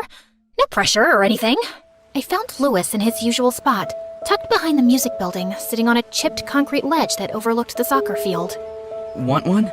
The cafeteria throws them out a day before they expire. Still perfectly fine, just no longer worth the shelf space. Wait, what? That's like a criminal amount of food waste. Someone needs to stage a protest. You know what you should join? The Social Activism Club. They'd love you. Yeah, well, not sure I have time for that given my assignment. Assignment? Assignments. Like school assignments, homework, tests. Never mind. Anyway, you know what you should join? The roster of performers at the annual gala. Oh, no, Come on, I heard you play yesterday. It was— I said no, Layla. Sorry, it's just not my thing. I should go. But for a while, I kept trying, subtly. Isn't it weird how the word gala rhymes with voila, like a big performance reveal? Sure. But it was hopeless. I could feel my future as CEO of a Tracy Tech slipping through my fingers. I'd already burned through every other school worth mentioning, and the headmaster had made it clear, screw this up, and I was done for good. And if that happened, my parents would never forgive me, so I felt like I had no choice but to do the ultimate betrayal. I signed him up for the gala anyway. And then I told the headmaster that Louis had agreed to play. Next thing I knew, Louis wasn't just on the schedule. He was the centerpiece. They printed his name on the flyers and announced it in assembly. Was it manipulative? Yes. Did I feel bad? Also yes. But it was for his own good, right? I mean, he had to break out of his shell eventually, right? Unfortunately, he didn't see it that way. How could you do this to me? Do what? Oh, please. You think just because I don't talk much means I'm stupid? I know it was you who signed me up for the gala. Thanks for reminding me why I don't trust anyone. I'd done the opposite of what I was trying to do. He wasn't coming out of his shell. It was burrowing deeper in. Thanks to me. So I went to the headmaster's office, rehearsing my confession in my head. How I'd pushed Louis too far, how I'd betrayed his trust. That maybe I wasn't the right person to help him overcome his dark past. But when I reached the door, it was already cracked open. And what I heard made me freeze. Everything's right on schedule. The boy plays his little melancholy solo. The audience tears up and boom, 50s, no hundreds, no thousands of dollars fall into our laps. Easy peasy. And yes, you'll get your 50% as agreed. I couldn't believe my ears. He didn't want to help Louis. He was using him for profit, and I was just a pawn in his scheme. But I'm not a pawn, or one of those horse thingies. I was gonna show him who he was really messing with. A queen. Chess club stuff. I sprinted to find Louis, who was sitting alone, as expected. Louis! What do you want? Well, first off, to apologize. I never should have signed you up for the gala. But honestly, I swear to you, I only wanted to help. I didn't ask for help. Why does everyone keep trying to fix me? What if I'm not broken? What if I just want to be left alone? You have every right to feel that way. Then why are you here? Because something's not right. I overheard Headmaster Quinlan on the phone. He's not trying to help you. He's using you. The gala is just a cash grab, and your solo's the tearjerker. That's the plan. You suffer, and they get paid. I expected him to explode the way I was about to, but to my surprise, he didn't get angry. I guess he was too broken to even react. Of course, that tracks. I thought I was pushing you towards something good, but I got so caught up in juggling my own problems and trying to do the right thing that I guess I never asked what you wanted. Yeah, no one ever does. I'm so sorry, Louis. You know, when I first met you, something clicked in me, and I played something different. What do you mean? Can I hear it? He didn't say a word, but but the way he looked at me hit me harder than any note ever could. No audience, no gala, just me. I promise. To my surprise, he picked up his violin. I braced myself for another emotional gut punch. But what came out wasn't heavy or sad. It was light. And suddenly, so was I. I was grinning like an idiot, flooded with the kind of hope I hadn't felt since before I got kicked out of my first fancy school, back when I still believed the world could change. And then, through my joy, I blurted, "Louis." Oh, you hated it, huh? Hated it? I've never felt so amazing in my life. Look, I know I can't get you out of performing anymore, but that doesn't mean you have to fall into their trap. If you played like that, you'll be making people feel good, including yourself. He gave me the smallest smile and left without a word, but I could tell something was shifting in him. On the night of the gala, I had no clue what to expect. Either the one person in my life I truly cared about gets exploited and traumatized even further, or he goes off script and reclaims his story, which meant I was probably getting expelled again. And then, just when I thought my bundle of nerves couldn't get more twisted, I spotted them in the audience. My parents. Guys, what are you doing here? Layla, look at you. Still enrolled. How nice. Come sit. We saved you a seat. We hear you're close with tonight's little prodigy. If getting expelled was my worst case scenario, then watching my parents' live reaction to it was the apocalypse. But as Louis made his way onto the stage, he looked unchanged in a way that made me sad. It was like the spotlight was too hot and had shriveled him back into the broken boy they all expected. And sure enough, a sad melody followed suit. As I looked around, I could see the audience tearing up, dabbing eyes, sniffles everywhere. And right on cue, Headmaster Quinlan started slinking between rows, smiling and collecting checks like it was church. As I watched Louis crumble, I expected, as always, for my body to move before my mind had a chance to think. But for once, I paused. It was my decision now. I could sit there and be the good girl everyone wanted me to be, or I could stand up and be me. You're amazing, Louis! I believe in you! Louis froze mid-note. As the wealthiest people in the country stared me down, I still stood firm. And then, like he just remembered who he was, Louis's lips twitched into a smile. And suddenly, the music changed. It became lighter, happier. And the audience? They forgot all about me. In fact, they actually started dancing. Headmaster Quinlan's donations became an afterthought. And just as I was ready to start joining the dancing... Layla, what have you done? Huh? What do you mean? The donations are stopping. Do you know what that means for the company? This was supposed to be a proof of concept for investors for our latest tech.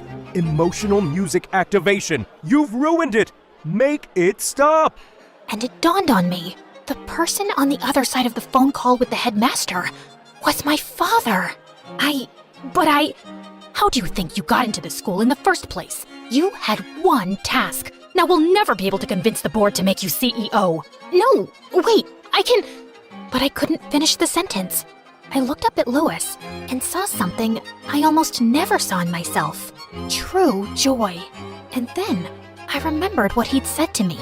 No one ever asks what I want. Did I even want to be the CEO of some big tech company? I realized the answer was no. If Louis could find his voice, then maybe I could too. You know what? Fine. Find another CEO. Layla, you don't mean that. Stop telling me what I mean. I don't want to be the CEO of Idrizi Tech. I want to work on something that helps people, not manipulate them. Now, if you'll excuse me, I have some dancing to do. I walked toward the front of the stage, feeling more alive than I ever had. For a second, Louis looked up mid-note, and our eyes locked. I didn't know what the future held, but I knew one thing. Unlike so much in our lives, we'd earned this moment. The next, me too. Hi, my name is Eve, and my story animated will give $1,000 to one lucky person who subscribes in the next 7 days. Tell your friends, your sister, brother, and mom to subscribe now.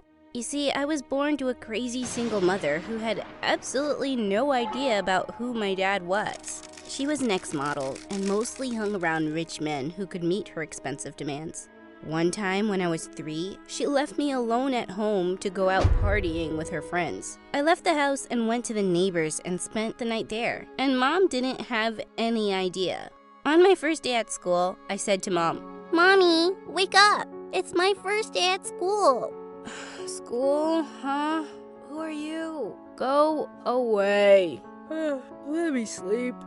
Yeah, I dropped myself to school on the first day and every other day because she always woke up in the afternoon. It was pretty much like I was raising her and not the other way around. Well, that was pretty much her routine until my 10th birthday. She suddenly barged into the house with a big box in her hand. Surprise! OMG, she remembered my birthday. I ran to hug her when suddenly she stopped me and said, What are you doing? Trying to ruin my dress? Stay away and listen. I have a big surprise for you." With that, she showed me the rock-sized diamond ring on her hand and told me she was gonna marry a billionaire. I thought she was being funny again, but to my surprise, she indeed got married and we shifted to a pretty big mansion in the city. But I was the happiest about finally having a dad. He appeared to be a nice, humble man. Once he ripped his pants, but then he just sewed a patch on them himself. "Oh, darling, why don't you just get a new pair?" "Oh, honey, you know I don't like spending much on myself. It's fine." I was touched by his simple way of living, something Mom knew nothing about. My only issue now was my stepsister, Olivia. She was a year older than me and looked at me like she'd eat me alive when we first met. "Hi, I'm Eve. I hope we get along well." But she just ignored me and left. What was wrong? For days, I thought she was mute, until one morning I heard her shouting at the top of her lungs. "I told you that woman was after your money, but you never listened to me. She was talking about my mom." I rushed downstairs to see what was happening. "She took all the money and jewelry and everything else she could get her hands on." What? Mom had run away, leaving me behind? I was devastated and burst into tears, but then my stepdad hugged me. "Oh, sweetie, don't cry. You're gonna stay here with us." "Oh my God, you're so sweet." "You're gonna stay here until I get back every single penny of all the $20,037,576.03 that your freaking mother stole." What? He was keeping me as a mortgage for his money? What a psycho! I tried to talk my way out of the situation, but he was such a cheap creep. You know my mom would never come back for me. She doesn't care for anyone but herself. "Then I'll make you work instead. I will make sure I have my money's worth back from you." Gosh, what I thought was his simple way of living turned out to be his cheap way of living. He literally licked the food off his plates and drank the last drop from the milk carton to ensure nothing was wasted. Ew, that expired last month. So what? I paid for it. He was a total psycho. No wonder his daughter was so annoyed all the time. I really wanted to get along with her, but for some reason, she always avoided me. "Hi, Olivia. Do you want to have breakfast with me?" "No." "Olivia, do you want to go shopping?" "No." "Olivia." "No!" But I didn't even say anything. Whatever. Now I was just worried about all the work I'd have to do to repay Mom's debt. I felt like Cinderella, only this time it was the stepfather. But then I had an idea. Every time he'd ask me to do something, I'd make sure to cause trouble. Once he asked me to clean the house, and I picked up the most expensive vase that he owned, and boom. Oops. "I'm sorry, it slipped." He went completely nuts and started shouting like a mad dog. "Are you kidding me? That was so expensive. Forget cleaning. Go do something else." He made me switch hundreds of different chores before he finally realized that there was nothing I could do without endangering his precious things. And now I was free to do whatever I wanted, except for leaving the house, which wasn't too bad. But I missed going to school. My stepdad had hired a teenage schoolboy, Tim, to tutor Olivia and me at home in order to save the expensive school fee. Tim was 2 years older than me and such a cutie. I had a huge crush on him. The next few years, I spent all my time learning from him, and we grew quite close. On my 14th birthday, he even bought me a cake. My first birthday cake ever. I was so happy that I hugged him. Eve, I have a surprise for you. Let's go out and celebrate. Go out? You know I can't. Stepdad'll kill me if he finds out I'm missing. No one will know, I promise. I'll get you back before he returns. Trust me. I could have jumped from Mount Everest if he asked me to with that look on his eyes. So that evening, we sneaked out of the house and he took me to a special place to surprise me. Open your eyes, Eve. The zoo? He brought me to a zoo on my birthday to surprise me. What was he thinking? How do you like it? Yuck! I hated it, but I had to pretend like I was amazed and excited by his surprise. I love it! I just can't wait to go in and watch all those animals. Imagine what it'd be like to see those sexy, hairy monkey legs up close. Yay! Huh, I knew you'd love it, 'cause you can actually relate to them so much, right? What? Relate to them? Did he think of me like some animal stuck in a zoo? All that time, he just kept yapping on endless information about all these animals that I couldn't care less about. By the time we reached home, I was so done with all the animals on this planet. And Tim. Hey, Eve. I just want to say, it was an amazing day.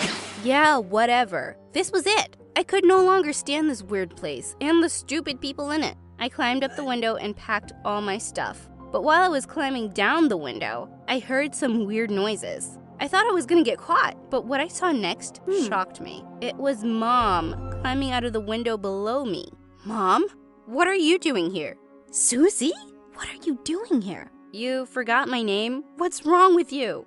But I still recognize you after all these years. That's something. Oh, my baby. No. Mom, stop. We both fell to the ground in the bushes. What are you doing here? I'm here for you, baby. I don't believe you. And what do you have in this bag? Cash? Jewels? Money? No. Clothes. Who do you think I am? A thief? Yeah. Suddenly some lights turned on in the house, and I hissed to Mom. You tell me why you're here, or I'm gonna shout, and your husband will definitely send you to jail. Oh, no. Sweetie, I'll tell you. I found your dad. OMG! My dad? My real dad? You're not lying, are you? Of course not, honey. Have I ever lied to you? Okay, I swear on all my money. It was hard for me to digest the fact that Mom had come back just to make me meet my real dad and risk it all. But what if she was right? I had to see for myself. So we smoothly sneaked out of my stepdad's house and got on a plane. I was so excited. When I stepped out of the cab, my jaw literally dropped. This house was even bigger than my previous home. Is this where Dad lives? Are we gonna live here now? He's not cheap, is he? Oh no, he's an amazing man. When we got into the house, I saw an old man walking with a stick. I ran and hugged him. Hi, Grandpa! I'm so happy to finally meet my dad's side of the family.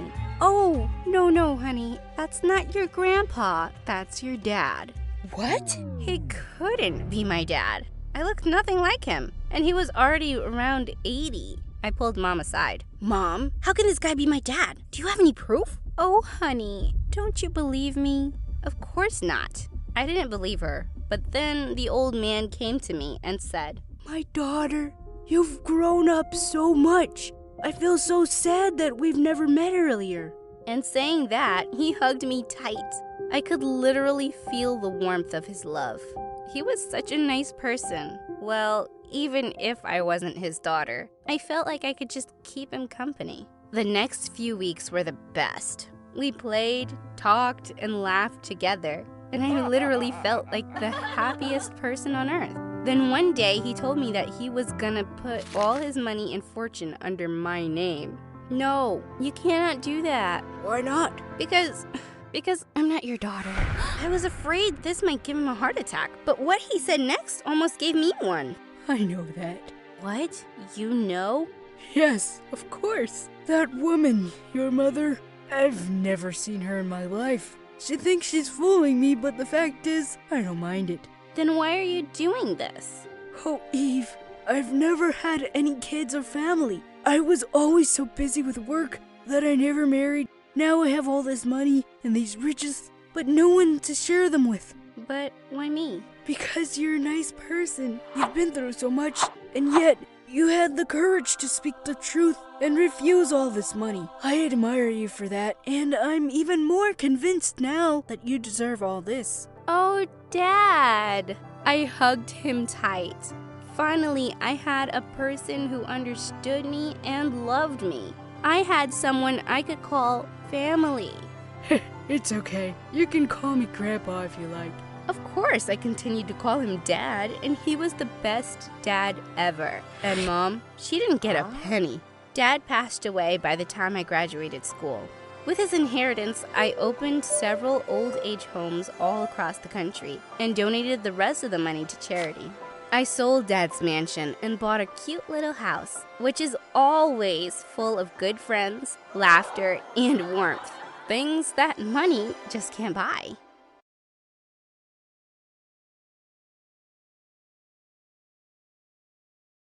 Hi, I'm Tuli from Boston. Before I tell you my story, please like and subscribe to MSA. Growing up, I was really close to my dad. He was a space scientist who worked for the government.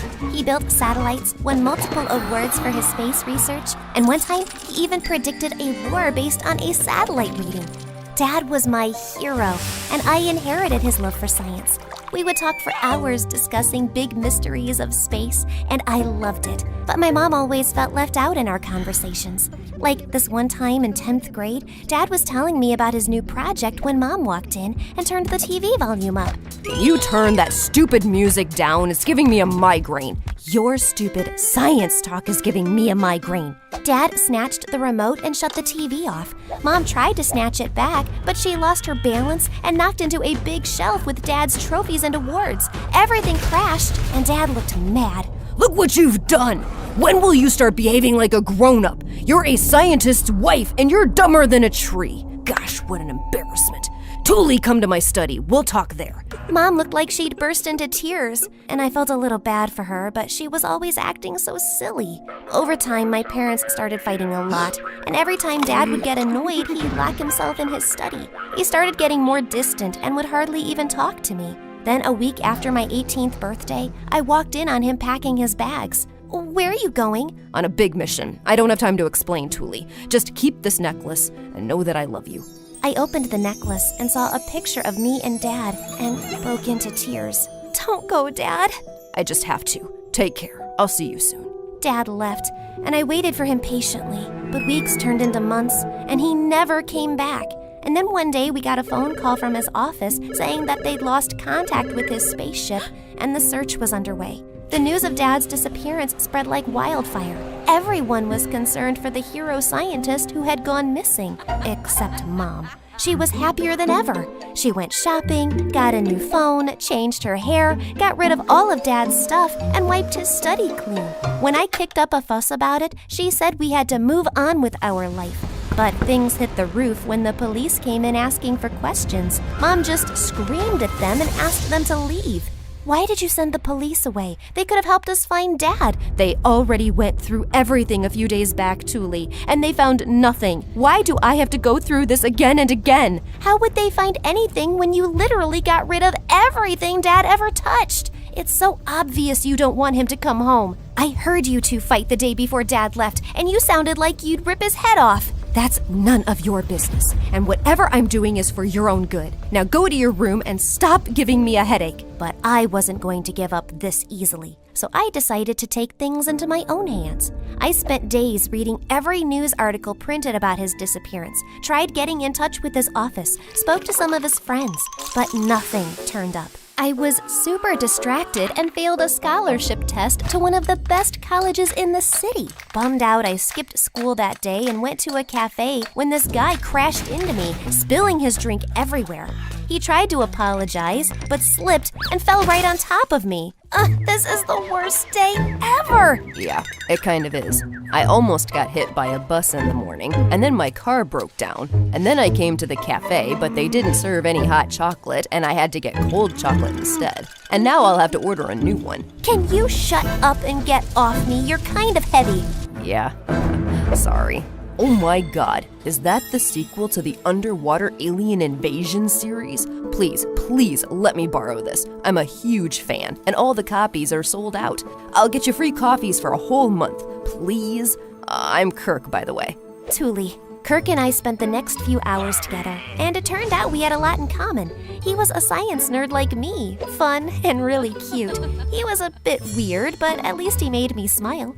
We started hanging out often, and slowly I opened up to him about my life, family, and Dad's disappearance. That's exactly what happened to my uncle. He was a fisherman and went missing. We found him 10 days later and kept asking him what happened, but he didn't say a word. Eventually, we realized he'd gone deaf because of water clogging his ears. I don't see your point. The point is that we found my uncle, and we'll find your dad too. We just need to keep looking. Kirk told me his dad knew people in the government, and maybe he could help us get some inside scoop. I prayed something would turn up soon, but all my hopes went down the drain when a week later Kirk came back and told me that my dad was never assigned a mission. Everyone in the government was just as confused about his disappearance as I was.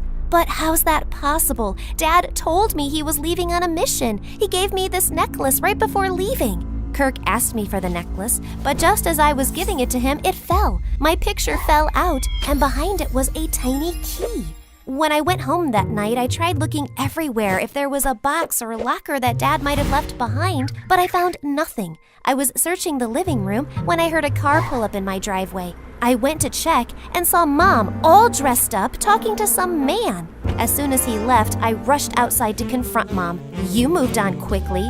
I just went out to a nice dinner with a nice man. It's not a big deal. Really? I wonder what Dad will say when he gets back and finds out that his wife is cheating on him with some clown. And what will he say when he sees that his genius daughter failed an important scholarship test? That's right, your teacher called me. How are we supposed to afford college now, huh? Oh, don't worry about it. We'll just borrow some money from your rich boyfriend. He drives a fancy car. I don't think he'll have a problem sparing a few bucks for your poor daughter. You know what, Mom? You never deserved Dad. He was too smart for you anyway. Good that you're finding someone from your own league. Watch your mouth, Thule. But I was already on my way inside the house. That night, I slept with one thought on my mind. I had to find Dad and move out of this miserable house as soon as I could. The next day, I met Kirk and told him my plan of breaking into Dad's office. Mom got rid of all of his stuff, and the office is the only place I haven't looked yet. How are you so sure that you'll find something? The police might have looked already. But they didn't have this key. I know it means something, and I have to give it a shot. Fine, I'm coming with you. No way I'm dragging you into this. Saying that, I turned around and left.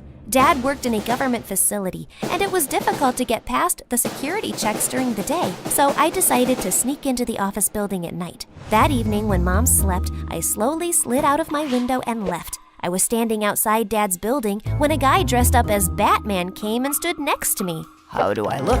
Kirk? Why are you dressed like that? I've always wanted to dress up like Batman and fight crime. Actually, no. I wanted a disguise, and this was the only costume available last minute. I wish they had Spider-Man. Listen, I'm coming with you, okay? I know you're strong and independent, but you need my help. Why do you want to help me? Because I like you, dummy. And if we survive tonight, I'm taking you out on a date. Just think about it. Now, remember, be quiet and fast. Kirk said that, took one step, and fell on his face. I was showing you what we shouldn't do. Got it, Buttman. I'm joking, don't cry. Let's go, Batman. Kirk and I went inside, kept our heads down, and dodged a bunch of cameras. It was dark, and Kirk kept bumping into me, but somehow we made our way towards the Department of Space and Aerotechnology. This must be it. But just as we took one step inside, alarms started blaring like crazy, and within seconds we were surrounded by a SWAT team. I told them my dad worked here, but they still handcuffed me and Kirk, took us to the police station, locked us in, and called our parents. Kirk's dad used his connections to get us out, but Mom had to pay a lot of money, so my arrest won't go on my permanent record. When we got home that night, she was pissed. I sold my jewelry to get that money. It was for your college. I don't even know what to say to you. You could start with telling me where Dad is. Oh my God, Thule, your dad's gone. I've accepted that, and you should too. I just can't give up on him so easily. Look at this necklace. It's a key, and Dad gave it to me right before he left and asked me to keep it safe. Obviously, it's something important. This might have information on it that can lead us to him. give this to the police and let them handle it. This is beyond your control. And what if the police fail to handle it? It's been months, and we have no clue where Dad is. People don't disappear like that, Mom. Something happened to him. If he is out there, how can I stop looking for him? If you know something, just tell me, Mom. I can handle the truth. I just know I can't go on like this anymore. Oh, my sweet baby. I wish I could help you. Mom hugged me tight as I sobbed like a little baby. In all my years, I'd never felt this close to her. And maybe she was right, and the situation was beyond my control. The next morning, Mom and I went to the police and gave them all the information I had, including the necklace. The principal agreed to let me appear for the scholarship test again, thanks to my previous scores, and this time I cracked it. Kirk took me out to celebrate over ice cream when he suddenly jumped on a table and started singing. Oh, Tuli, my Tuli, you're sweeter than ice creams. I want to be with you. Will you be the peanut butter to my jelly? That was so cheesy. Then what do you have to say about this? Kirk kissed me, and it felt perfect. We started dating officially, and he even got through to the same college as mine. Mom was happy and everything was fine, except I still missed Dad terribly. Then, a day before I was leaving for college, I was loading my stuff in the car when a bunch of police vehicles pulled up in our driveway. They spoke to Mom for a while, and then she walked up to me with tears in her eyes. It's about your dad. My heart leapt to my throat. What's happened? Is he okay? They found him, but he doesn't want to see you. That's not possible. Dad loves me. Of course he wants to see me. I have to go. Mom tried to stop me, but I ignored her and left. I didn't get what her deal was. But I was too excited to see Dad after so long. But my excitement turned to horror when I saw the police car turn towards a prison. My heart was pounding when the police asked me to sit in the waiting room, and minutes later, a frail-looking man walked in. Dad! I ran and hugged him tight. I'm so happy you're okay. But what are you doing in prison, Dad? Paying for trusting my daughter. What else? Dad told me that he was running away from the government because he had illegally sold important government secrets to enemy nations for money. The government found out about it and had been tracking down Dad for months. But I got that phone call from the office about losing contact with your spaceship. That was a lie the government made up. They couldn't tell the public a national hero had gone rogue till they had proof, which you gave them. That was the key to my secret locker with evidence of my illegal activities and bank accounts. I had no choice but to flee, but I didn't want to get caught with all the information on me. No one would suspect a stupid necklace, so I put that key in there and gave it to you to keep my information safe. But you went ahead and handed it over to the police. How could you be so dense, Tuli? Don't you dare talk to my daughter like that, you moron. I turned around to see Mom walk in with Kirk, march up to Dad, and slap him square in the face. That was for insulting my daughter. And that is for lying to us. You mean lying to Tuli? Because you knew the whole truth, but you chose not to tell her. So I guess we're not that different. What? Is that true, Mom? Yes. The police told me everything the day after your dad left. They were the ones who took away his things into custody for investigation, but didn't find anything. I tried to help as much as I could, but I didn't want them to drag you into the mess, so I kept everything from you. You worshipped your dad, and I thought finding out that he's not a hero but a traitor would destroy you. So you lied to me? For months you saw me suffer and you didn't say a word. How could you, Mom? And Dad, I trusted you blindly and almost gave up on my future to find you. And you didn't bother to tell me you were okay? Both of you are liars. I hate you. Mom tried to stop me, but there was nothing more to say. Dad got life imprisonment, and I never saw him again. Kirk and I left for college soon after, and even though Mom tried calling several times, I didn't answer her. All I needed was space and time to heal. I felt like a mess, and Kirk helped me pick up the pieces. I went into therapy, graduated from college, got a job, and got married to Kirk in a small ceremony. A year went by, and soon I was blessed with a baby girl. I was in the hospital when Mom walked in with a huge bouquet. I know you don't want to talk to me. Hi, I'm Penny from Nebraska. Except my parents are nomads, which means we travel to another state every month. Before I continue, please like and subscribe. By the time I was 8 years old, I'd lived almost everywhere. I stayed in a tent in the desert, old abandoned houses in the forest, and even in a beach cave. My dad and I couldn't be happier with our crazy life. Pinky promised me, Daddy, you'll never make me go to school. We'll swim every day in the ocean, and you'll take us to the moon one day. I pinky swear, my love. Though when I was 13 years old, everything changed. Mom woke me up one morning to tell me her and Dad were splitting up. Dad wanted to keep traveling, while Mom wanted to settle down in the city. Well, I don't want to settle, so I'm gonna keep traveling with Dad, and I really think you should join us. Penny, I want you to stay with Mom. I love you, but taking you with me is too much work. But we were gonna see the world together and fly to... I'm sorry. Good luck, honey. Dad kissed my forehead, and then he freaking left. Mom and I moved to Nebraska City, and I was shaking with anger. I tore up every picture I had of Dad and threw them in our fireplace. 2 years passed, and all I wanted was to forget about him. Then one day, things took an interesting turn. I went for a walk in the park when a letter flew at my feet. I looked up to see a boy smiling at me through the bushes. Oh my God, you scared me. What are you doing? I'm sorry. I didn't mean to scare you. I was just too nervous to talk to you, but I still wanted to look at you because you're beautiful. The boy rose up from the bushes and holy crud, he was majestic. Take a walk with me. I'll take you somewhere magical. Okay, Prince Charming. I'm actually gonna jet because I don't go off with strangers. I ran away quickly, but when I reached home, I saw the guy had followed me. All right, now you're just stalking me. Leave me alone or I'll call the police. You're right. I'm sorry. I can't explain it, but I feel like we're meant to be together. Just let me take you on one date.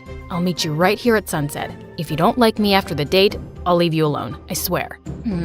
Okay, fine. You're kinda cute. But we have to be in a public area around other people. The guy agreed, but when I went out to meet him, I almost fell back in shock. He had landed a golden jet in my driveway. Hey, gorgeous. Want to fly to Europe for dinner? Did you just fly here in a gold jet? I didn't even know that was a thing. Well, I'm a billionaire. I also brought you a few presents. An iPad, some chocolates, and I bought you your own horse. My jaw dropped open when I literally saw a man trot by on a black horse. This was getting to be a bit too much. Listen, I appreciate all these gifts, but maybe we can just go somewhere simple, like the park we met at? To my relief, the guy agreed and set up a lovely picnic under the trees. He told me his name was Ezra and just wouldn't stop showering me with compliments. Ezra, thanks for all this, but I'm still a little confused. Why do you like me so much? We don't even know each other. Like I said, I can't explain it, but I know for a fact we're meant to be together. Just wait and see. As the evening went on, I discovered Ezra and I had literally everything in common. When I told him I liked video games, he showed me a picture of his PS4. When I told him my favorite food was lime cheesecake, he opened a container of it. Then my shoulders started feeling sore since I suffered from neck pain. And before I said anything, Ezra offered to give me a neck rub. How did you know I have shoulder pain? Only my mom knows about that. I could just tell you were in pain. I understand you in a way nobody else does, Penny. After Ezra's massage, my neck felt better than ever, which is insane. No doctor or masseuse had ever been able to make my pain go away. As time passed, Ezra and I kept hanging out. He kept buying me every gift I could want, and whenever I needed something, he was always at my beck and call. He was a literal angel. It didn't take me too long to agree to be his girlfriend. Sometime later, Ezra said that he'd transfer to my school next term. I couldn't stop squealing about it to my friend Jenna. I'd love to meet him soon. He sounds like a guy out of a storybook. And dating someone that hot will probably make you super popular. What do you mean popular? Oh, right. I forgot you were homeschooled before you moved here. Being popular means everyone thinks you're cool because you're dating a boy like Ezra? God, my life was just getting better by the second. Ezra met Jenna and I by a quiet bus stop as I kissed him. He even got me a caramel latte. Isn't he perfect? Ezra introduced himself to Jenna, but she just stared at us, looking horrified. Jenna, what's wrong? Why aren't you saying hi to Ezra? Penny? No, I am not saying hi to him. Oh my God, I have to go. With that, Jenna ran off as if Ezra was a monster. What was her deal? I tried asking her about it all day, but she refused to talk to me. Babe, don't take it personally. She's just mad because you have a loving boyfriend and she's single. She'll get over it. Finally, the next day I cornered Jenna in the library. Look, I can see you're jealous of Ezra and I'm sorry. I don't want to rub it in your face, but this is the first time I've been happy in years. My parents divorced, my dad left, and I miss traveling. I told Jenna all about what had happened in the past few years, and she was actually sympathetic. It's not that I'm jealous. I can see that Ezra makes you happy, which you deserve,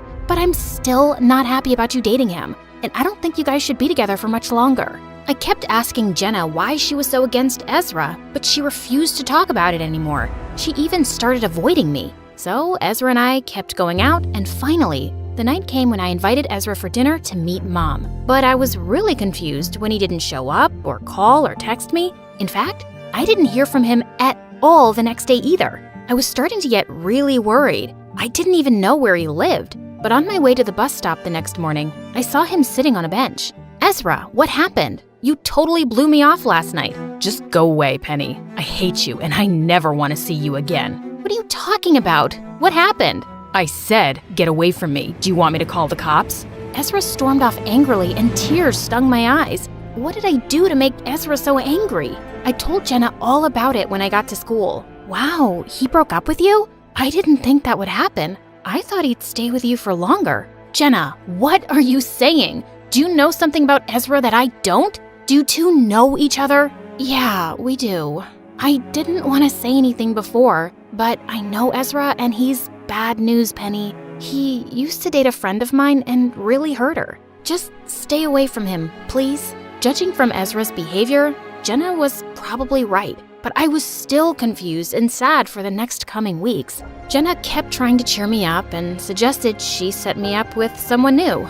So we went on a double date where she introduced me to a guy named Noah, and I actually had fun with him, even though I was still sad about Ezra. I even let Noah walk me home and decided to hug him goodnight. But from behind Noah's shoulder, I saw Ezra sitting on my porch, glaring at me angrily. Oh my God! I sent Noah home immediately and stormed over to my ex-boyfriend. What are you doing here? I haven't seen you in months. Are you ready to finally explain what happened between us? Oh no, I don't owe you an explanation. I'm just here to tell you that there's no way that Noah guy will ever love you, 'cause you're the nastiest girl I've ever met. Funny, because months ago, you said I was the love of your life. I don't know what your problem is, but just back off, Ezra. I'm moving on from you. You can stop insulting me now. I don't think I will. You're a horrible girl and you don't deserve to be happy or loved. And I'll make sure you never are.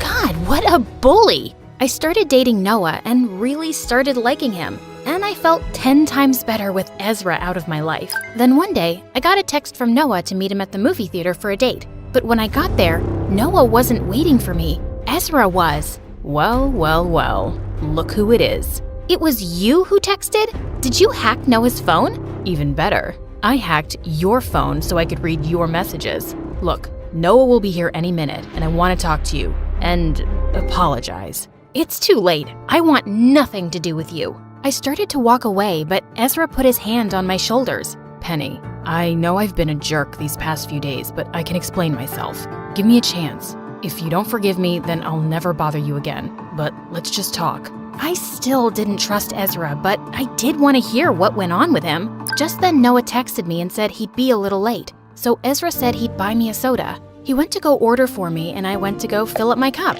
Then suddenly an employee came up to me. Excuse me, miss? You can't just walk in here and pour yourself a soda. You have to pay. Oh, my friend is buying it. He's paying right now. But when I looked towards the counter, I realized Ezra had left.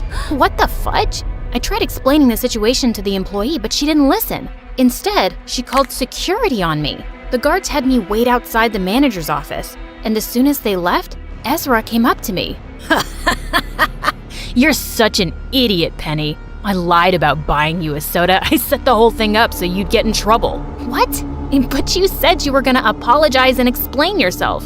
Oh, you beautiful, naive girl. As if I would ever apologize or explain myself. Ezra walked away before I could answer, and that's when I realized he was a criminal. That's why Jenna didn't want me dating him. I told the manager and security guards everything. I thought I was in luck since Ezra probably had a criminal record, but they couldn't find anything on him. Then I remembered something. Jenna knew Ezra, and she could help me. I called her immediately and told her everything that happened. That's when I heard her crying over the phone. Penny, this is horrible. I know, you were right. Ezra was a crook. I understand now. I'm gonna call your mom. She needs to know what happened. We'll come meet you there, okay? Oh God, she was getting mom involved? But Jenna hung up before I could say a word. Thankfully, Noah texted me and I told him to meet me at the manager's office. Thank God for him. Don't worry about anything, babe. We're gonna find this guy and get a restraining order. You're gonna be okay. After a few minutes, Jenna arrived with Mom and they both told me to sit down. Ugh, here we go. Then suddenly, the door opened and it was Ezra. That jerk better have come to turn himself in. Stay right where you are, Ezra. We're all on to you now. Penny? Who are you talking to? That monster over there? He's my ex-boyfriend who framed me? No, baby. There's no one there. Are you okay? Yes, he is. Jenna, Mom, you don't see Ezra there? I turned to Jenna right then, but her and Mom were staring at each other with tears in their eyes. No, Penny. There isn't anyone there. Jenna called me and we talked for a while about your relationship with Ezra. How he brought you a horse, baked you your favorite foods, and adored you. Jenna even saw you kiss him at the bus stop. He was the perfect imaginary boyfriend. I don't understand. Imaginary boyfriend? You mean Ezra isn't real? I just made him up? Penny, it was my fault. I was the only one who met Ezra. When I saw you hug and kiss the air, at first I thought you were insane, but when you told me what you went through with the divorce and how happy you were for the first time, I decided to play along with it. But then he broke up with you and turned against you, and you were so upset, I didn't know what to do or how to tell you the truth. I was dead silent as I thought back to everything Ezra and I had been through together. I'd sat alone in the park having an imaginary picnic. I'd imagined his love letter at my feet. And as I reached back to feel my neck, it hurt more than ever. The healing massage he'd given me had been in my head. I started to cry then as Mom hugged me. She took me to a therapist after that day to see what had caused the whole thing. You were heartbroken that your dad left, so you created a perfect boyfriend in your head to give you all the love and attention you needed. And then, eventually, Ezra betrayed you in your mind because your dad betrayed you. Well, I guess that makes sense. After my therapy appointment, I asked Mom, Hi, I'm Neha from India. Please like and subscribe. I lived in a small village near Delhi with my single mom who owned a small beauty salon. Mom adored me, but there was another person I was super close to, her brother Raj. Uncle Raj was 10 years younger than Mom, and he stayed with us as he was studying in university close to the village. Every weekend, he would take me to the village fair and we'd have a blast eating candies, taking rides, and watching wrestling matches, which was my favorite thing to do. Once when I was 10, a neighbor came over to visit with her super annoying son. First, he stuffed his face with all the pastries before I could even get to them. Mom only made these for guests, and he didn't let me have one. I walked off to my room annoyed, but minutes later he followed and climbed onto my bed with his muddy boots. Hey, who said you could come in here? Aw, the little baby still sweeps with her little teddy bear. You're stupid. Your mom is stupid. What? That doesn't even make any sense. Your mom doesn't even make any sense. He looked really annoyed and started to leave, but then he picked his nose and rubbed a big booger on my hair. Oh my God! I jumped on him like a wrestler and tackled him to the ground. Moments later, I had his arm pinned behind his back as he cried like a baby, and his mom came running to his rescue. And my mom was furious. Stop taking her to that rubbish fair, Raj. Where else would she learn this wrestling nonsense? That brat deserved it, and wrestling is the coolest. It's wild and unladylike, and you embarrassed me. You're not going to see those matches anymore. You hear me? Uncle Raj nodded obediently, but we sneaked out anyway. Then one day in 8th grade, our teacher informed us that they were introducing a new sport in school, wrestling, and I was on cloud 9. Mom would never approve, so I didn't tell her and joined the club. Of course, Uncle Raj knew. He also knew how tough the training could be, so he'd sneak extra food on my plate when he thought Mom wasn't looking. What are you doing, Raj? If she eats so much she'll get fat, then no boy will want to marry her. Trust me, sister. One day, there will be a long line of boys outside your home for Neha. And I'll tackle all of them to the ground so they'll go back to their mommies crying. This is not how girls talk, Neha. Girls are supposed to be delicate. They're supposed to sing and dance and learn sewing. Boring. I resisted everything girly, but Mom was as stubborn as a donkey. She would put face masks on me, make me wear long dresses to hide my muscular thighs, and never let me cut my long hair, because boys like long hair. Did it look like I cared? A year later, Uncle Raj finished his education and got a job as a police officer in the city. I cried for days when he left, but he always kept in touch, and that was some consolation. Meanwhile, I studied my butt off to get good grades so Mom would never suspect what I was up to in school. My wrestling also improved greatly over the year, and in 12th grade, I got a chance to participate in the state-level competition. The winner would get a chance to enter the nationals and also win prize money worth $50,000. It was the opportunity I'd been waiting for, but that also meant I finally had to tell Mom. What? You've been wrestling for the last 4 years? No wonder your body has become so manly. Look at your biceps, they're so big. Who's gonna marry you? Can you stop thinking about my marriage for once? It's not happening, at least not for the next 20 years. Mom looked ready to explode, and she refused to let me participate. But I was her daughter and could be equally stubborn. I locked myself up in my room and refused to come down for days till she finally agreed. But on one condition. I had to learn sewing and some basic beauty salon stuff. Yuck. One day, Mom wasn't feeling well, so I was working in the salon threading a woman's eyebrows when she sneezed so hard that half her eyebrow got accidentally wiped off. Oh my God, what have you done? It's my brother's wedding today! It's not my fault that you sneezed like an active volcano. But she kept screaming at me, and a small crowd gathered in front of the salon.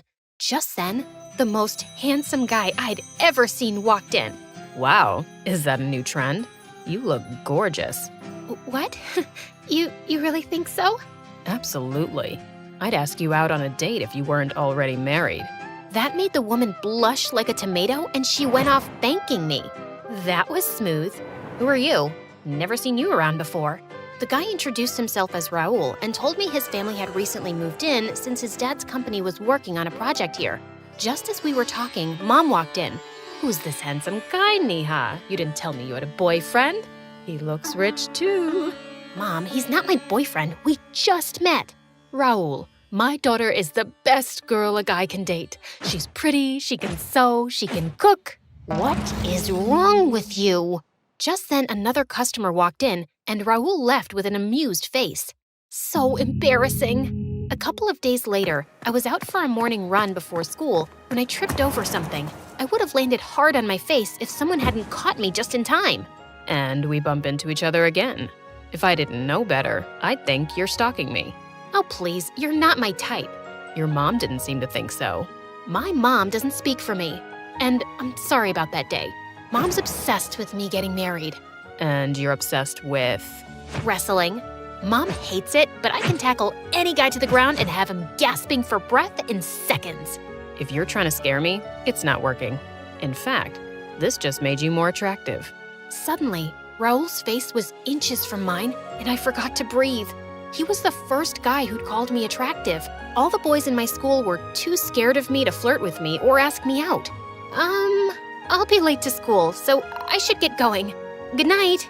I ran away like a bullet. Gosh, why did I sound like a moron? That day, I found a new girl in the wrestling arena. The coach told me her name was Mala and she'd recently joined our school. Best of luck, Mala. Weak people believe in dumb things like luck. I create my own destiny. Get ready to lose, loser. That was rude. Well, I'd show her who the loser was. Mala and I wrestled for what seemed like an eternity. Neither of us was willing to give up. She was stronger than she looked. That match resulted in a draw. But in the next one, I had her pinned to the ground in 30 seconds. I'd call you a loser too, but my mom taught me to never look down on anyone, unless you're admiring their shoes. Impressive. You've taken me by surprise. I haven't lost a single match in 7 years. The coach told me that Mala was participating in the state-level championship too, and I was probably going to be facing her off. Well, she better watch out. That day when I reached home, I was shocked to find Mom and Raul on the porch talking and laughing over tea like aunties. What's going on? What are you doing here? That's no way to speak to a guest. Where are your manners, Neha? I left them in the wrestling arena. Shh, keep your voice low. I don't want the neighbors to know about your stuff. They'll get to know about it anyway when she wins the state championship and her photos are all over the newspapers. How do you know that I'm participating in it? Your mom mentioned it. I'm encouraging her to come to your practice sessions and see how good you are. Why are you doing all this? Isn't it rather obvious? The way he was looking at me made my toes tingle. Fine, Raoul. I'll come because you asked. I was so annoyed that I'd never been able to convince her. But when she did come and saw how good I was, she was actually impressed. She started attending all my sessions and even cheered me on loudly. It was such a welcome change, and I was glad that she was finally supporting me. The competition day arrived, and as I'd expected, the final match was between me and Mala. Minutes before the match, Mom came to me. Neha, drink this holy water. This will ward off the evil eye and make you win. I didn't believe in such things, but I drank it to please her anyway. In the first round, Mala and I gave each other tough competition, and I won. But as the second round started, I felt my eyes blur. Suddenly, I felt really dizzy, and then I completely blacked out. When I woke up, I was in the hospital, and Mom and Raoul were beside me. What happened? The doctor did some tests and said you took drugs to boost your performance just before the competition. But it backfired and you passed out. He then told me the competition authorities had banned me from wrestling for the next 4 years because of the drugs. What? But I didn't take any. I swear, I've never even thought of... Suddenly, I remembered the water Mom gave me before the match. Wait, Mom, you gave me that water. What did you put in it? Nothing. I just... Neha, are you trying to blame me for this? Yes, I am. Didn't you always want me to give up wrestling? What have you done, Mom? Do you have any idea how hard I worked to reach here? How could you? It's the easiest thing to believe. I was fooled for thinking that you could ever support me, and I won't forgive you for this, Mom. The day I was discharged from the hospital, I packed my bags and left for the city. I just couldn't be around Mom right now. A friend of mine let me stay with her, and I started waitressing at a small restaurant to earn money. It was really lonely for a while. I wasn't talking to Mom, and even Raoul had been out of touch since he was busy with work. Soon it was Diwali, and I hated not celebrating it at home. On Diwali night, I got a call from Uncle Raj, and I broke down and told him everything that had happened. Neha, parents can be wrong, but they always mean well for their kids. I know your mom went too far, but I don't believe that she would ever hurt you on purpose. But she did hurt me, Uncle. I worked really hard for something for years, and she ruined it in a minute. And she'll never admit she's wrong. And until then, I don't think I can forgive her. A few days later, I got home from work to find Uncle Raj's car parked outside. I hugged him tight and let him in, and he had some shocking news for me. When you told me about everything that day, I just knew something fishy was going on. So I made some investigations about Raoul. First, turns out he's not some businessman's son like he says. He just works for a small medical company. So I guess he knows plenty about drugs. What are you saying? Raoul added something to my water? But why? Because he was dating Mala at the time, and he did it to kick you out of the competition so she'd win. But he didn't do it for her. He's run away with all her prize money, and Mala has officially lodged a police complaint against him. So Mom didn't give me the drugs? No, she didn't. I know she's been tough on you, but that just didn't sound like my sister. Uncle Raj said he'd located Raoul, and I was there when the police arrested him. As he was being taken away, I couldn't resist giving him a kick, too.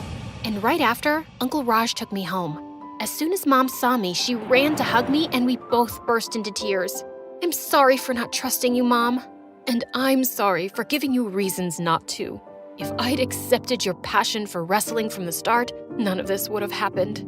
Thanks to Uncle Raj, all charges against me were dropped, and I got to participate in the Nationals next year, where I won several medals. A couple of years later, I represented India in an international competition and won gold. That entire week, friends and relatives kept dropping in to congratulate us.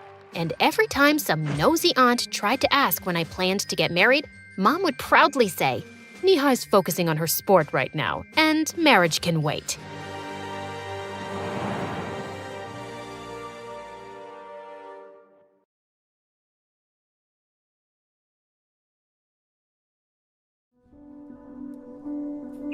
Hi everyone, my name is Maze and this is my story.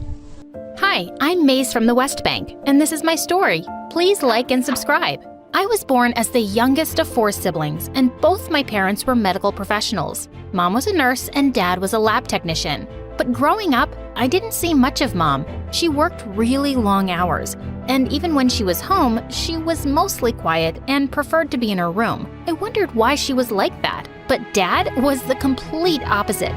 He was always home in time to cook dinner and help my siblings with their homework. And no matter how tired he was, he would read me stories every night. Daddy, you cheated. You skipped a few pages. What? No, I didn't. Last night, the princess was in the forest, remember? You have to read from here again. But the story's almost finished now, sweetie. From the forest, Daddy? You know she never forgets anything, Dad. It was true. Growing up, I observed everything and had the best memory. If anyone had trouble remembering anything, they asked me. Maze, do you remember seeing my keys anywhere? Yeah, Mom. You put them in the fridge next to the milk. Maze, do you know where my pink shoes are? They've been in the garage since September. Honey, what was that joke I told you 2 weeks ago that made you laugh so much? Oh, what do a clown's farts smell like? They smell funny. My parents would drop me off at Grandma's every day before going to work. She lived with my aunt and uncle and adored me, but I never liked Aunt much. She always had something to say about Mom. Oh, Maze, your hair looks terrible. Doesn't your mother ever brush it? Poor child, you look thin. Is your mother too busy to cook? Well, it was true that Mom never did those things, but I still felt annoyed. And one day as I was playing with my cousin, I heard Aunt say to a visitor, "Oh, that one, she's my niece. Her mother dumps her here every day because she cares more about herself than her own child."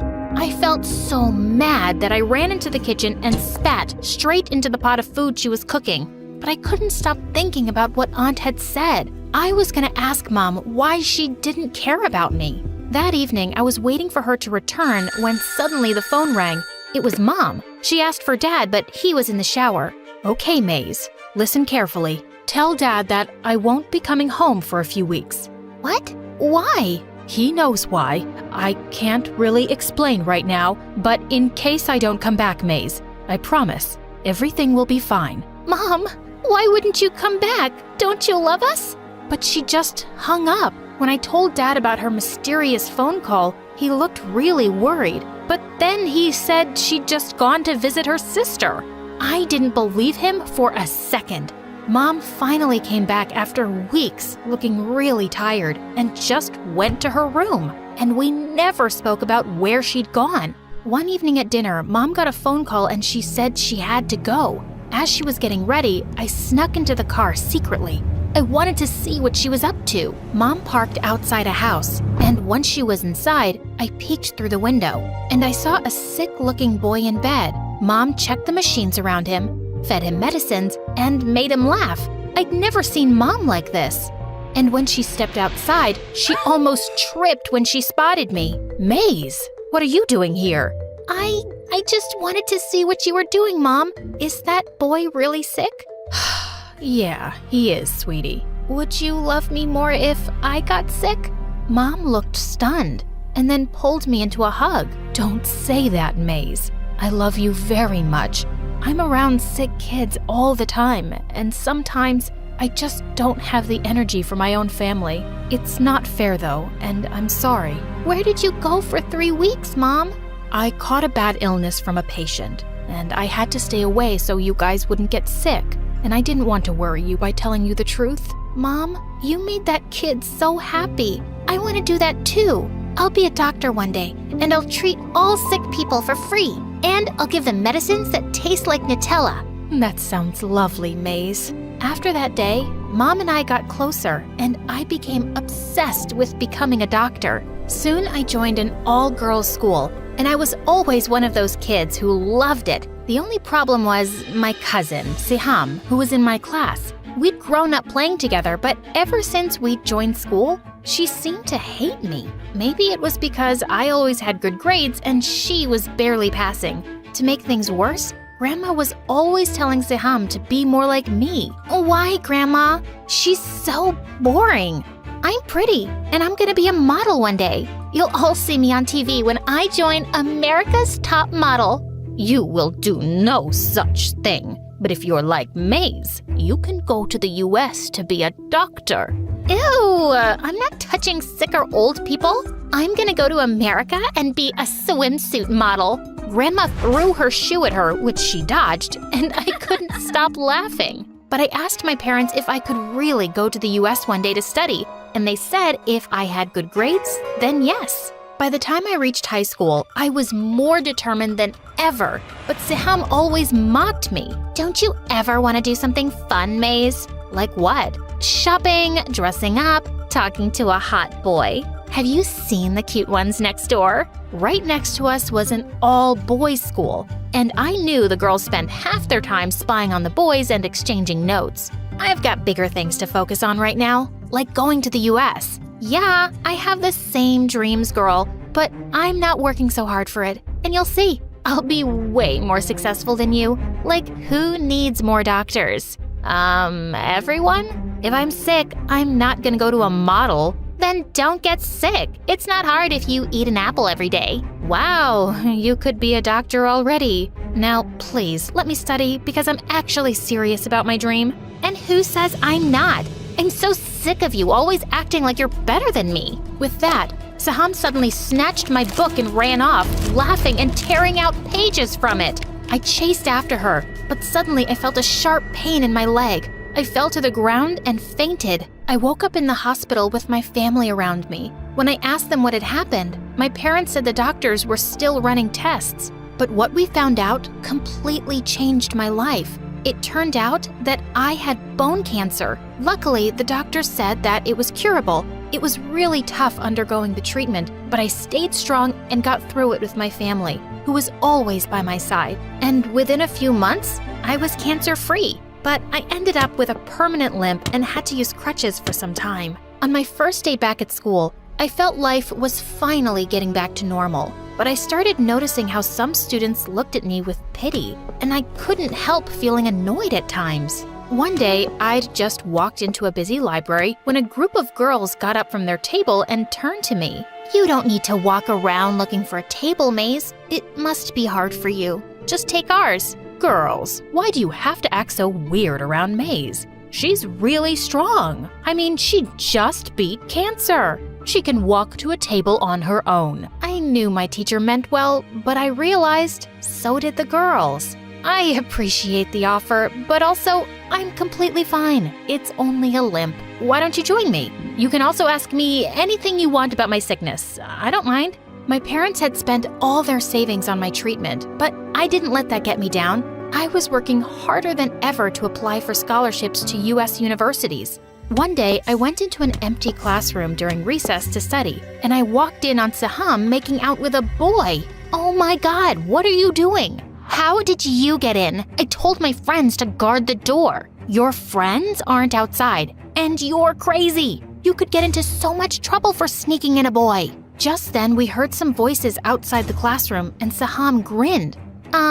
No, I won't. With that, she jumped out of the window. And of course, I couldn't do that. And seconds later, a teacher walked in. We were taken to the principal, and even my parents were called. They all believed that I hadn't sneaked the boy in, but I also refused to tell him who did. And the boy didn't even know Siham's name. Maze, I will have to suspend you since you're covering up for the culprit. But I didn't give them Siham's name, and I got suspended for a week. I was so mad at that witch. But soon, I got some news that made me forget everything. I received an acceptance letter from a top-ranking medical school in the US on full scholarship. My parents and siblings were overjoyed for me, and I couldn't wait to tell Grandma. But when I went to visit her with Mom, she didn't look happy to see me. What's wrong, Grandma?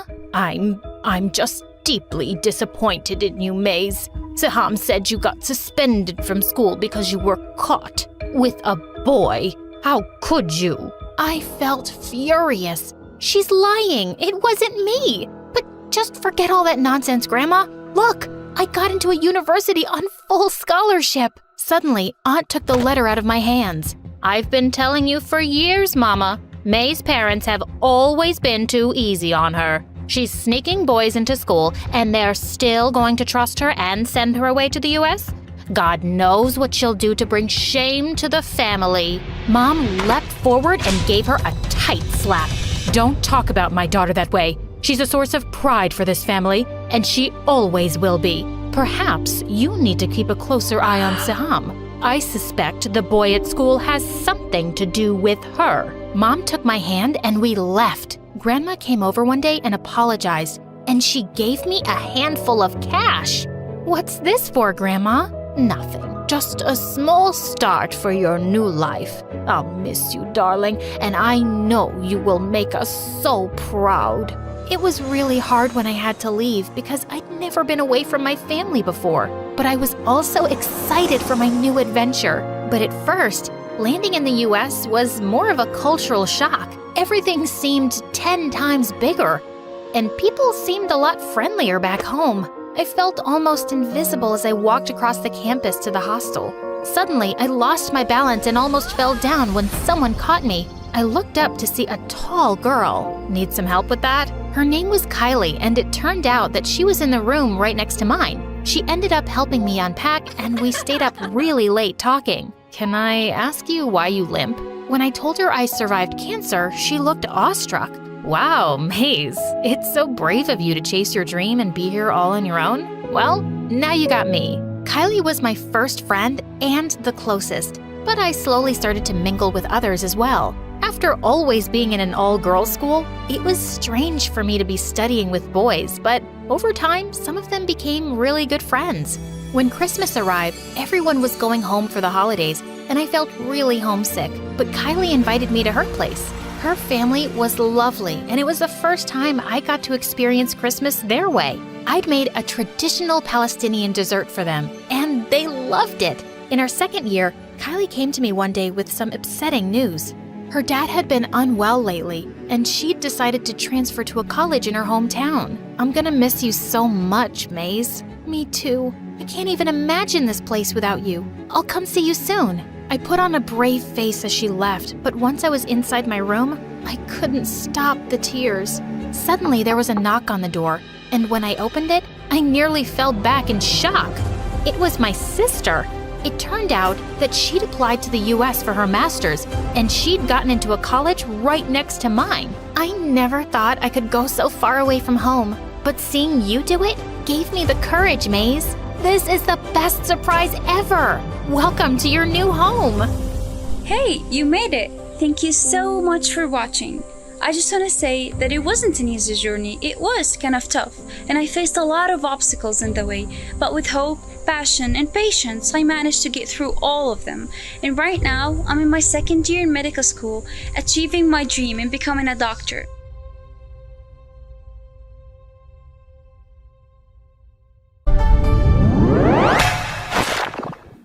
I could not believe it was finally happening. I was going to meet my mom.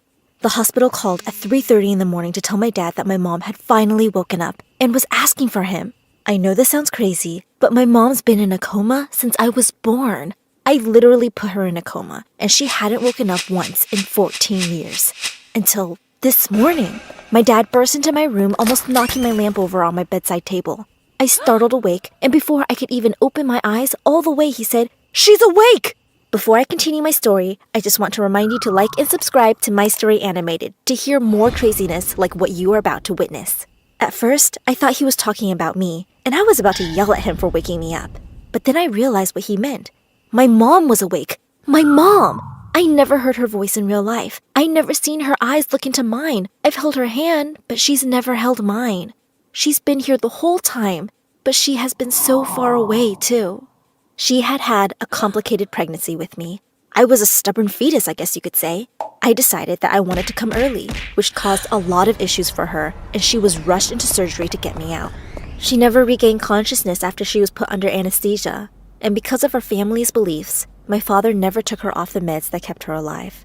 I'd always had a feeling that at some point, I would have to be the one to end my mom's life. But thankfully, it didn't sound like that was going to have to happen after all. I bolted out of bed and ran to get my brother up. He was 2 years older than me, so he only remembers small fragments of Mom in real life. He remembers her singing Twinkle Twinkle Little Star every night, and she made the best chocolate chip pancakes in the world.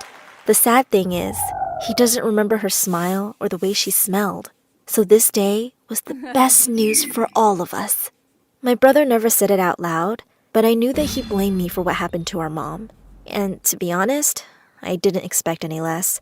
He was nice to me growing up, but I always felt like there was something between us that wouldn't allow us to get closer. He hadn't forgiven me. Did you know the longest time someone has been in a coma was 19 years? Terry Wallace was in a coma for many years before he woke up on June 11, 2003. The ride to the hospital seemed to last forever, and we all rushed in as soon as my dad got the car in park. Our happy reunion was cut short when the doctor stopped us outside of my mom's room. He had a grave look on his face. Something was wrong. "She wants to see Emma," the doctor said, and my dad pulled me forward. He said no problem and tried to get the doctor to open the door. "No, see," the doctor started. "She doesn't understand that Emma is a teenager now. She thinks that she just gave birth to her several hours ago." I think all of our faces turned white. Of course, we had thought this could happen, but we didn't know what to do when it finally came to be. The doctor told my dad that he didn't want to shock my mother until we were all here at the hospital with her, and we could introduce me. This wasn't going to be easy, and we all knew that. I held my breath as my dad and the doctor went into my mother's room. All I could hear was some muffled talking from the doctor and my dad. Then my mom started to scream uncontrollably. "Bring me my baby!" I got goosebumps up and down my arms. This was probably the most afraid that I've ever been in my life. I was so afraid that my mother was going to hate me and that she was going to think I ruined her life too. I almost ran out of the hospital, but my brother nudged me forward. The door to the hospital room stood open in front of me, and I walked through. I had never seen my mom with her eyes open. She already looked so much more full of life than she had just days ago. "Hi, Mom," I said, twirling my fingers through my hair. I did that when I was nervous. My mom was doing the same with hers, as she said, "Hi." My dad said that it was okay to step closer. I couldn't help but start to cry as I walked up to my mom. She had the same hair color as me, and her eyes were just as blue. My dad had always told me I looked like her, but I never could see it until now. In that moment, I felt like my mom had come back from the dead. I know she'd been here this whole time, but she was as good as gone. I touched her face and her eyes lit up. It's like she knew it was me. It's like she remembered my soul when she carried me in her stomach. "It is you," she said, and she wrapped me in a humongous hug. We bawled together on the bed for quite some time. Then my mom pulled away from me and wiped her tears. "It's so nice to finally meet you. The last time I saw you, you were on a black and white screen," she chuckled, talking about the sonogram. "I've grown since then," I giggled, and wrapped my hand around hers. Since Mom had been in bed for so long, most of her muscles were weakened. She'd need lots of physical therapy to get them back into shape. She wouldn't be able to leave the hospital for a couple of weeks, maybe even a month. And when she did leave, she would still be required to do lots of physical therapy and other therapies, I guess. Those other therapies would help her deal with all the time that had passed and missing out on our lives and things like that. The one thing we didn't know how to tell her was that our dad was remarried. We'd had a stepmom for the last 3 years. My brother and I had given our dad our blessing to start dating again after the 10-year anniversary of when my mom went into a coma. He'd been so lonely. He'd basically only lived for us, and having someone there to help with the kids would be amazing too. We decided we weren't going to tell my mom that first day. We thought it would be too much to add to everything else that was going on. On the ride home, my brother blurted out that he didn't think we should tell Mom at all. He thought we should make our stepmom move out, which I didn't think was such a bad idea either. Our dad wasn't going for that. He hadn't fallen out of love with my mom. He'd just become stagnant. And the fact that she was awake now seemed to be weighing heavy on his mind. He was silent almost the entire ride home. When we pulled into the driveway, I asked if he was okay. He looked at me with tears in his eyes and said he just didn't know what to do. We walked into the house and gave each other the biggest hugs. Our stepmom walked up and asked if we were okay. She knew what had happened and all of the craziness that was now going to continue. Except she thought that my dad didn't love my mom anymore and that they were actually divorced, when in fact, he'd never divorced our mom in the first place. This was going to be hell for sure. Later on that night, while my brother and I were supposed to be sleeping, we snuck down the stairway to listen to my dad and stepmom talking in the kitchen. "So what are we going to do?" my stepmom was asking. My dad was silent when she continued, saying that obviously we would need to contact my mom's family and have them help out. My dad said we were her family, and she would stay with us. My stepmom hated that idea and suggested that we get a hotel room for her until we could figure something out. That's when he dropped the bomb. "We're still married," he blurted. My stepmom nodded. "Yes, we are, and I have every right to say what happens in this house." He gave my stepmom the side eye and said, "No, I mean that I'm still married to her." "So we aren't even legally married?" My dad shook his head. I could tell he was crying again. My stepmom let out the biggest scream I'd ever heard. I think it blew out my eardrums. With ears ringing, my brother and I rushed down the stairs when my stepmom was slinging horrible words at my father, her face in a red rage. Her things were packed within a few hours, and she was off to her sister's house. I could tell my dad was hurt, but he looked almost relieved as well. By the end of the week, my mom was ready to come home. We set up the guest room for her, but we were surprised when she came in the house and went directly to the master bedroom. My dad didn't say anything, but my brother spoke up. He told her to put her things in the guest room, and she looked hurt. "It's okay, Mom. You can sleep in the master bedroom tonight," I tried to assure her. "Tonight? It's my bed, my house." She looked confused and worried. Then she asked where our stepmom was. We told her she left, and I don't know if I saw relief on her face or terror.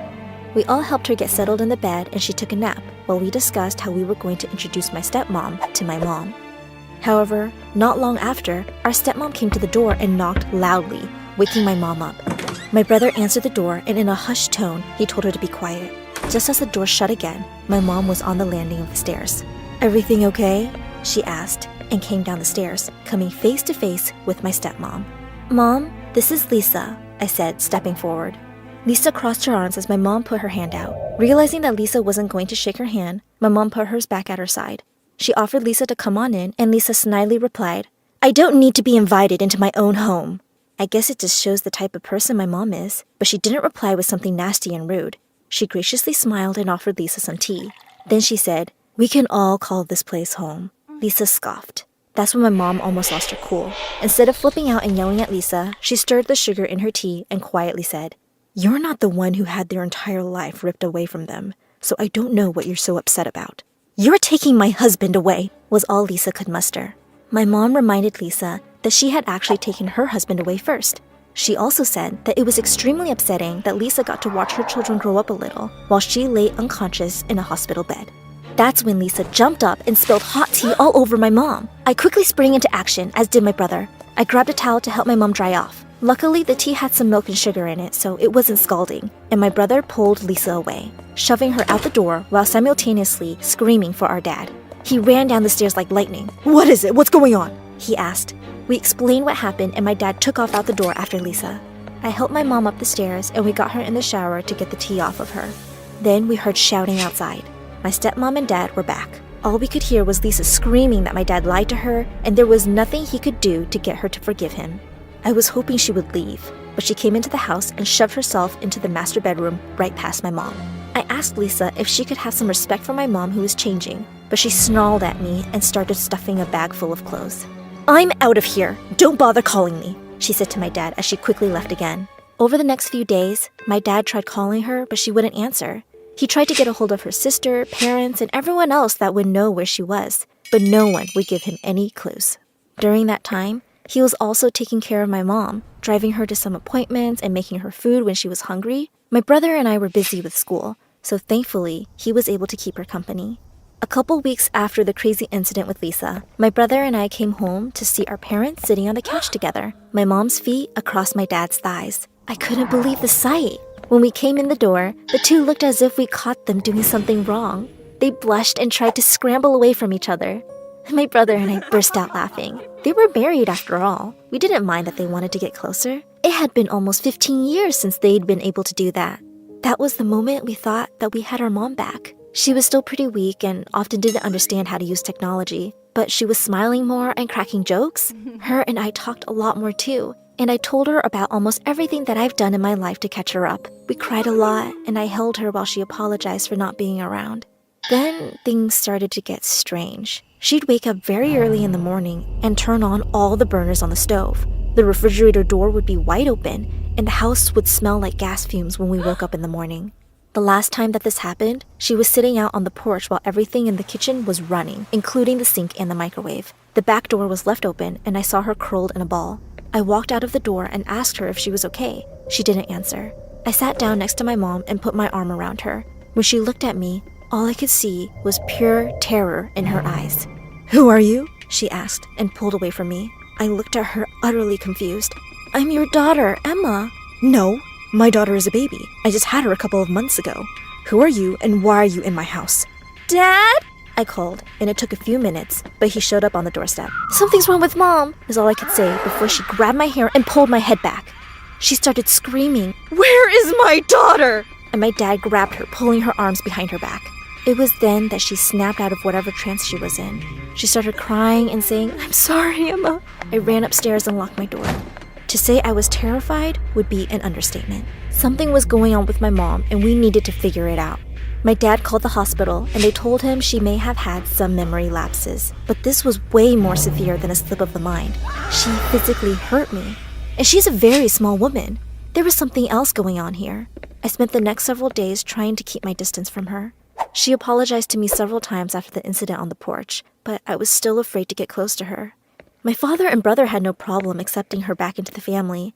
They would play board games and watch movies together, but every time that I would join in, I could tell that a dark mask fell over my mom's face.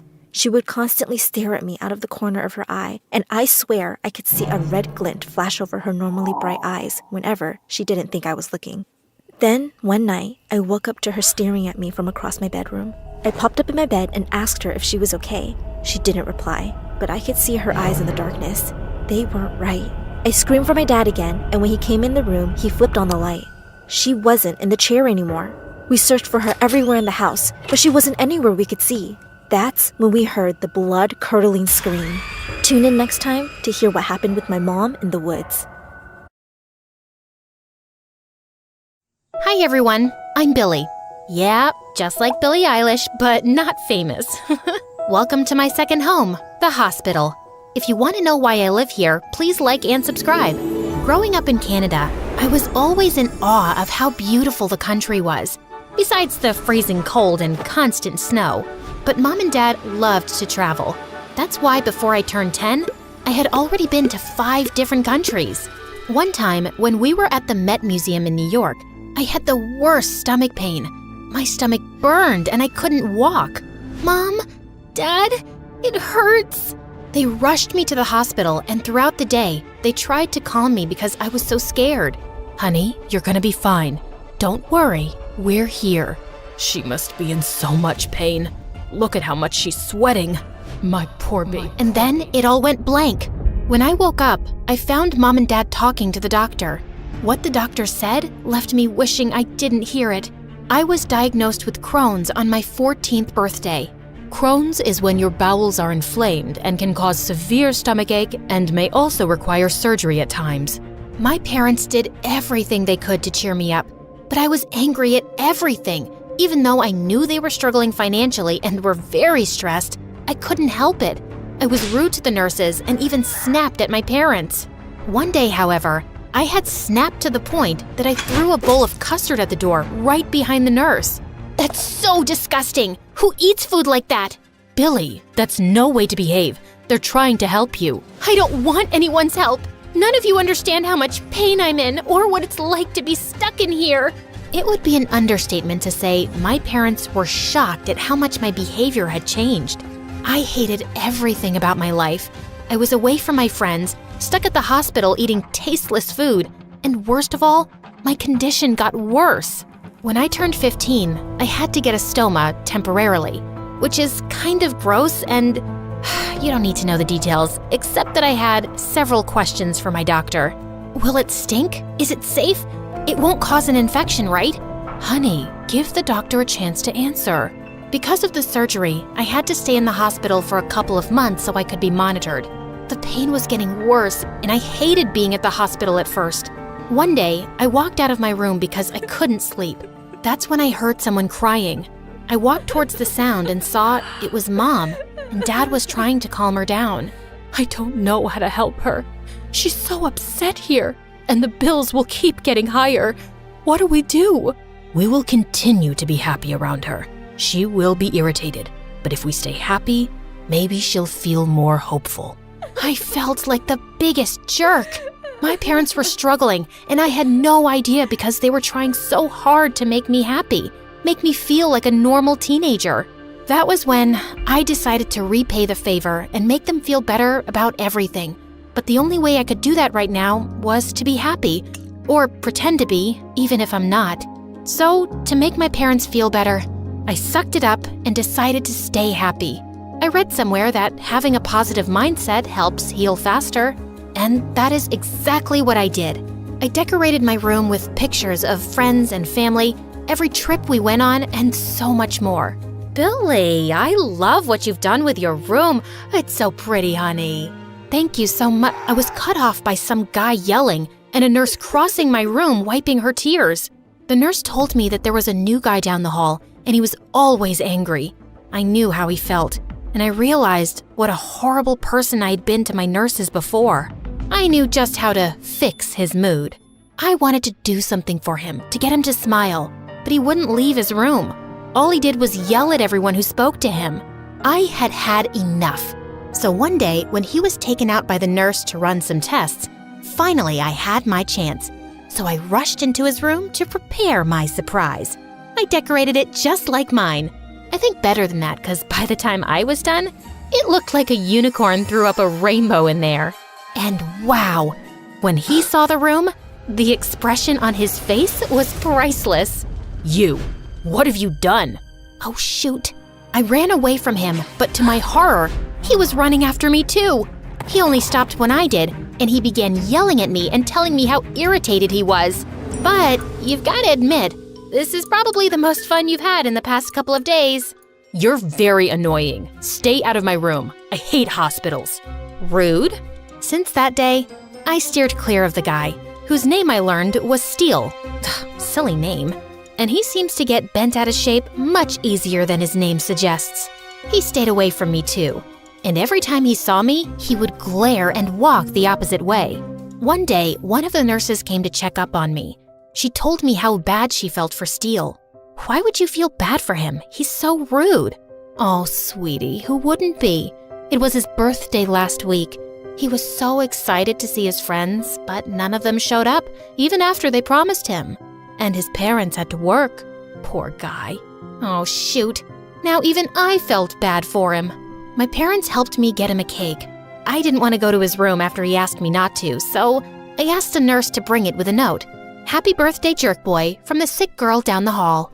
5 minutes later, I saw someone's shadow under my door, walking up and down the hallway. And then I heard a knock. Hey, sick girl. What do you do when you can't sleep? Wow. Took you 6 rounds up and down the hallway to ask me that? Just stare at the stars, I guess. He just rolled his eyes at me. I brushed past him and dragged him with me to my favorite spot. We went to the courtyard and sat on the bench looking at the stars. I'm sorry. It's just that I hate missing out on everything. Why do I have to be sick? Why can't I just have a life like every other kid my age? It's just not fair. I was like that too at the beginning. But then I realized how much my parents continue to do for me, and what I'm trying to say is, you shouldn't just pay attention to what you don't have.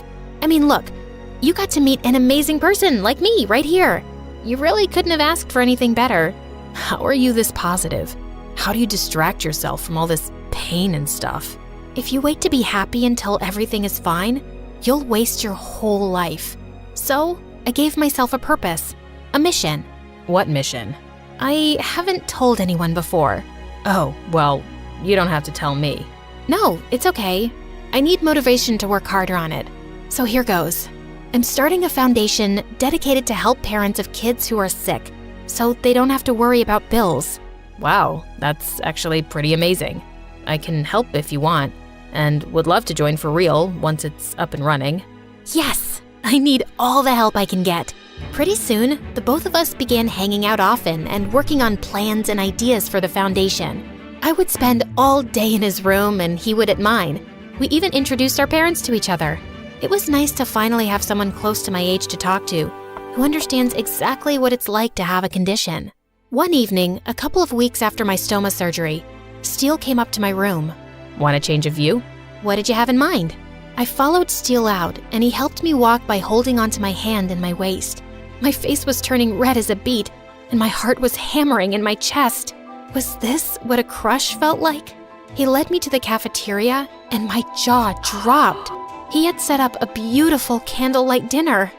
Whoa, Steele, I didn't know you were such a sap. Why? All you do is work to help other people. You deserve something just for you. Thank you. This is so beautiful. He led me to the table, and it was all set up. The food was still steaming. Steele even pulled out the chair for me to sit first. What a gentleman. You know, even before I was sick, I wasn't very nice. I was rude, angry, and took everything for granted. And then I met you. I didn't know anyone could be so fun and positive while things aren't going the way they want. As much as I hate the hospital, I'm glad I'm here. It was so sweet. But then he leaned in to kiss me. I put my hands against his chest. Steele, we can't kiss. You could get sick. The look on his face broke my heart. So I held his hand in mine instead, and he smiled. The next day, I woke up with the biggest smile. Yesterday was like a dream come true, a fairy tale. Just then, the doctor and my parents walked in to talk to me. Honey, guess what? You get to go home, finally! What? You're all good now. You'll just have to come for a checkup in a few months, but other than that, you're fine. You can leave here today. Isn't that great, sweetheart? It is. It's amazing. While Mom and Dad were taking care of all the last-minute paperwork, I walked over to Steele's room. He gave me the tightest hug as soon as he saw me. Steele, I have some news. I'm being discharged today. I leave in a couple of hours. That's great news, Billy. Why aren't you excited about it? Because once I leave, I won't be able to visit you. I'll be moving back to Canada. Oh, is there... The first few months, I thought every other person I saw on the street was Steele. Everywhere I looked, there he was. I felt like Cupid had hit me with a bucket of love with Steele's name on it, but I pushed it aside. There was nothing I could do. As the years passed, life got in the way, and eventually, we both lost touch with each other. I got extremely busy with completing high school, trying to get into a university, and with the foundation. I put all of my focus on getting it open. After organizing talent shows and competitions as fundraisers and to get some awareness on it, I got some attention and eventually got to meet the CEOs of the biggest organizations who wanted to help me out with my own foundation. But I was in for a shock when I spoke to them. So, from all the donations and money you make, we will get 40% of the cut, and you can decide how much you want to keep and give the rest to the families. I'm sorry, but did you just suggest that you and I take the majority of the money that is supposed to go to struggling families? Of course. I don't agree. That is not the goal of my foundation. You're just a child. This is how it works. I have nothing to lose if you deny this offer. It's just you who will struggle. I was fuming with rage when I stepped out. I ranted about it for days to my parents. I had to take matters into my own hands. I worked hard for years at university and internships. And finally, at the age of 22, I opened my very own foundation. It became known globally. I was one of the youngest CEOs in the world, and I was on many magazine covers as well. I'm not gonna lie, that was fun and it made me feel great. But it wasn't the fame I was after. It was the families I got to help out.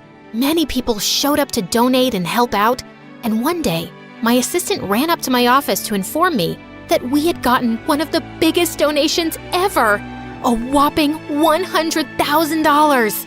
He's here right now, and he wants to work with us as well. Isn't this exciting? Can I show him in? 100,000? Yes, of course. I can't wait to meet this angel of a person. I'm an angel now? I thought I was the jerk boy. It was Steele. I couldn't believe my eyes. 6 years later, and he was finally here. So I'm perfectly healthy now. Do you think we could pick up where we left off? Maybe I take you out somewhere that doesn't serve hospital food? I'm so happy for you, Steele. And I know a great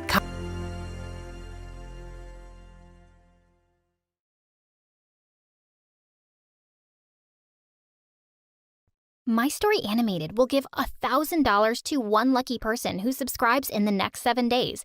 Tell your friends, your sister, brother, and mom to subscribe now. Hi, my name is Bree, and I was never very good at school, like ever. It was just always so hard.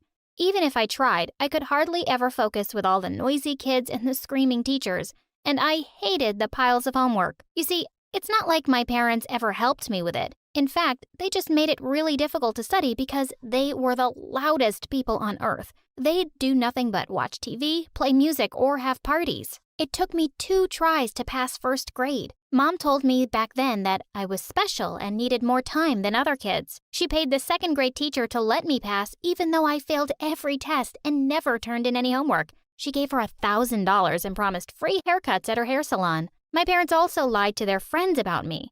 Bree? Oh, she's so smart. Smartest one in her class, in fact. It's a good thing we enrolled her in that private school on the other side of town. They really focus on gifted kids there. It's one of the best schools in the country. Almost guaranteed she gets into college. They lied and lied and lied. But one day, the truth came out.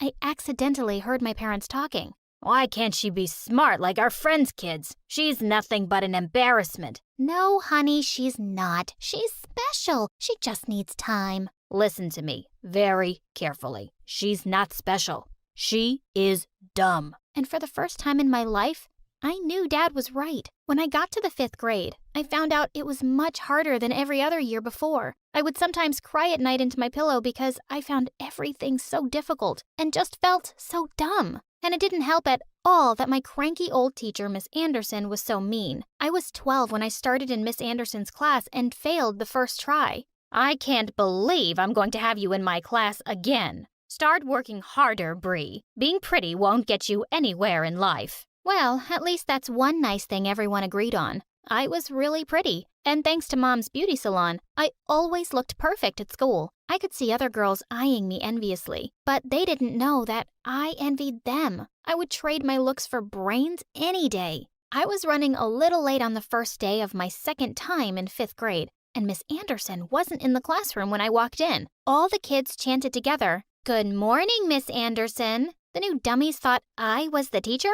Good morning, class. Today, we're going to have some fun with math. I grabbed a marker and started writing on the whiteboard. If a grumpy old woman started teaching math 25 years ago when she was 60 years old, how old is she today? 85. Oh, use your indoor voices, kids, but good job. Now, what if... What do you think you're doing? There was Miss Anderson in the doorway, breathing like a dragon. She did not look happy when she saw the math problem on the board. And well, she sent me to the principal's office. Days later, I became friends with Melinda. Now, she was a little genius. She could spell all sorts of gigantic words, do math sums in her head, and rattle off the entire periodic table. I became a little obsessed with her. I wanted to find out more about what made her so smart. So, of course, I decided to follow her home one day. While she was having lunch downstairs, I snuck into her room to take a peek, and I gasped. I'd never seen so many books in my life. I saw a box of chocolates on her desk and quickly popped a few into my mouth. Maybe eating these made her smarter. Just then, I turned around in horror to see Melinda and her parents behind me. They thought I was some kind of kidnapper or thief, but they seemed even more weirded out when Melinda told them I was in her class. Yeah, she's super dumb. She probably got lost and thinks this is her house. Now go away, stupid. And I ran off before I got into any trouble. Of course, Melinda never spoke to me again. I finished the 5th grade by some miracle. On my first day of the 6th grade, a boy named Dante showed up to drop off lunch for his little sister. I knew him the moment I saw him. He was one of the smart people I was stalking on Facebook. He was in 10th grade and just so cute. He started walking towards me because I was sitting next to his sister. I wanted to impress a smart guy like him. So I jumped onto the bench, sat like a chimpanzee, and started eating a banana. Are you okay? Never better. Do you know that chimpanzees eat 150 pounds of bananas each day? That's a lot of bananas, actually. Are you done with your amount of bananas for the day? Did he just call me a chimpanzee? Which one is yours? Mine?